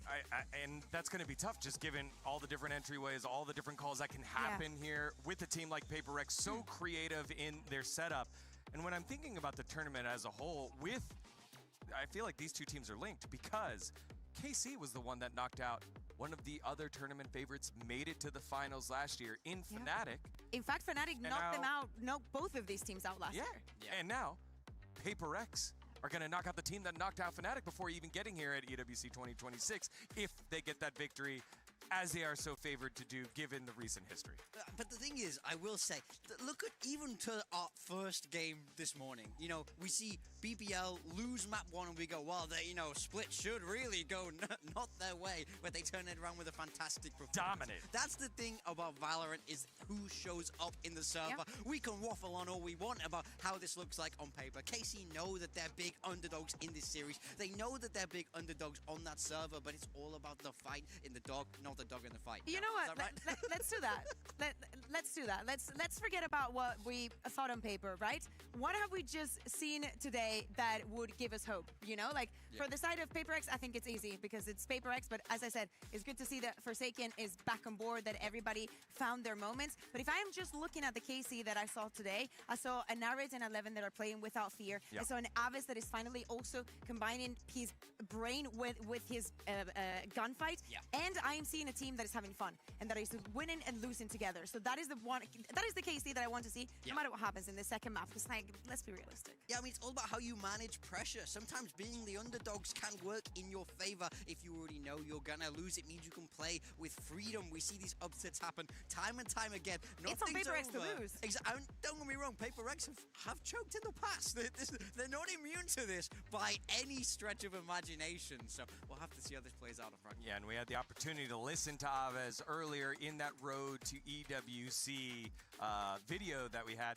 And he knows, he understands, we haven't played well. One of the worst times in my career early on in this year, but also giving himself grace as the IGL. And to IGL your way 13-11 against the Paper Rex squad feels like, all right, these are things that we can build upon. I think it's just keeping track of that, making sure you're not trying to win the whole map in one round. Like, just build upon it, take all the positive things, and throw that up against one of the best teams in the world. I think especially momentum can work so heavily in their favor. When you look at that final in Masters London, my mind goes to map 5 of Lotus, where it was 2-2, everything was level, but Paper Rex can't get themselves into the game because the flow of the game goes against them. The momentum goes against them, and they couldn't recover. For KC to have a good chance here, I want to see them get that pistol. I want to see them get that bonus, and I want to see the snowball, the ults come online early. I want to see the same communication as well that we were seeing, because every single time that we had the player cams on, we saw Aves yapping his mind away. Same goes with Levin. I want everyone giving 1000% Doshi as well.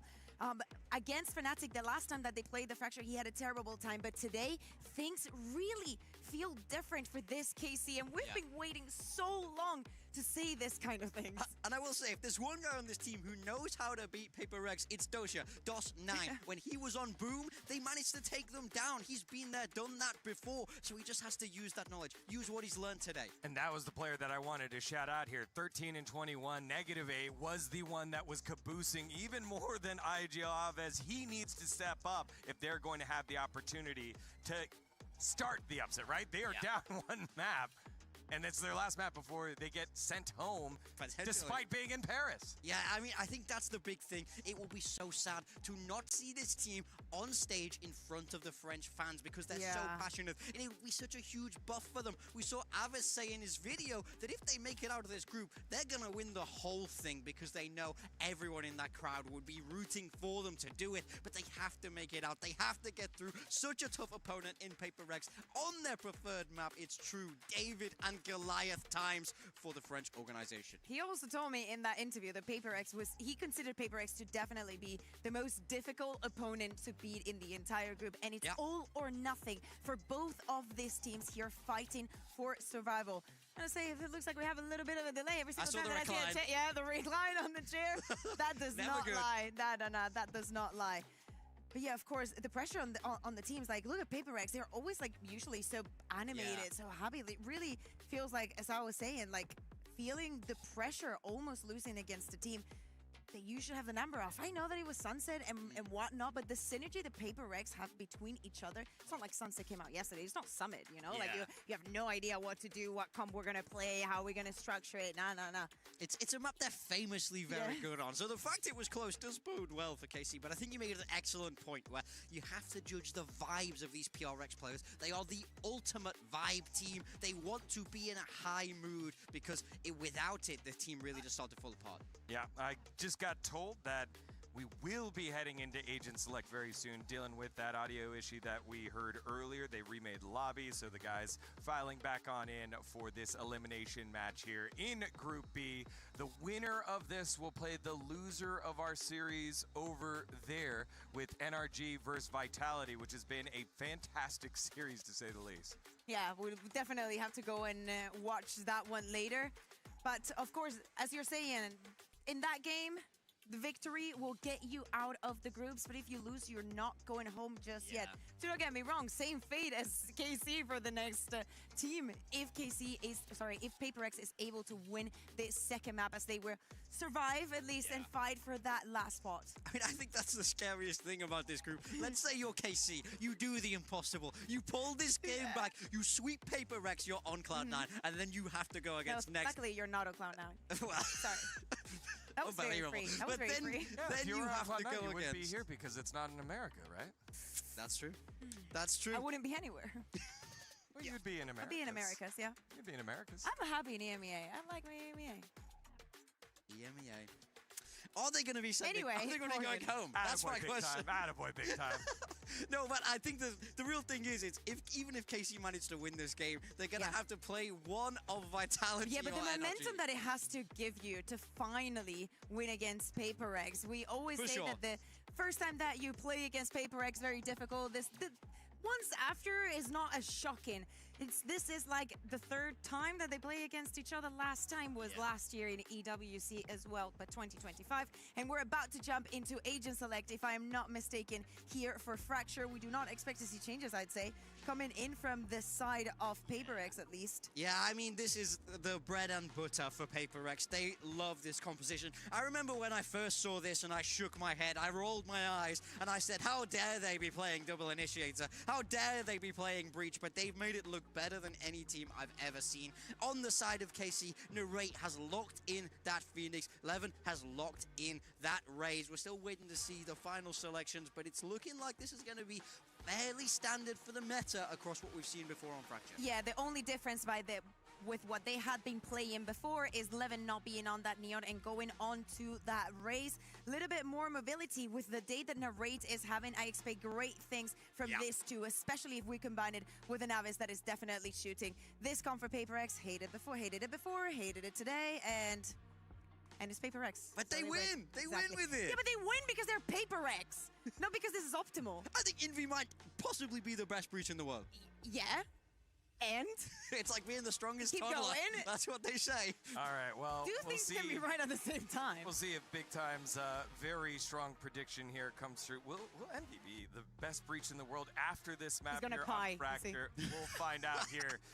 RRQ has already been eliminated from the tournament. Paper Rex, as they always do, are the flag bearers for Pacific. They are one round away from doing it yet again and moving on to the next round. Carmine Corp trying to play in front of their fans, but to do so, they got to get through one of the best teams in the world. It's map number 2. Let's send it back on over to Paper Thin and Achilleos. Thank you very much. Here we go. Fracture. Much to Kakuka's chagrin, has been a fantastic map for Paper X. Comp aside, still looking incredible. I'm being attacked by a Spanish woman. I mean, it's okay to be wrong. They're just wrong, wrong, wrong. Either way, we'll get ready to go into this as the barriers are going to drop. Couple sheriffs in hand. Devi, of course, Down. with that here for himself. KC first on this defense. This is such a tough hill to climb here for KC, but if they can, man, the confidence should be sky high because this is a map that Paper X has only lost once this year, and that was in an overtime to Nongshim in week 1 of stage 1 in Pacific. And they have been undefeated, particularly since switching to this comp. Pretty strong. Narrate, gonna get fault line, has to get the heck out of there. Backpedal away, but it's gonna be Levin taken down as Forsaken finds the opening kill. Stimby can try to storm them forward. Narrate now fallen as well as Devi on that approach from main is able to find the elimination. DOS9 tucked away, smoked off. It's one tap with that bandit. The jump over the side though, and Forsaken finds him with the classic. Something will get Aves, and suddenly Sugetsu arriving on the scene finds that all of his teammates have been taken down, but he's able to find one. Needs 3 more just like it. Smoke in his face, dissipated. 2 players, the front side of Gen. Envy just tucked away on site, and this should be unassailable for the Cypher. You would think. Well, they give him some 1v1s. It does manage to take down Jing, but Envy will just counter swing, finds that kill, and Paper Rex will take the opening pistol. Yeah, just a nice little catch. That breach, finding value. Who would have thought? Does a nice job finding that early stun to set those 2 players scrambling from KC. The 2 duelists trying to line up and match the initial hit out of Arcade. That allows them to get that spam through for Paper X. And then Forsaken, of course, DOS9 is right there, and he just throws a flash and jumps through with the right clicks. He's going to keep a Sheriff into this one. Something's going to have a Vandal. Envy Jing, Bulldogs. Devi with the Marshal. A quick clear, and something already has a kill. And that push out of Dish going to be punished. Devi, sees the shoulder, and I don't think Sugetsu's seen a damn thing, so gets enough worth around the corner to be able to take him down. Kill found, Levin out to try his luck, but it's just going to be a shot to the mid-drift. Devi with a second, and now all of Paper Rex ready to just go ahead and pile into what they assume is an empty A site, and they would be correct. Yeah, and it gives them the ability to grab another orb here. So, doing what you can. Aves avoids danger for now. Right now coming through, and this means that DOS9 in particular, in a bit of a stranded position, doesn't have a sky smoke to try to drop down, keep himself safe on the cross out. Does want for Aves to try to come away with his kill, and now, well, he's gonna try his luck at it, but Devi will find the third. Forsaken will run down the enemy fade, and that's gonna be a flawless anti-eco for Paper X to start things off 2-0. Okay, smooth sailing for Paper X so far. Devi, sharp with a Marshal, good with a sniper. No, he can scoop those up, no problem. Scope's easy, so not much left to say now. Don't want to give over this bonus as KC. It's a very strong bonus. It is. Bacon had enough to buy up for another rifle because he only bought a Sheriff in the previous. Nobody died. Certainly scary. Want to try to keep some of these orbs that you think maybe Paper X is really going to be prioritizing early to try to get Jing those showstoppers right here. A bit risky. So, going to use the paint shells to clear out the trip. That trip gone, camera still going to be situated there on that entryway, but Jing just blast back his way forward in towards Canteen. Is able to find one as DOS9 is going to be taken down to Getsu. able to find the one. So they storm their way forward onto the site, and what an explosion of death in favor of Carmine Corp. Immediately able to find all 5 What's players. conversion Gets material? up 3, and they stem the bleeding very quickly. Conversion. That's a really nice hold from Sugetsu. A little bit of help from some friends. You know, Paper X feels like they get that first kill, they get the Trailblazer that identifies what's going on site, and they can make a move, but KC just better in the hole. So, be a big one for KC. Gonna keep that economy okay, keep the guns. Paper X into a position where there's a little bit more pressure on them economically. Now you've got this neural theft online nice and early. All in a tower, no one to play that position, but DOS9 to be isolated on the site for now. Trying to maybe skirt his way over. No, decides to just stay situated here within the smoke and finds the timing on the divide. Something similarly going to be tagged out at 16, and now with that corpse, they're able to find that neural theft reveal, and Forsaken trying to stay tucked into the corner, but will get taken down. Something around the back now going to be dealt with out from that underpass side. Leaves just Envy and Jing to try to fight their way forward against 3 on KC.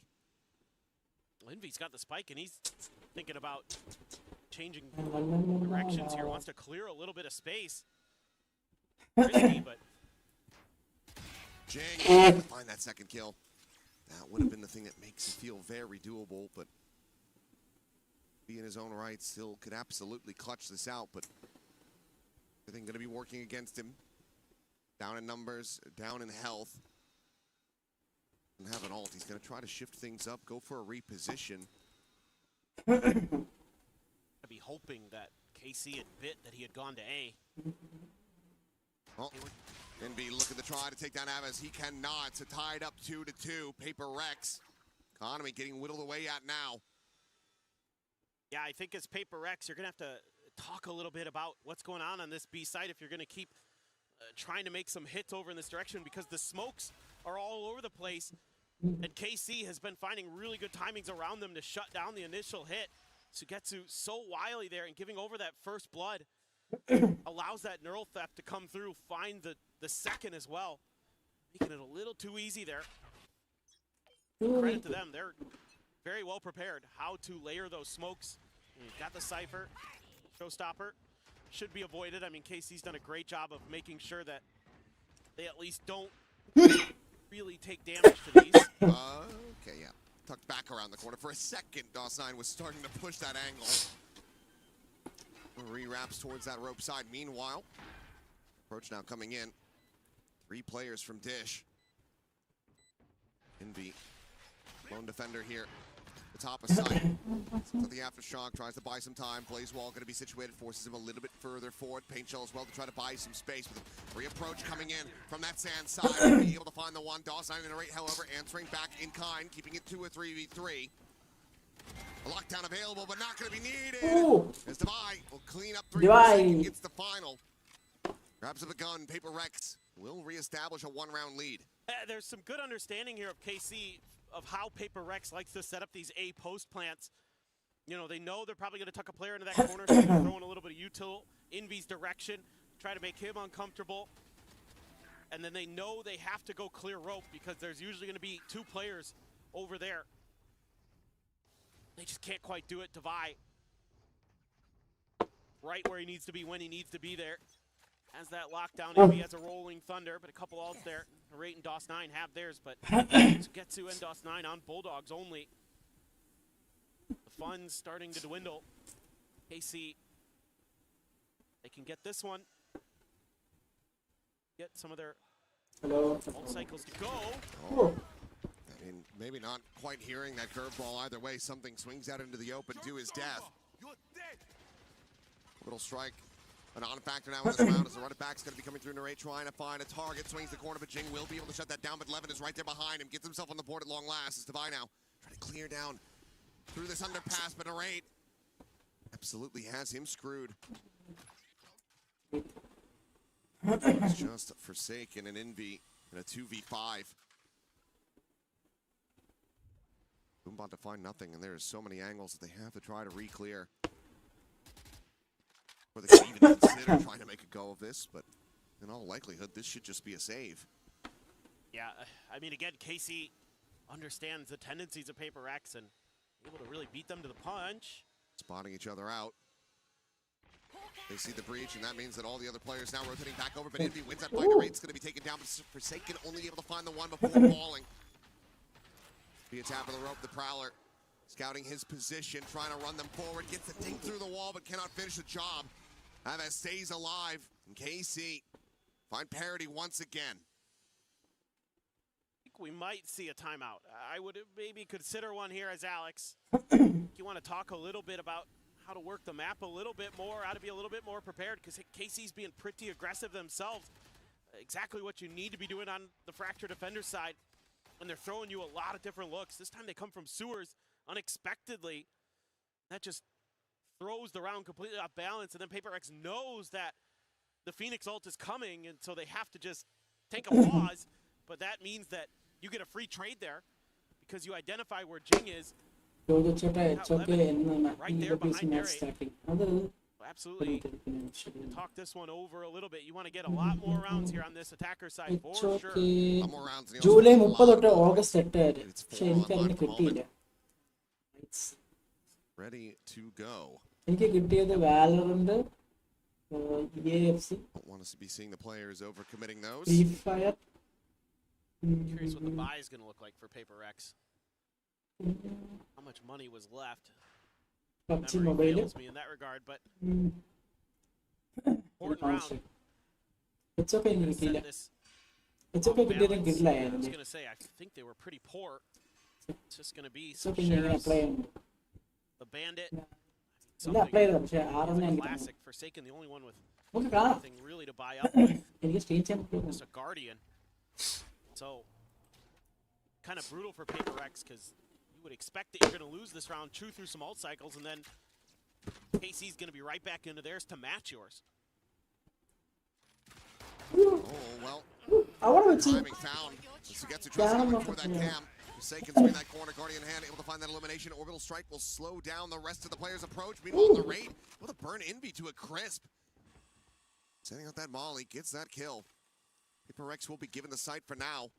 Well, Devi, world away, exploring into B, but even if he calls for the rotations, you still have Levin on this very deep angle. Elbow in hand. It'd be good for it. So something on this swing, headshot will be confirmed, and that's the spike now dropped.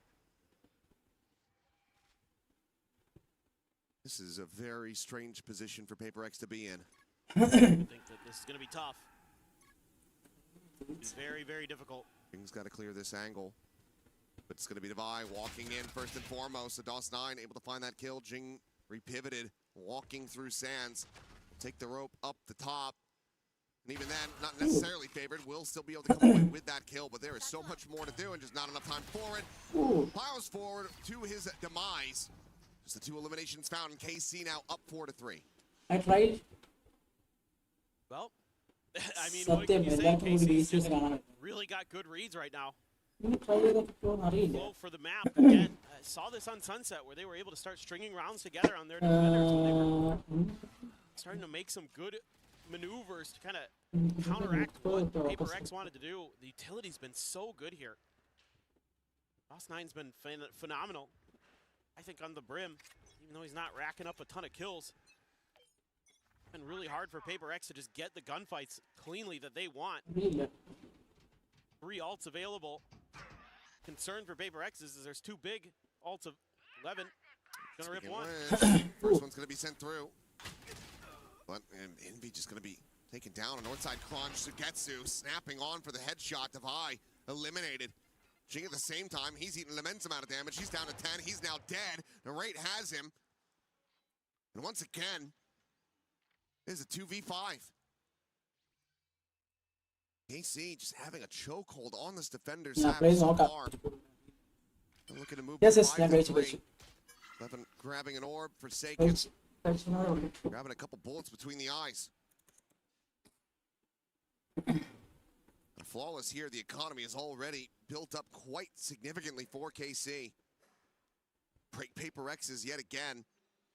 You're going to have players cash capped as, yep, Levin will make it a flawless.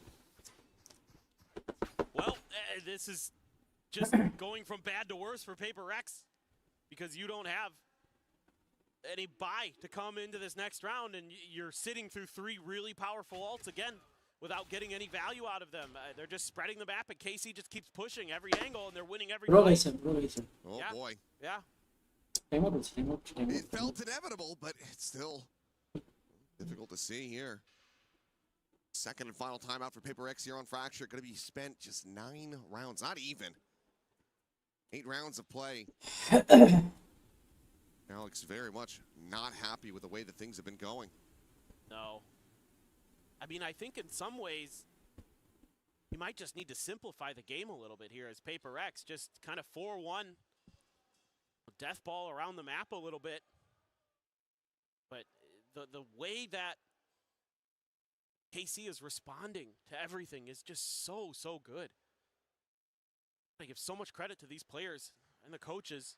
They are very well prepared. I mean, they knew that Fracture was going to be picked if they left it open. So, again, Paper X has been on quite the streak on this map. They obliterated Leviathan on it to open up the Masters London final. Just beat Vitality yesterday on it. Here today, AC is saying, no, we've got this figured out. We know how to shut you down. All sheriffs except for Jing with the bandit. And then let's get hit by, that's the Trailblazer there, but. Okay. Bye. Belter of a shot just from main. Cross 9. Eliminated.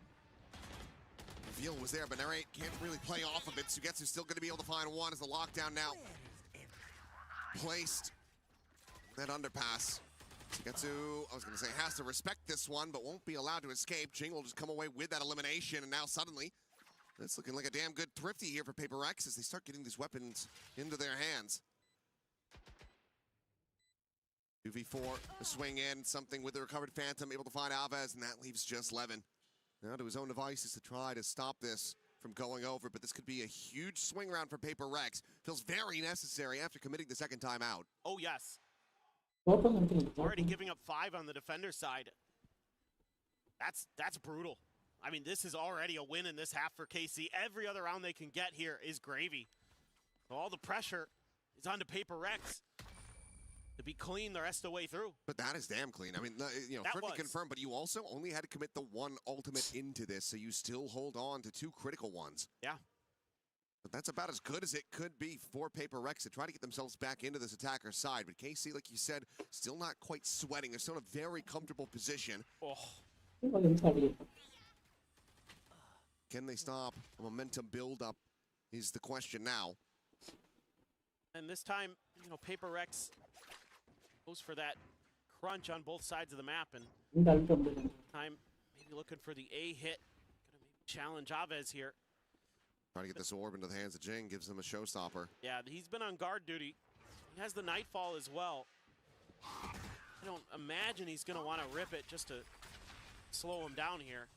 Now he knows where they're at. Now he can use it to counteract them because look, you've got Narrate, you've got Sugetsu here, you've got the Cypher util. Sugetsu are gonna have to be careful. I mean, he's still playing quite far forward. Showstopper says, I can disrespect that. I've got to run it back. He's still able to find the kill. Something will be able to snap him back with the ultimate. To get himself, and it's a very open plant. This is incredibly risky. The pink's not coming in. Now sent up. Molly is going to be sent out early, not using this for the post plant, just trying to stop and dissuade the push forward. Orbital strike as well, going to be committed. Paper Rex, it feels like they're sending everything far too early. Now gone. Something having to play forward here alongside his teammate, but they both just fall to the wayside. And this feels like a massive, monstrous overcook from Paper Rex as they drop the round. Absolutely. This is beautifully thought out by KC. Again, they're so quick to react, but impressive today overall is the way that Narrate has been able to absorb Jing's showstopper. The chamber on Sunset many times where he's the one there and then rendezvous out. This time he has to run it back. Just blows right by it and Jing just off balance with it. But, I mean, what an inversion from what we had just seen. A gorgeous, thrifty one ult committed. There you get the showstopper, the rolling thunder, orbital strike, everything invested. And they can't get the round over the line. എല്ലാ ultimate set waste ആയി. Well from Abez, it hit 3 players on Paper Rex. Nullified any of their ability to get into decent positions. Now Narrate tucked around the box. Just gonna bypass him. Let's see how quick he wants to be. To challenge something, and he's wins. Something now dead. Things still on this approach. Flash there, Narrate descending out the molly to try to get himself covered. It ends up rebounding off the box, but it might not matter at all. Still gets Forsaken. Jing dead. Narrate recovering, finding Envy. Gets the 3K in device position. Absolutely known. He'll find one, but nothing more. The best that Paper Rex can do is stop it from being a flawless KC. Already guaranteeing a lead at the half. And they've just got so many plans here. Every time Paper Rex tries something, they're winning a bunch of the 1v1s. Narrate, another huge one. Instantly deletes something. That means your smokes are gone. Means this becomes way more challenging. Try to fight their way through, but KC has been reacting so quickly. Whatever Paper Rex tries to accomplish. Sugetsu even as a judge here. Plenty of money and has some kind of trickery up his sleeve. Ooh. Up shot, not quite to connect, but Sugetsu just ready and waiting. He hears the player below him, but doesn't want to pull the trigger. Decides to just back off for now. It's some space taken, but still no closer to getting their way forward into the site. Meanwhile, Carmine Corp, they are on this north side approach. Ping coming down, starting to get a sense of this as Paper Rex. Meanwhile, Devi is trying to beckon them back over to the A site that has been evacuated. Well, it took a while, but I think Paper Rex has now kind of figured out what the real sort of game plan was here for KC, and that's just swarm off of contact. Forsaken going to be able to get his ult here, assuming he can get the plant down. DOS9 and Aves not too far away. They're having to check so many angles, so many corners here as Paper Rex. And the longer they take, the more obvious this becomes. Meanwhile, something is going to be found. Narrate just pushed down through the underpass. He's able to find that kill. Wants up over the top, not going to be getting a reveal. Right now in play, and the Seekers sent immediately by Forsaken. The flash over the top, trying to go for a timing shot. Aves, however, able to avoid it. Meanwhile, Forsaken has to backpedal away as a run it back is going to be called in. And be still on this approach, trying to slide in from behind. Intercept. Will be able to do so. Aves now eliminated. Is Forsaken going to be forced into the open by that molly. 11, however, able to find one. Envy up over the top. Cleans up DOS9, gets it back into a 2v2. 7-5 ആവോ guys? 7-5. I'm bled away. Oh, will fall, and Jing now has to do it all. Fully flashed up, doesn't know which way is up, and that is going to be Narrate with a 4K. The defuse to come in, and Carmine Corp will make this 8-4 at the half. Well, this is feeling pretty darn comfy for Narrate and Carmine Corp. That was an incredible round from him. He really found a ton of value with that Phoenix as it went along. So many ults that he's able to run together. Able to absorb so much pressure from Paper Rex. What looked like maybe it was going to be a pretty clean start for Paper Rex quickly crumbled. Carmine Corp is just feasting. Sugetsu and Narrate in particular. A massive half for both of these players. And if that is going to continue as they move over to the attack, then yep, I'm feeling pretty confident about seeing these squads go over to Lotus. The third and final map to determine it all. See who is going to be going home and who gets to stick around. Play against the loser of the other ongoing series. Vitality and NRG fighting tooth and nail at the moment on their third and final map. Oh, അതും tight ആണ്. NRG 6 Vitality 7. Love the individual play from Carmine Corp. Sugetsu absolutely just so annoying. DOS9 really timely. A lot of his utility.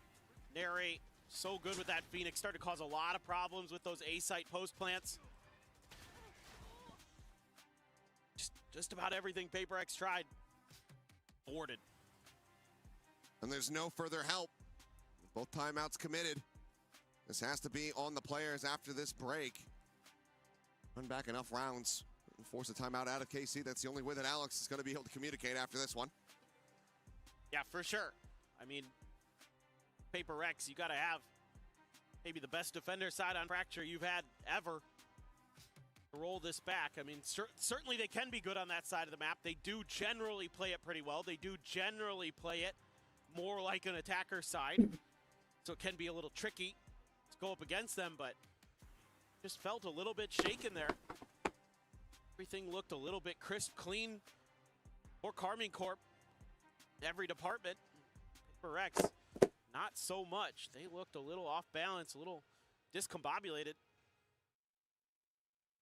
A big time pistol. If Paper Rex can get this, yeah, there's definitely a shout. There's definitely a hope. Carmine Corp gets it. You have such a massive hill to climb. So they're going to stack 4 up towards the north side of the map. They're looking to use a little bit of contact for a breach stun, but everybody on Carmine Corp is just on the south side, so.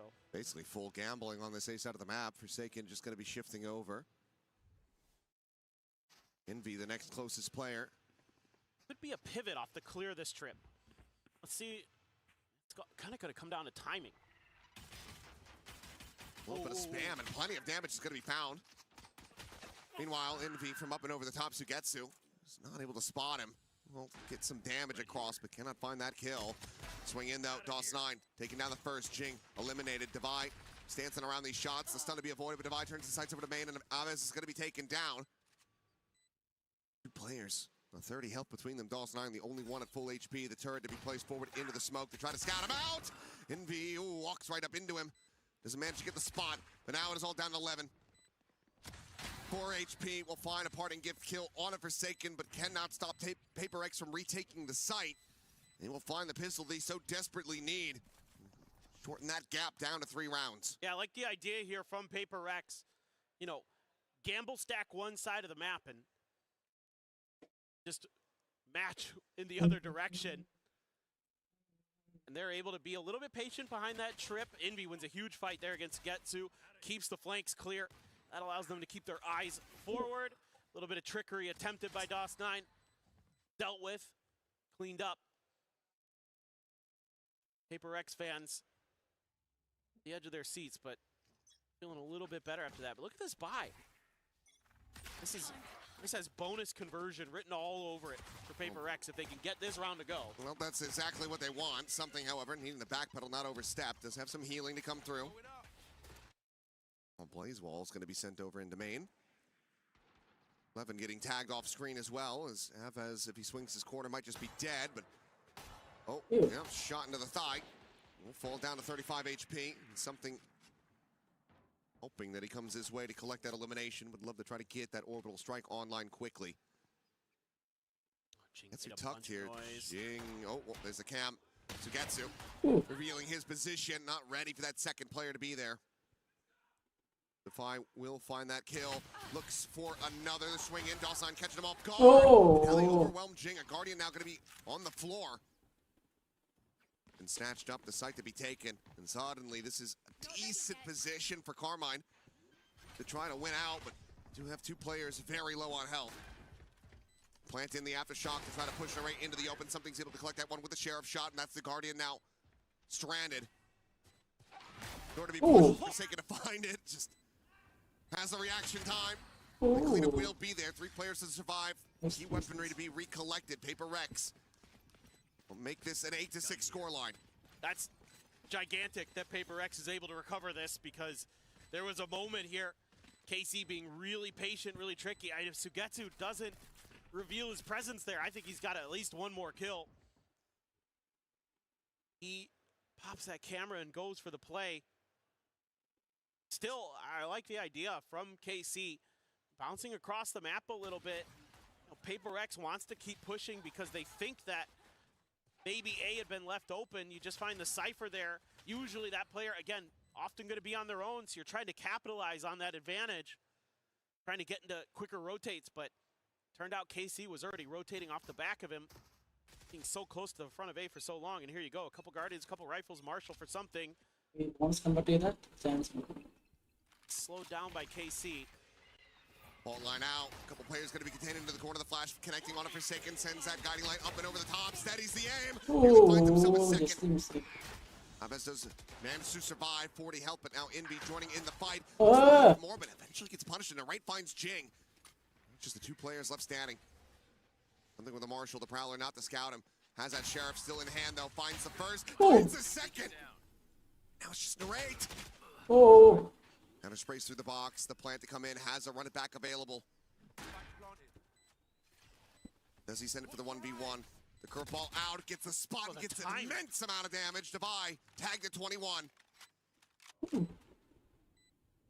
It should have this done and dusted.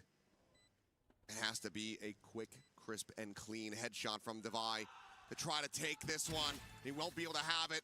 Narrate gets himself a 4K clutch to deny the bonus conversion, but it's an immense amount of damage still dealt by Paper Rex. That Narrate, just incredible today. Not sure if Devi made some noise there, and he was able to time that curveball. Looked like maybe there was a shout here for a moment. Paper X trying to set up that crunch from Sewers, but something doing his damnedest. He did. I mean, this almost was his, but spam through the box. Nice. 4K again for Narrate. 29-2. He is frying. Well out in front here at the top of the lobby.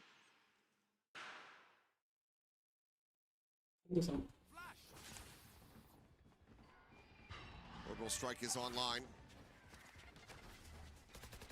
Run it back, maybe to be committed here. As Orbital's just going to be called in. Anticipating that this player went up over the top at 11 pound, just enough space to tuck away, avoid taking damage. So in the end, that pull of the trigger does not get rewarded with much of anything. Jing now, however, on the push forward, able to find 2. Maybe with 2 of his own, but the reply kills are there. Himself afloat in this round. Devi jumping across, spotting him out, the 1-2 swing coming in, and something to collect it, not allowing for Aves to isolate. Paper Rex steadying the ship and keeping things close. It's just a very Paper X round here. Just throw everything into the blender. Hope it comes out okay, and it does. Let's rely on those players. Jing, it's up close and personal. Been favoring the Phantom today. It is the perfect gun in that scenario. Sugetsu is going to go... Outlaw. Yeah. 2 players, 1 shot to it. Outlaw for Forsaken too, though. That's the player you would normally expect to have the Outlaw on Paper Rex. He's 1-tap to it, and he's like, whoops, I need help. Yeah, has to backpedal away now. Here's the Boombot as well on that dish side. Forsaken trying to get into a position to punish Sugetsu. Has to be concerned about some of that Cypher utility potentially being there. Trying to push him back with his presence from Jing, and it has worked a treat. Get him completely isolated. Meanwhile, turret there to take contact from tower. Devi just slotting back in here at Canteen. Narrate's trying to sell a fake. Paper X isn't buying it. Well, especially not after that jiggle peek. On down over the top. The reveal is there, and Devi has to backpedal away. He thought he was going to be safe from that position, but he still finds a good amount of damage. Aves tagged down the 2. Meanwhile, Forsaken re-swinging. Has that Outlaw still and has them dead to rights. Jing will deny any potential for an ace here in this round. And leaves just Narrate with a Sheriff in hand. Paper X looking to make this a flawless, as they will get within a 1 round of tying things up.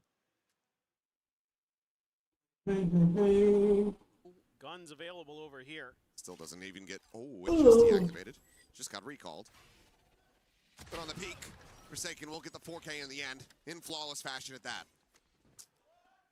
Okay, Forsaken out. 9-9 with NRG Vitality. Trying to rally the troops there too. Hearing some cries from one of the leaders of the team. I'll say him and Devi pretty equally share the role, it feels like most days. Ooh, fantastic. But the patience there and the fact that something doesn't get tagged by that Outlaw, really huge in the way that Paper X is then able to make some really nice adjustments in that round to flush Sugetsu into that first kill, to take the danger, the big danger weapon out of that round. And then from there, just hold the line. So that's going to give you a little bit of breathing room. You're going to have some ults for Paper X. And that's why KC wants to take a timeout. Well, the CL want to go back much if the Outlaw was still in the hands of Paper Rex, but I think you can continue to get value off that one. Sugetsu at least is not going to be able to go for a full util, full armor buy, unless he wants to lean back on something like a Bulldog or a Guardian. Yeah, I think Paper Rex might have bought anyway, like right before the timeout was called. I saw somebody spend a bunch of cash, so they might have dropped it. But yes, it was still in Forsaken's hands, so they very well could have kept it if they wanted to try and make that work, throw it over to maybe something or Divide, you never know. Forsaken has the Seekers off of that round, so he's feeling pretty good. I think they were one away from Invi's ult, yes. And meanwhile, KC has everything. You basically have everything since Sugetsu's one away from the neural theft. Oh my god. Jing is just going for this crunch play. Camera to spot him out. Dawson going to be contained into the corner, but that is a casual fadeaway shot as the brim is immediately dispatched. Orbital strike now no longer a concern. Goodbye. Trying to delay. Showstopper out the Prowler to scout, and that's going to be him dead to rights as the Showstopper connects at his feet. Swing in though, it's just a shutdown on the ultimate for now as Sugetsu will get spotted here in the corner. The Nightfall going to be sent through, but Jing has already cleared the angle. He's able to find that kill. Levin trading it back, keeps it in a 3v3. His paint shell will force Envy away. Site now opened up, but Levin trying to take the fight forward into the spawn. Cannot find the contact he was looking for. Has to back away. One smoke remaining here for something.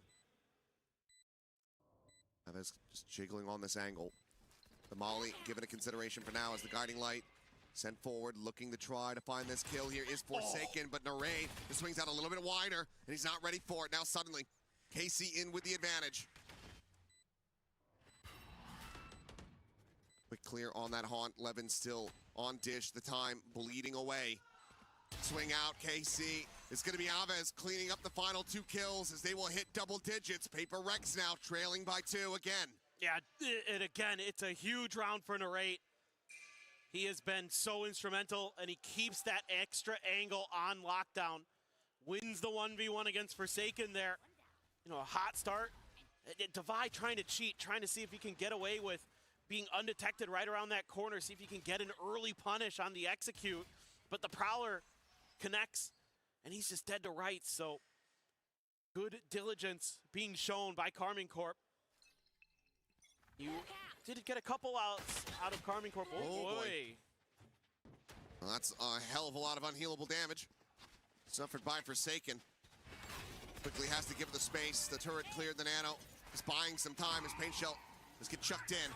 Triple approach on the north side. The Rolling Thunder is going to be called in, though, and it's going to connect on absolutely no one. Divide now trying to hold the line here on the site. Array going to be forced out of position, drops down to his death. Divide just trying to take the fight before the orbital will connect. Ends up falling to the wayside. Now the neural theft going to be called in, but Delsign's going to be taken down as Envy is able to find that kill. Brings it now into a 3v2. Spike in hand for Levin to plant to go in. Look, Envy going to be taking the rope across towards that south side, joined in by Jing, but this is going to be critical time. Bought in the post plant for KC. They're going to see it too. Cam was still there. At least saw the one, not sure if he saw the second, so even if he wins the fight versus Envy, he might not be ready for Jing. Bounding forward, but Jing will just go ahead, clean him up very quickly. And now it is just Levin. The spot out and something with a readjust finds the kill. A 9th round here for Paper Rex once again. Just trailing by 1 behind KC. This is just wild scenes in this round. I mean, it's one of those rounds where every moment it just can change. Come back, guys. Come back. At the drop of a pin, and you know, you feel like that Rolling Thunder misses. It gives away the script on Paper X trying to make this long flank, but they only send Narrate over to deal with it. He faces a firing squad. Even though the curveball might connect onto 1 or 2, it can't connect onto all 3. A Danger Man out of the round. Rest of Paper Rex able to do what they need to. Jing's gonna have the showstopper. Divide 1 away from a lockdown. Now you're out of the ult cycle for KC. You got 1 out of it. For Rex. Forsaken looking to challenge the angle just a little bit, but doesn't feel comfortable, and I can't blame him, even though it is a weaker buy. Sugetsu again has that outlaw. Jing, the only one tap to it. Something knows Narrate is there. Ask for Forsaken to maybe come help. Oh, what a shot! What a shot! What a face forward from Levin. Something absolutely destroyed.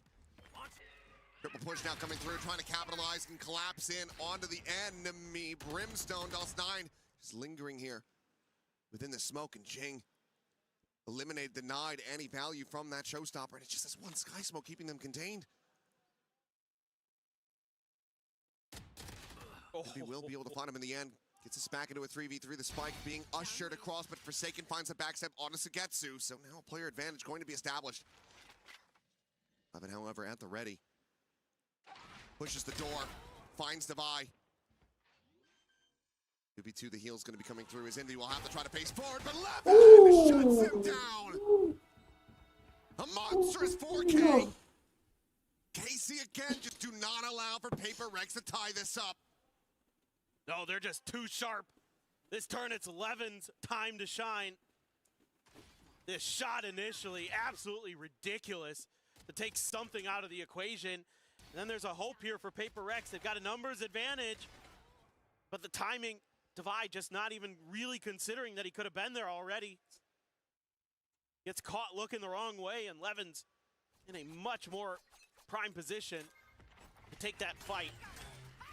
Showstopper immediately going to be sent off the rip. Levin looking for a target around Sands. Jing, however, late lurking, but does get punished. Just doesn't pull the trigger fast enough, and DOS9 is able to find him. Minor damage going to be suffered. Certainly chaotic now as players get lost within the smokes and the flashes. Paint shell to be lobbed in, trying to desperately clear out this lockdown, and there it is. It has been destroyed. The Molly as well on top, just to ensure that it cannot survive. Peak going through. Find DOS9 stays alive despite the cage being there, despite them having the advantages. Now we're cooking. It's something now would have to get the ace clutch to stop them from advancing up to map point.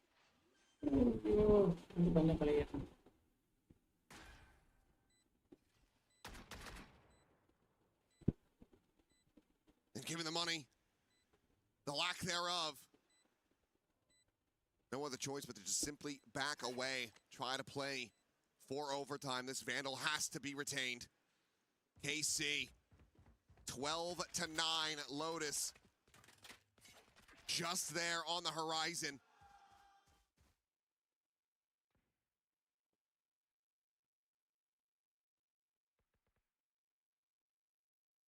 This is so incredible. What a couple rounds here from KC. They're right back in the driver's seat. So many moments where they have just been sharper. And now 3 in a row required here just to take it to OT for Paper Rex. Should be rather difficult given the economic situation we just saw. A couple players on 0. So going forward, it is going to be very precarious with the bye. Loss streak bonus gives you a little bit of an extra boost, but it's not great. No, certainly not. Spectre, Guardian, Sheriff, Stinger, half armors. Very commonplace here. Forsaken, forced away. Lucky to stay alive for now, but for how long is the question? Flash forward into the raid's face. Buying some time as a run it back. Ready to expire. Tosses the volley forward here in the tower, and Levin taking a position, staring in towards Canteen. Drops down and finds Invi as well. And that should just be it. As Levin is tearing them limb from limb. Another paint shell chucked forward, just keeping them zoned away. Levin on the hunt. Here's Devi on the retreat. He tries to rewrap to join in. And while an ace might not be on the cards, map 3 absolutely is. Jing, not a way to do a damn thing. 13-9, KC in flawless fashion will close out Fracture and push us the distance.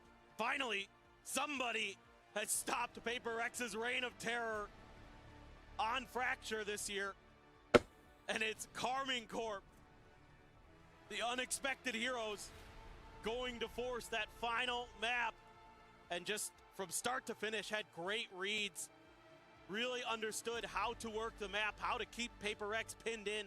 Won a bunch of crucial 1v1s. Narrate and Levin, the double duelists, beyond brilliant. That combination that they were able to string together there. I mean, Narrate's so solid in the middle of that. Levin at the end really shut that out. An incredible performance from them, but let's go ahead and send things back over to Degon, to Big Time, and to Kakuka, who's going to be feeling very smug. Thank you very much, guys. Yes, it is Carmine Corp doing what most people thought wasn't possible on Paper Rex's signature map pick of Fracture. They come up 13-9 and now put Paper Rex on the brink of elimination, almost pull them back down with Carmine Corp, and it's one map separating these two squads for the rest of their EWC lives. Let's welcome back the desk, Kakuka and Big Time. Go ahead, Kakuka. Okay. Ah, stop it. Stop it. The thing about this is, we're like, I'm not coming out of nowhere when I say Paper Rex are an amazing Fracture team. Their records in swapping to this comp has been immaculate. They've dropped it once, maybe twice, I think, but that's it. They've been so flawless. So when I'm saying this is a big hill for Casey to climb, I mean it. But you have to give the credit to the guys. You have to hold my hands up and go, I was wrong. Casey bested them on Fracture. It was a thoroughly deserved victory. You can now gloat away, please. I love that. Thank you very much for admitting what just happened. Honestly, when I first saw this and I saw that Paper Rex was picking Fracture, it's like, oh, you really care about staying in the event and going the distance, maybe even as a response to being the Suns and being like, oh, we're gonna be cheeky like this. Fracture's gonna go out of the map pool, but we're good, we're comfortable here, and we know we can take you down. And luckily, KC came out on top. The individuals were so well drilled. Yeah. 11 coming alive in the second half. In the first half, I was thinking to myself, if Levin keeps playing like this, I don't think that they can make enough space, put enough pressure in a Paper Rex that is never going to second guess themselves. And for many of the rounds we had that, Casey made a lot of mistakes, do not get me wrong, but they also had absolutely brilliant rounds. I also wanted to see a good Suigetsu, and I feel like on the first half, I did get it. And throughout this entire tournament, since EWC started, since the role swap, the narrate that Casey is getting is the narrate that they had in 2024. For sure. He's the one for me on this Phoenix. I feel like he took the game to Paper Rex. It felt like every time I looked, he had that run it back available. Right? He's chaining them. He's really showing the power of Phoenix on this map, which is something Paper Rex choose to neglect. They go for a more traditional double initiator style, but it didn't feel like they were able to dominate the map in the same way. Their defensive pushes often dealt with. Casey so well prepared here and very, very deserving of this map win.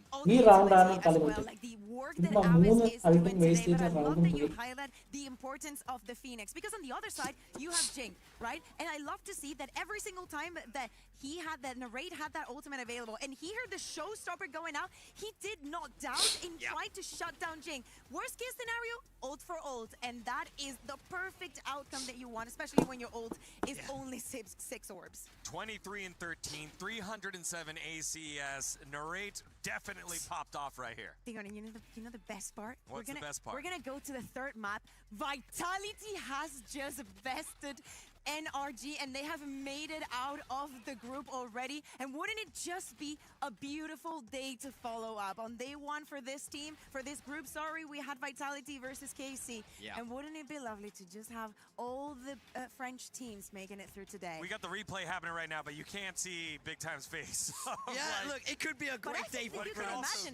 Could be a great day for France. A terrible day for me, which is more important, some might say. So I would say so.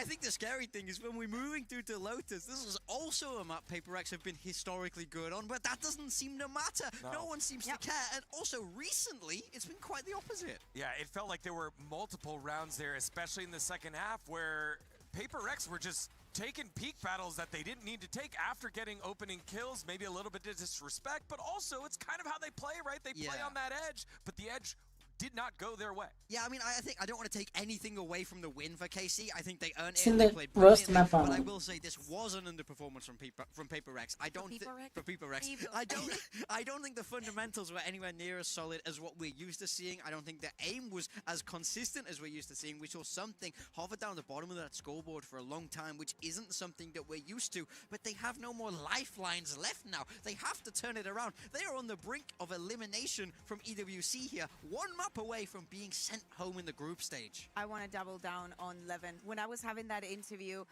with Avis during the media day, I was asking him, hey, how is Levin doing? Because again, it has not been easy for him. A lot of ups and downs depending on the duelist that he has been playing. And what he told me is that he does not care what other people say and what other people think. He just needs KC to be on his back. And that is all that he needs. And he proved it today, because I wouldn't be able to do that. I can tell you that. Well, the guys are in the back getting those team talks, and their tournament lives will be on the line when we come back. That decisive map number 3. Don't go anywhere. You're watching EWC 2026.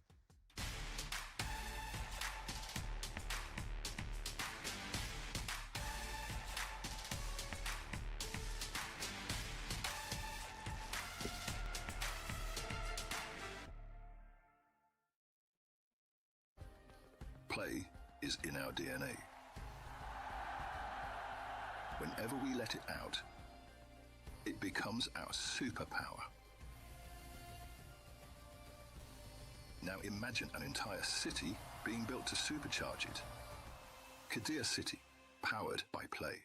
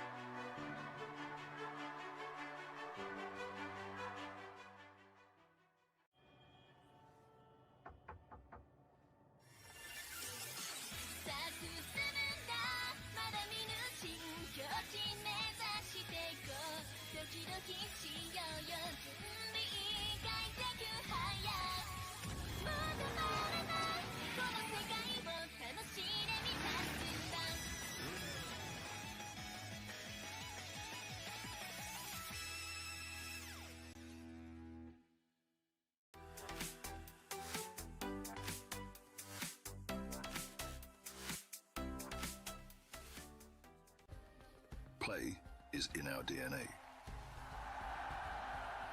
Whenever we let it out, it becomes our superpower. Now imagine an entire city being built to supercharge it. Kadir City, powered by Play.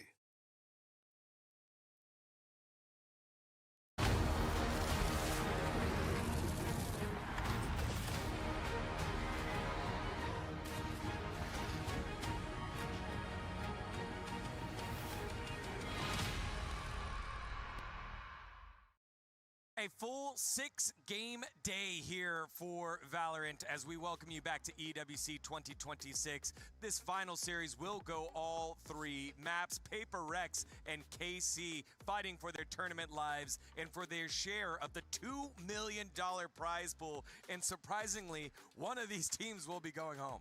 Yeah, one of them will be going home. As we said, for KC, a very short flight, but with the form that they are showing today and the resilience that they're putting into every single round, they managed to take us to this map number 3 for Paper X, both in their court. Lotus is for them to lose. It has not been a good map for KC all year around. I believe they've only won it once. So for Paper X, and of course with if we speak about experience, it's not even a fair fight. I mean, historically, Lotus... So it'd be kind of bad if you lose, I'm just saying. Potentially, yeah. I mean, look, I think Lotus has always been an amazing map for Paper Rex. We talk about it being really that comfort zone. Everybody's on an agent they're incredibly familiar with. But I will say that has seemed to fall apart a little bit. Their last 2 Lotus games, one is that map 5 of the London Grand Final. They lose it 13-5. And then against NRG just yesterday, day before, whenever it was, Plus, that was a 13-5 loss as well. So it does feel like maybe they need to figure something out here on this Lotus. And what scares me is that the story that we're setting up right now is very similar to what we said before Fracture. Oh, it's not great for KC. Oh, it's great for Paper Rex. And look what just happened. But the real thing that we did set up is that the history doesn't matter. All that matters is who shows up in the day. People showing up today definitely narrate 11. Let's see if KC is going to change their composition or take a different approach. They were playing with the Chamber and with the Neon. I would actually like to keep seeing playing like this, or maybe even give some more mobility to narrate. I would be super down for that. At the same time, you were mentioning the match that they played against NRG. Forsaken won 0-9 in first duels. Yeah. I have never in my life seen that from Forsaken. I mean, for sure. So it's scary, but you know, that just happens once, right? Like having that kind of performance doesn't happen twice. Yeah, you know, and going back to something you said earlier here, Envy on the breach, one of the best in the world, had a very difficult game that last one. Yeah. Maybe that's someone who needs to step up here for Paper Rex. I mean, that can be what happens when you play breach. I don't think breach is amazing by any means. I was supporting that comp because it was winning, and then I think when it's not winning, it is. I think there was one of the analysts here on the desk that didn't support the comp, and the casters also were trying to throw shade at them. I wonder who that could have been. Yeah, I guess we'll never know. Let's move on to the stage. Me too. It's okay, you know. Everybody's just gonna push us under the rug because Fracture is coming out of the map, but you know, not just yet. For this entire tournament, we are going to have it, and it's not just Paper Rex and KC. It's available for absolutely everybody. Definitely an asset to use. We speak about the mental coming into this. For Paper Rex, it's about bouncing back, just putting the Fracture behind them and focusing on Lotus. So we say we don't want to expect a lot of changes. Yeah. So it's mostly about the vibes and about being able to play for yourself. I think that KC are doing a very good job in opening angles that for some reason Paper Rex, even being Paper Rex, are not used to peeking. Yeah, I mean, I think for me, this is a story of pressure now. Everybody knows Paper Rex are the favorites, and it felt like that got to them a little bit there in the map too. They really have to close this out to keep everybody's expectations really much aligned, but will we see that? I think for KC, we heard Aves talk, and he said, if we make it out of this group, we will win the whole tournament. They're one map away from eliminating arguably the favorites for the tournament, progressing through this bracket and giving them the best chance to ultimately lift this trophy. Yeah, as you can see on your screen, the chants have been done by KC, and Paper Rex, no chance needed. They made it on out real quiet, real smooth, real focused. Yeah. However, it is 1-1, and it doesn't matter. You can't run from what fate is going to bring in this one as we get into Agent Select. Yeah, so taking a look for Paper Rex, this is the comp that we've seen them use time and time again, but I will say there was a difference. When we saw them play against NRG, they had that fade instead of the sky. They've swapped back to that sky now, so clearly feeling like something didn't work previously in that NRG game. I mean, with all the walls, also knowing that KC is going to be playing most likely with that Viper on Suigetsu. If you add on to Levin, having the Sky actually gives you a lot of tools. The ultimate becomes more strong. The dog, of course, is incredibly strong. I think that every single piece is going to bring so much value. At this moment in time, I am looking at, I will say it, my favorite player in Paper Rex, Something. I need him to get out that operator and start shutting them down. I need some form of control over Narrate and Levin. Yeah, I mean, I think with the way that Narrate has been playing, the operator duel here between him and Something could be absolutely tournament deciding. Paper Rex lover, if you're know how you feel at home. If you're a Paper Rex lover, if you're Carmine Corp lover, Okay, something on Jet. watch EWC. Tournament Double is duelist. so grueling and so crushing Our despite the favorites coming on duelist. into it. Carmine Corp Oh, has Lord, turned on Basane. up, and Paper Rex Yeah. with their backs against the wall. One team can move on to play against NRG. If you win, if you lose, it's on the plane ticket home. Let's send it on over to the casters to the final round here. It is Paper Rex and Carmine Corp. It's Achilleos and Paper Thin. Once again, into the breach we go. Here, Lotus to decide it all. Paper Rex looking to try to eliminate Carmine Corp, deny them the opportunity to play in front of a home crowd, keep themselves afloat here at EWC. Carmine Corp, the momentum very much on their side. A very narrow loss on their pick of Sunset into a very concise win on PaperX's Fracture. As we see, they're going for a 4-player stack and crunch out towards Mound, but KC not really having any of this. Yeah, my eyes immediately go towards Narrate for this map. He's been so damn good today, on top of being impactful with the guns. Been doing it with the brains. Absorbing Jing showstoppers time and time again so they don't find value. That's going to be key here again on Lotus. Paranoia at the ready for Forsaken. Looking for contact, but it might come in a way they don't expect. Levin's gone all the way over to the door, and here they go. Looking to try to draw some of that attention back, peel some pressure for Sugetsu, and so far it is working a decent treat. Jump to the corner though. But his life on the line is Forsaken. As Jing will be able to find that kill. By popping the flash, pushing forward, is able to find out Aves, but Narrate trades it back. Usually he gets one there even. That was a very big kill because it gives that extra man advantage. Levin continues to scale back towards defender's spawn.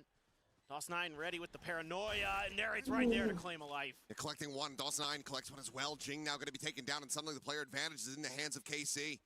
Forsaken having to just push out of the smoke, and DOS9 has him dead, and now it is all down to something completely corralled, and Narrate. Headhunter Sheriff, doesn't matter, this man is dialed in. Gets the 3K, and KC get another pistol. The story's been him today. That is just devastating what he's able to do with that chamber. A nice tee up from DOS9 too. Looked like this was gonna go pretty well for PaperX. They read the tucked in position of Sugetsu. You know, Devi at least able to find one with a cheeky little reposition around the smoke, but no. The better play on site for Carmine Corp, and really they have had PaperX's number in a lot of the bigger picture sense. See what the buy-up looks like here for PaperX. Just one bandit and well, okay. They're fully ready for this. It's just a firing squad. A paint shell to no avail as DOS9 will collect 3 for himself. And now just something to try to see if he can stop it from being a flawless. And he cannot. All right, we'll shut him down. We very quickly go into the bonus. It's red alert now for PaperX. That's a tough one. Try to overstack that angle, and just a nice little tight headshot line over the box for DOS9. He collects 5-0. The start for him, 4-0 for Narrate. Into the buy round even, again, because PaperX likes to try to sneak in those extra pistols. It's only going to be a couple Guardians for Devi and Envy. Great. Still on that Marshall. Everybody else, Bulldogs and Vandals. Something very aggressive angle. Bunch of footstep noise being made over here. Maybe just try to bait a little bit for something, but KC waiting for this push out. Alves does get taken down, but DOS9 still there, ever present. Cleans up kill on a Forsaken. Now he's immediately going to go TPing with that spike over to the A site. Levin has just about cleared. Quick pivots necessary here for PaperX. As KC certainly upping the pace with that ult play. Love the creativity. Clear of the arc rows. Levin now to try to scale forward. Tailwind will get the spot out and something able to find him with that kill. Lined it up, however, and DOS9 collecting one Devi. Going to be taken down now at 2v3 to stop this bonus conversion. Jing just trying to tap through, trying to fish for anything. He comes up empty-handed. DOS9 standing tall. Another 3K and another round in the hands of Carmine Corp. Well, DOS9 made his Tier 1 debut in Pacific, so he's pretty aware of how PaperX likes to operate. And this time, another really nice round. He's able to get that ult. What, 8-0? Yep. Hit another nice paranoia. Beautiful. 8-0-2, 5-0 for Narrate. Looking like gods so far. Attempted fight over here by Rubble. Sugetsu will just shrug off a bit of damage from that paint shell. Drop back. Out towards relative safety. PaperX come up empty-handed once again. Yeah, they're just trying to turn up the tempo, trying to play their game. Will catch DOS9. Finally, he dies. A little bit of an issue there to give away the first death. Quick check out from B main. Nothing going to be spotted. And PaperX starting to assess that this is going to be an A hit again as Pickle peeks out from Forsaken. The fast lane going to be set up. It's a slow scale forward, but all of this a bit of a ruse now. As they want to try to pivot. Spike again being taken over. There's Narrate. Pop this Vice Wall. Just playing around with information. As there's the jump and Forsaken will fall. And will be able to get on top of him. Finds the headshot. A weapon to be collected. Still an opportunity for Paper X to try to make this a thrifty, but have Narrate in a post-plant angle with that outlaw in hand. Everyone's susceptible to it. You've got one flash. You got Jing satchels. Tap at the door, just sliding along the side of this one here is Divide. Now going to be spotted and dealt with. Sugetsu able to find that, bringing it back into a 3v3. The jump up over the top of Narrate. Just enough time to be able to find the shot. Jing going to be taken down. Envy now eliminated. It's all on something. Try to stop this from going 4-0. The cash, not really a concern at all. KC have got buckets of it at this point. They will deny him any further damage. Well, might be seeing another early timeout from the Paper X camp. This is already spiraling out of control. And, you know, Paper X has moments here where you think, okay, they can get this done, but again, Divide takes that challenge at the door. Sugetsu's good for it. Narrate has been just immaculate. I mean, there is no room to criticize him today, the way he's been playing. He's been hitting some incredible shots along the way. Showstopper to be invested. Lobs it into the corner. Does not find that kill, and Dust9 gets on top of Envy and finds Jing as well. Something with the operator, only going to be good for the one. Meanwhile, Narrate just re-swings around Rubble, finds Forsaken. Tap at the door, a pivot to the C site. Both players completely surrounded. Divide making noise. Levin looking for the kill. And he makes it look casual. Narrate has the backstab, and KC have full reign, full control. They're just so smart. Taking those little advantages, matching some of this aggression of Paper Rex.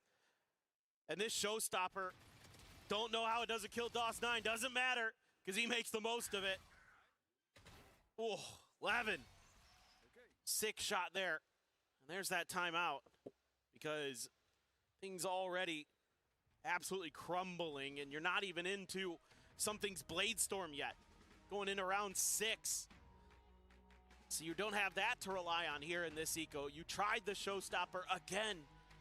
Jing just hasn't been himself. And I mean, again, you could give a lot of credit to Narrate with the way he's been playing the Chamber and the Phoenix to absorb it. But this round here, they know that Dust9 is there. They just can't get it to go. The little things make those rounds spiral out of control quickly. Because KC definitely sense the weakness in Paper X right now. They're going to pounce on every opportunity.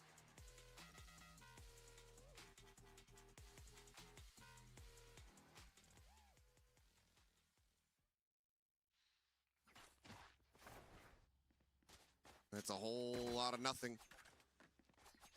Something with a classic. Just going to try to play to get this orb. So nade out. Clear some space, stop Sugetsu from scaling. The Blade Storm online. So far, the plan working out. Question becomes, can you now get value off of this ultimate? Can you find a thrifty? KC already getting up to 6. Yeah, That that would smoke be is... much a death sentence. Yeah, absolutely. But that smoke right there, just... They know right away. Nope. Paper X is gearing up for a fight. Something able to find one. Should have gotten the shoulder spot as well. Getsu going to be known for now. So it's a kill found, but not a weapon recovered. While another TP. Forward onto the side. Dust9 just clearing things out. Spike will be held back for the moment by the Vice Wall. Divide. First one on the scene. Something ready to tap this door. They're really going to try to spread Arming Corp thin, waiting for the reinforcements. They've got him boxed in on the site. A lot of flashes to work with here. Smoke off Dawsnine's position for now. Something. Trying to work his way out on the mound, is able to do so now, joining in alongside two of his teammates. Still 5 players strong. Jing did manage to grab that panel, but he's going to be the first to fall as Narrate is able to find one. Envy with the Sheriff shot takes down Levin Divide, getting a piece of the action. Ooh. The blades will connect. Thrifty. The timeout call works at Tree Operator as well. A nice little bonus gift here for Paper Rex as they will be able to find the Thrifty and get themselves on the board in round 6. Yeah, I mean, I think just a little bit of, hey, let's make sure we're not giving up that A Rubble fight too easily early in the round. That's caused some problems where players have been able to gain space either towards Rubble or towards that A Orb and cause a lot of players to go down early for Paper X this time. They fight for it, and it has a double effect of getting the Blade Storm into something's hands. He's able to make damn good use of it. That is a huge round there for Paper X. They're going to scoop up that Operator. Have a couple ults there for Divine Envy. The Narrate ult. Going to have that tour de force to challenge. Let's play. We're now watching.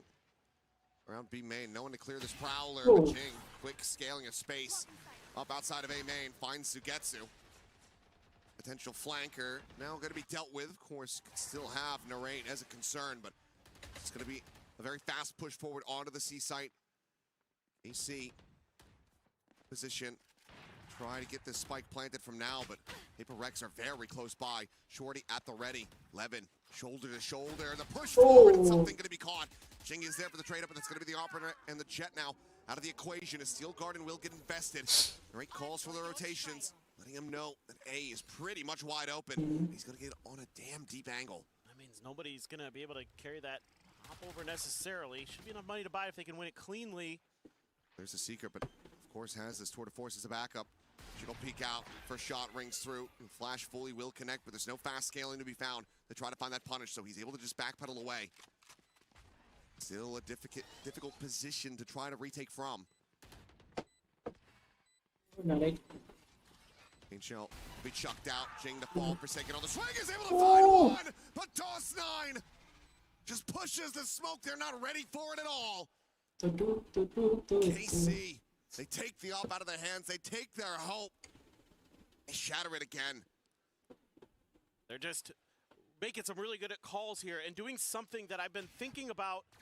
A lot of teams with the success they're able to find against Paper X kind of goes back to Leviathan and what they were able to do. And that's if you identify where that Operator is early for Paper Rex, just put pressure on it because he's often alone. Something is often on his own with that Operator, so you can make him really uncomfortable, and they do just that. Now, he has enough for another one, but that means Envy isn't going to be able to have a gun. Jing can only have a Guardian.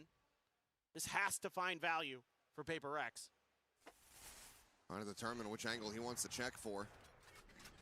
Go forward now, getting ready to come in. Narrate going to be blinded up. Forsaken able to find the kill, but Dawson is able to peel back some of that pressure, making sure that nothing goes over for free. Something, a shot to the rear onto Levin, dodges out the Nightfall. Quickly repositioned. Spike's still going to be held back over by Tree. Has to retap the door to try to bring this one forward. Arrived at drop. Has the shot. Av is dead. Spike now resting on the ground. Dawson going to be taken down at Sugetsu in a 1v4. The pass has been so very good for rounds like this, but something not going to give him the opportunity. It's going to be a second round win in the hands of Paper Rex. And like you said, they needed that one to get off the ground, and it has. Yeah, and I think I saw a sigh of relief there from Forsaken after that one was done. Sure. It was still, it doesn't feel comfortable with the way Carmine Corp is playing right now. Nice little setup there to deal with Narrate. Get his Operator out of the round. I mean, Dawson as well has picked up the pace here on Lotus. So Carmine Corp has had a couple different players step up to the plate today. Saw 11 on Fracture. We've seen Narrate the whole day. Now it's Dawson's turn. Let's see what they can do. Still 3 players. I mean, there's no Outlaw on the other side, but 3 players with half armor. Envy doing his damnedest to keep something alive. Manages to find Dawson. Will be able to survive with 24 health. Looking for the shot on that jump peak. Levin able to avoid, and something cannot escape this time around. Sugetsu able to find that kill. Now the pit immediately going to be invested. The plant just below the crossfire, and it's going to be Aves catching a stray as Forsaken's able to find the first. If he's out over towards Rubble, identifies Narrate. They know that it's just going to be the 2 players here within this pit now. Trailblazer looking for the scout, will be behind Levin, but Levin shuts down Jing. Suddenly now a 3v3. Forsaken trying to reload, but he's swinging out before it's completed. The push forward into the pit, and Levin has Envy dead as well. Devar now in the 1v2, but the time widely is gone. Would have to get onto the spike pretty much right here, right now. Finds the headshot, but has to know that this round is over. I'm out of here. Up. To be collected, to be juggled away. Levin can't try to really save this one here for his teammates. He will go down to the spike. But it's KC up 7-2. I mean, they just, again, they do the same thing. Once they know where that op is, they put pressure. Paper Rex kind of, I think, obviously incorrectly, assumes that KC is going to pivot into B through the baby door, but they never do. They're just like, oh, we lit up that operator. He's in dire straits. We've got a pit. We get that down. We've got the A site pretty well defended. And then Levin goes to town. Beautiful, beautiful stuff from him. And Paper X players just making some individual mistakes along the way. Some up and over here, Jing. Sugetsu's going to be widely boxed into this corner. There are more players coming in to try to peel back this pressure. He turns a flash and he's able to find them both.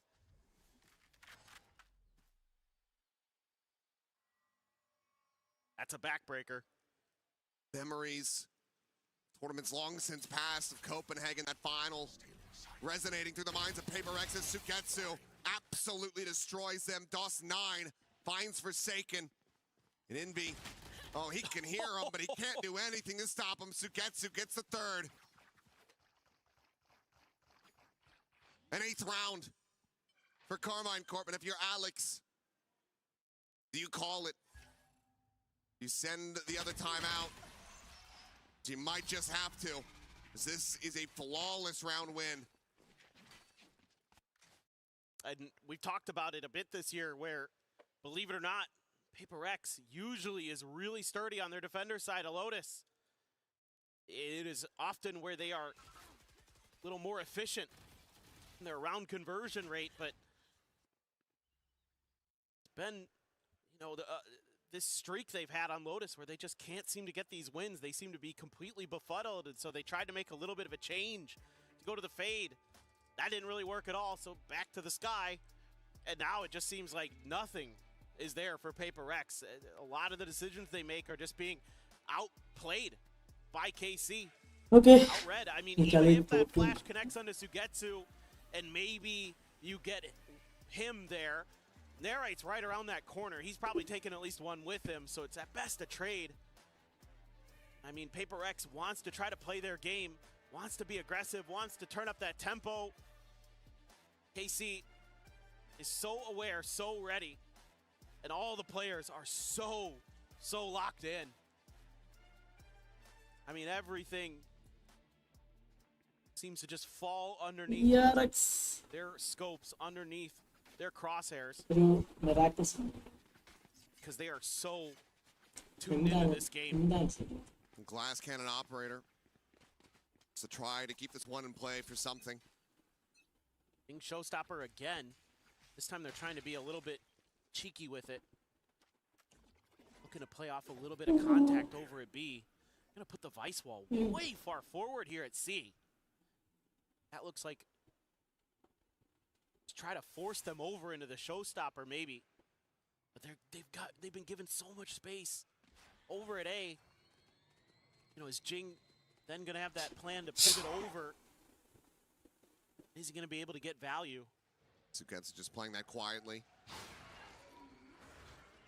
Probably look for that grab and Narrate. Still swings that angle. Ends up losing his life, so critical early kill here for Paper Rex. Flash getting pinned against the wall. Sugetsu will be able to find the one, but then gets traded out. As Showstopper looking for him, and yep, Levin taking enough damage. Showstopper will be able to collect the kill. It's 9. Slow push into B. Bypasses the Thorns and might have a backstab angle to take down something if he continues on this path. And for the moment, looks like he's not going to. But smoke out towards upper. Damn, I don't think he did. I think both players narrowly missing each other by pixels. Find you. And they're just willing to explore the map. Spike planted. And shell out. As backpedaling. Forsaken considering that TP forward. Holds it for now. The jump in. Aves able to find two. Forsaken still contained, still low on HP. The rewrap though from something, able to find the one, looking for that second. Jumps up the right click, takes him to 50. Dialed in with the op, and something will keep them afloat. It's the 3K, gets the round win. I mean, you could just see the confidence from KC. They know they could just hold that angle. And Paper X is trying to use some of those jump peaks to see if they can get him to pull the trigger maybe a little bit early, but the discipline is there for KC. Aves almost gets it done. Then Forsaken able to buy enough time for something to get into place. Has to use the Blade Storm even there though. Last round of the half. Gonna have Avez's Nightfall. DOS9's ult has been so impactful in a lot of these rounds to find the open space, usher the spike to open space. Got absolutely nothing ult-wise if you're Paper X. Yep. You'll have less Divide goes crazy or Envy does. Losing your opportunity on this door, and what a spray! Levin just able to find him. It feels like luck is just not on Paper X's side. One hell of a kill he found, the operator and the hero of the previous round now out of the picture. Paper X, with that death, start collecting their forces on the A side of the map. But KC go for the pivot. Times you just gotta check everything, check every angle. You know, again, the homework being done. Maybe assuming that a player had been tucked in there. Taken's here. Trying to puff out his chest a bit. Oh, It's a Nightfall gonna be leading him right to him, and the shots are not connecting. It's a bold attempt, but that falls completely flat. Patience now to come in. Horn sent on the timing. And a lot of this pressure going to be shouldered by Envy. Alone on this site. Has the first player dead, but now B opened up. Fly quick on the scene. Sugetsu stays tucked away here at stairs.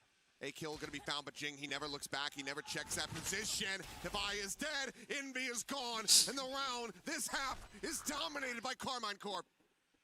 They're just ahead of the curve in every respect. That is a absolute blowout. 3 players into double digits already for Carmine Corp. No doubt they're the better team right now in this server. It's going to have to be, again, another incredible attacker side for Paper X to swing this back, but I have a hard time imagining it with the way Carmine Corp is playing today.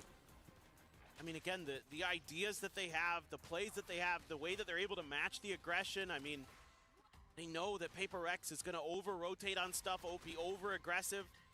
They can use that to find space, find moments where they can counterpunch. And they land so often.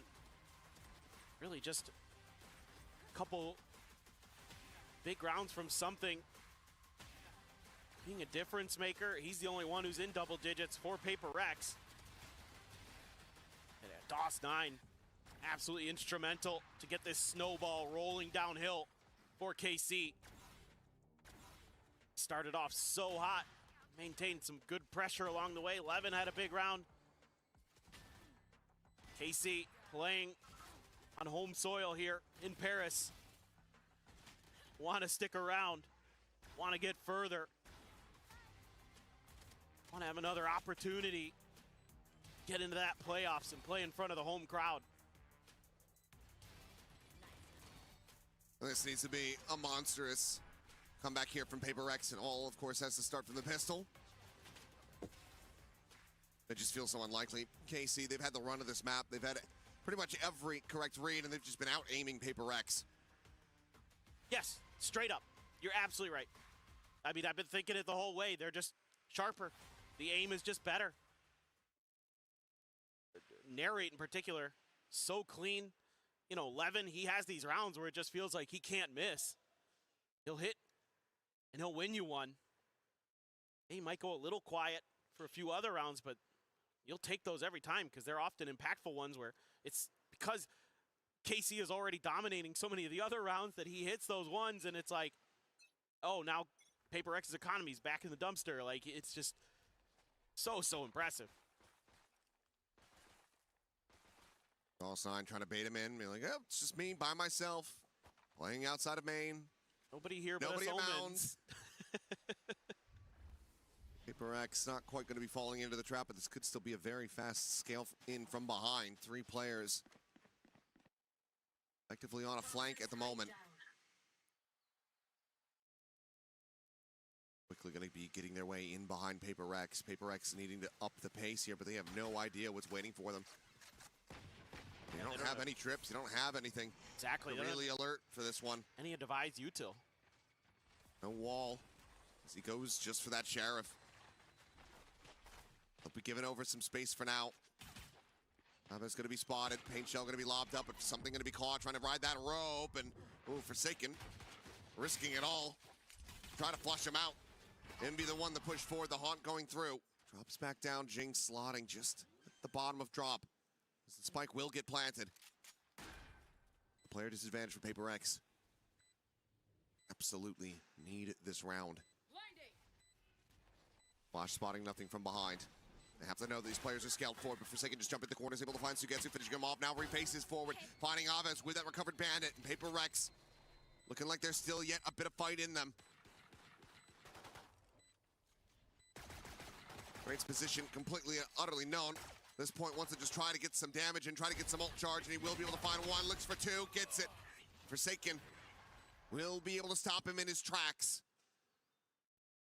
5 rounds, though, still the lead for Carmine Corp. Well, okay. This time around, Paper X able to win some of those crucial micro battles. That one right there. Forsaken jumping ahead. Envy holding the line on the backside, gets 2 big kills. Still concerning. Narrate does not seem to miss today. Still gets a little bit of extra value there. Little edges that could cost Paper X this map, even if they start stringing rounds together, even if they go on a tear of their own. Narrate was up on the box, but dropped down. Something was already checking it. It's got the rendezvous to take him to the opposite side. If a paint shell or something to that effect would come his way, he would be safe, but instead we'll just swing out and cannot evacuate fast enough. Something just a little bit too fast on the draw. Finds him with that Marshall. Gets a little bit of damage here, and now the follow-up shot will take down Aves. No one pops. Levin sliding down a drop, swings forward, and Forsaken a little asleep at the wheel, but eventually is able to find that kill. There's DOS9 getting the headshot, getting the elimination. Divide will end up getting taken down the shorty. The barrel stuff there from Sugetsu. Finds another kill. He only has to be pushed over to Forsaken, but this is already decent damage dealt, and now a Spectre recovered. Absolutely play this one out. The Marshall now gone. Spray and pray. So much damage found. I think one of those connecting onto Envy's head. He's down to 44. Paranoia gonna be lobbed in, and Sugetsu absolutely destroys them! Gets the defuse, gets the Vandal, gets KC! Up to double digits! That is absolutely unbelievable. He's done it again. He has done it again. Oh my. He is the demon that haunts Paper X. The specter of the past is now the vision of the future. That may be a plane ride back to South Korea, back to Pacific for Paper X.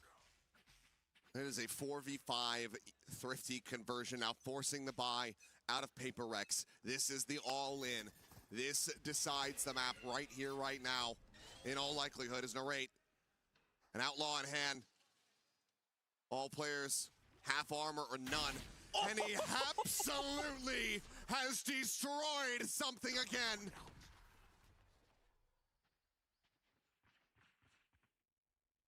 Just insane. Absolutely insane. He is spectacular today. That's when you're just feeling it. When you know that you can just look up and you know where that landing spot is going to be. Here we go. 11 able to find one. Jing just straight it across with that judge, but Will falls in a raid, finds another. Divine, a kill back in reply, but it's a casual shot from DOS9 as Envy goes forward into the smoke to his death. Divine out, the last one standing. Caught by the C's. Decayed to 1. Little health he does have, will recover. 35 seconds, he's going to try to go on a pivot. Does he have enough time here to go anywhere else?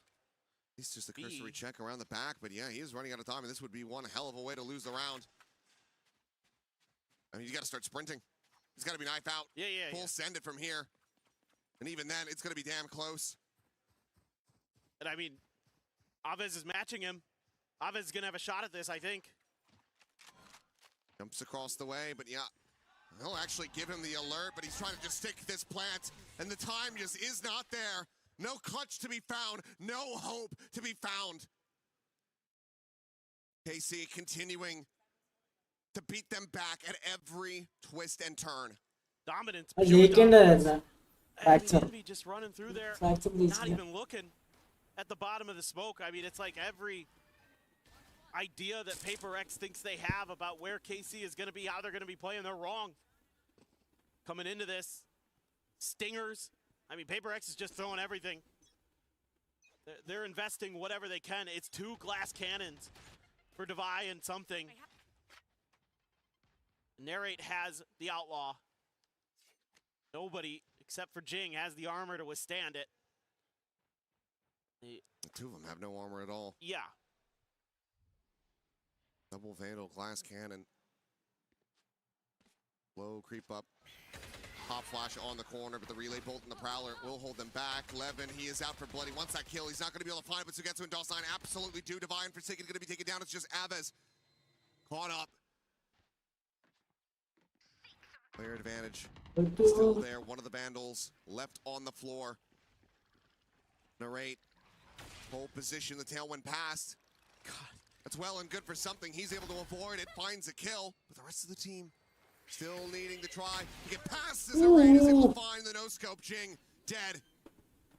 Sugetsu arriving. Envy not going to be fast enough as Narrate GG's. closes out another kill. Another shutdown on something, denying him heroics at every twist and turn. Carmine Corp are up to match point. Took the words out of my mouth. Every round they've got the read. You know, there's 4 players coming up the front of B at the beginning of this. They know exactly how Paper X thinks. It's starting to feel a little bit like how I felt watching Leviathan play Paper X, where they just knew what they wanted to do and how they wanted to do it. Paper X here throws the flash out, cleared right away. Rate's not messing around with any of that. Trying to go back into B. Forsaken to the spawn. Now he's going to be surrounded. Meanwhile, something dead on the B side. Forsaken desperately trying to find that kill, but Abbas is able to hold his own. Just some damage onto the fade. A kill onto Levin, but 2 players now lost. GG's. Right, primed for the plant, but Paper X aren't leaning into B. They're trying to get grouped together. Back over here at A. Been given some breathing room. It seems like KC actually assumed maybe B actually was the play. Being backpedaling, if he had held this angle with that judge, he might have been able to tear them asunder, but instead shifts his position, is going to try to play the top of rope. Exactly where he doesn't need to be. It's 1 kill away from having a showstopper. But from this position, I just don't know how he's going to be able to get it. KC playing this one patiently, the tap at the door, just keeping Devi's eyes trained in that position. The pit forward now to try to scale in. A flash out. The slot forward, swinging around closer and closer. It's Devi, the spray and pray, will be able to find one. The paint shell going to be lobbed in, but DOS9 is able to take down Jing. Devi, able to find himself a 3rd. Steel Garden immediately going to be invested. Spots him, kills him, a 4K clutch. Paper Rex. Oh, they hold on by a thread. I need 7 in a row just to take this into overtime. Well, they get there, but will it matter? It would be an unreal comeback if they can do it. It looked like for a second there, DOS9 had ended the round, but able to avoid that pit. That was really creative by Sugetsu there. And again, Paper X just positional, I think, mistakes that could have cost them that round. Like you're talking about, Jing holds that. Well, I'm going to hold my thought. Caterpillar jet smokes forward. Into the side goes Jing. No one to be spotted yet. Narrate still trying to hold the door. Has to make his exit with that rendezvous, and his Envy is able to greet DOS9. Finding that elimination. Devi swinging the corner. Ava's going to be taken down. It's a two-player advantage now for Paper X as they pivot back across towards A. Levin, however, here, playing this quietly, looking to be their demise, to catch them off guard, but now his hand has been revealed. Avoids the flash. Clean one tap. Shuts down Forsaken, but is not ready for Jing to counter, swing into backside. The tour de force in hand. No reason for Narrate to not try to play this one out. Money widely available for the rest of the team as well. Gonna try to make a go of this. Don't peek though. The spot out. The paint shell now to be let loose. This is Jing out into the open though. Not wanting to stick around. It drops, and Narrate is able to find the first of 4 necessary kills. The follow-up shot ends up going wide. Tries to scale forward, and he just can't quite make it happen. Envy and Devi get their targets, and Paper Rex get up to 6. Well, okay. It's taking a lot of ultimates just to get to this point. Going to be able to get into the bye, but the ult economy look like. I mean, now they're getting a little bit sharp. You would imagine it's too little too late for Paper Rex. You would imagine. It's best to not start believing quite just yet, but this will be enough to force a timeout out of KC. I mean, you've got the overdrive here. You're 1 away from a nightfall. So for this round,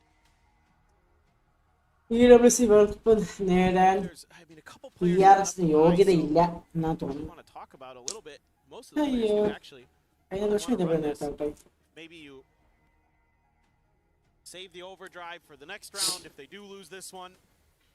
DOS9 has his ult. You could talk about how you want to work that a little bit. It's going to be 1 away from Avez's nightfall, so maybe how you want to contain one of those orbs. Make sure you get that into your hands.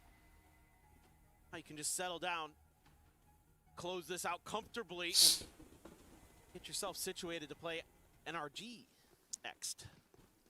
Found out Vitality. ഈ കളി വെച്ച് എൻആർജി It's going to be a difficult opponent no matter what. Certainly won't get easier from here, but looks like there is going to be a decently hefty investment from KC. They want to bring this to an end right here, right now. Operator, of course, in the hands of something. This Jing bounding forward at Mound. Flash is going to be going through, but DOS9, his presence now going to be red, but not before he's able to claim 2. Chudge from Levin intercepts the eye, immediately upgrades the weaponry. In the blink of an eye, it's just the 2 players left. Levin jiggling on this corner, spotted out, will back away before the operator can get dialed in. Oh, look at Narrate. Quickly scaling in behind them. With Devi's death, that wall means absolutely nothing. No alert system. Envy has to be the one to have his head on a swivel, watching from behind, but if he loses out on this one, that's going to be the spike on the floor. And just something alone eventually is able to get it dialed in. The Seeker's immediately going to be sent out. Scouting out both players' positions. That's going to have them rerouting, pivoting back over to C. Something needs to hit this shot. Gonna pull off the angle as well, expecting this rewrap. Probably behind. Oh! Somehow manages to connect that. What a hit! Levin dead. Havez now the one to try to play this one through. Find you. Tossed into the back, but Envy propped up on top of the box will be able to find the kill, and Paper Rex continue to try to make a go of this. 5 more rounds. So the next one, looking like an eco for Carmine Corp. Do have that overdrive there, though. It looked like this might have been the end of the round. I mean, DOS9 sitting in his own, sitting in the smoke there, just making life miserable. Some of the Paper X players, but they're able to barely battle through the fire. Still in the PRX camp. Shot early from something. DOS9 still scaling. He's just going. He is just fiercely walking at him. Paper X at the moment.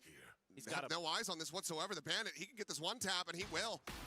Well, 2-tap. Still is able to find something at the end of it all. Player disadvantage. That operator just left stranded on the floor. It's just that lack of respect that Paper X plays to that. Oh my goodness, there it. This could just about be at the beginning of the end here. It's Forsaken will be able to find one. But the overdrive pop, Levin fishing for anything that he can get through that fast lane. Looks away around the corner. Jing, does he have any kind of read? That Sugetsu is laying here behind that box. Here's the Neon, take the rope. Just gonna stay statuesque in this position. Try to intercept these flanks, but no, he's starting to scale forward, and that's gonna be his undo. And as Jingo turns back, eats some damage, but still is able to find the kill.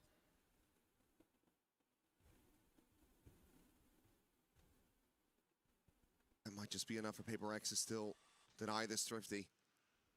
Deny the end of this series to Carmine Corp. And be going for the plant on the corner. This is not being watched for. He has the headshot in time. It's starting to bleed dry. The drop down heard. Forsaken. Able to find that elimination. But has to get this spike planted. Paranoia going to be sent through. DOS9. And now Levin on the approach here from the back. Comes away with it. And Jing has to do it all. And he cannot! Levin dead from the paint shell. But still a player alive. The defuse will be there, and Carmine Corp will come out on top. 2-1 in the series. They send Paper X home. The dream lives on here in Paris, France for Carmine Corp. What a stunning series. Losing their map pick of Sunset and then coming back onto historically great maps for Paper X on Fracture. Okay, and guys. on Lotus. Bye bye. Send them packing out of നമ്മുടെ EWC 2026. best team. Amazing, amazing stuff here we saw today. And again, I have to give the coaching staff so much credit. They had them so well prepared here. The players themselves stepped up so nicely. They looked so sharp in every aspect of the game. Looking damn good, but the fight's still not done yet for KC. They have another opponent, a difficult one at that, with NRG awaiting them if they want to still be able to play in front of that crowd. So the job is not yet done, but they are looking damn good. For Paper X, it's bittersweet, but it's also some forced and very necessary rest. I think, because these guys have been on the road, they've been at it constantly this year. But for now, let's go ahead and send things back over to the analyst desk to break down the action from this incredible series.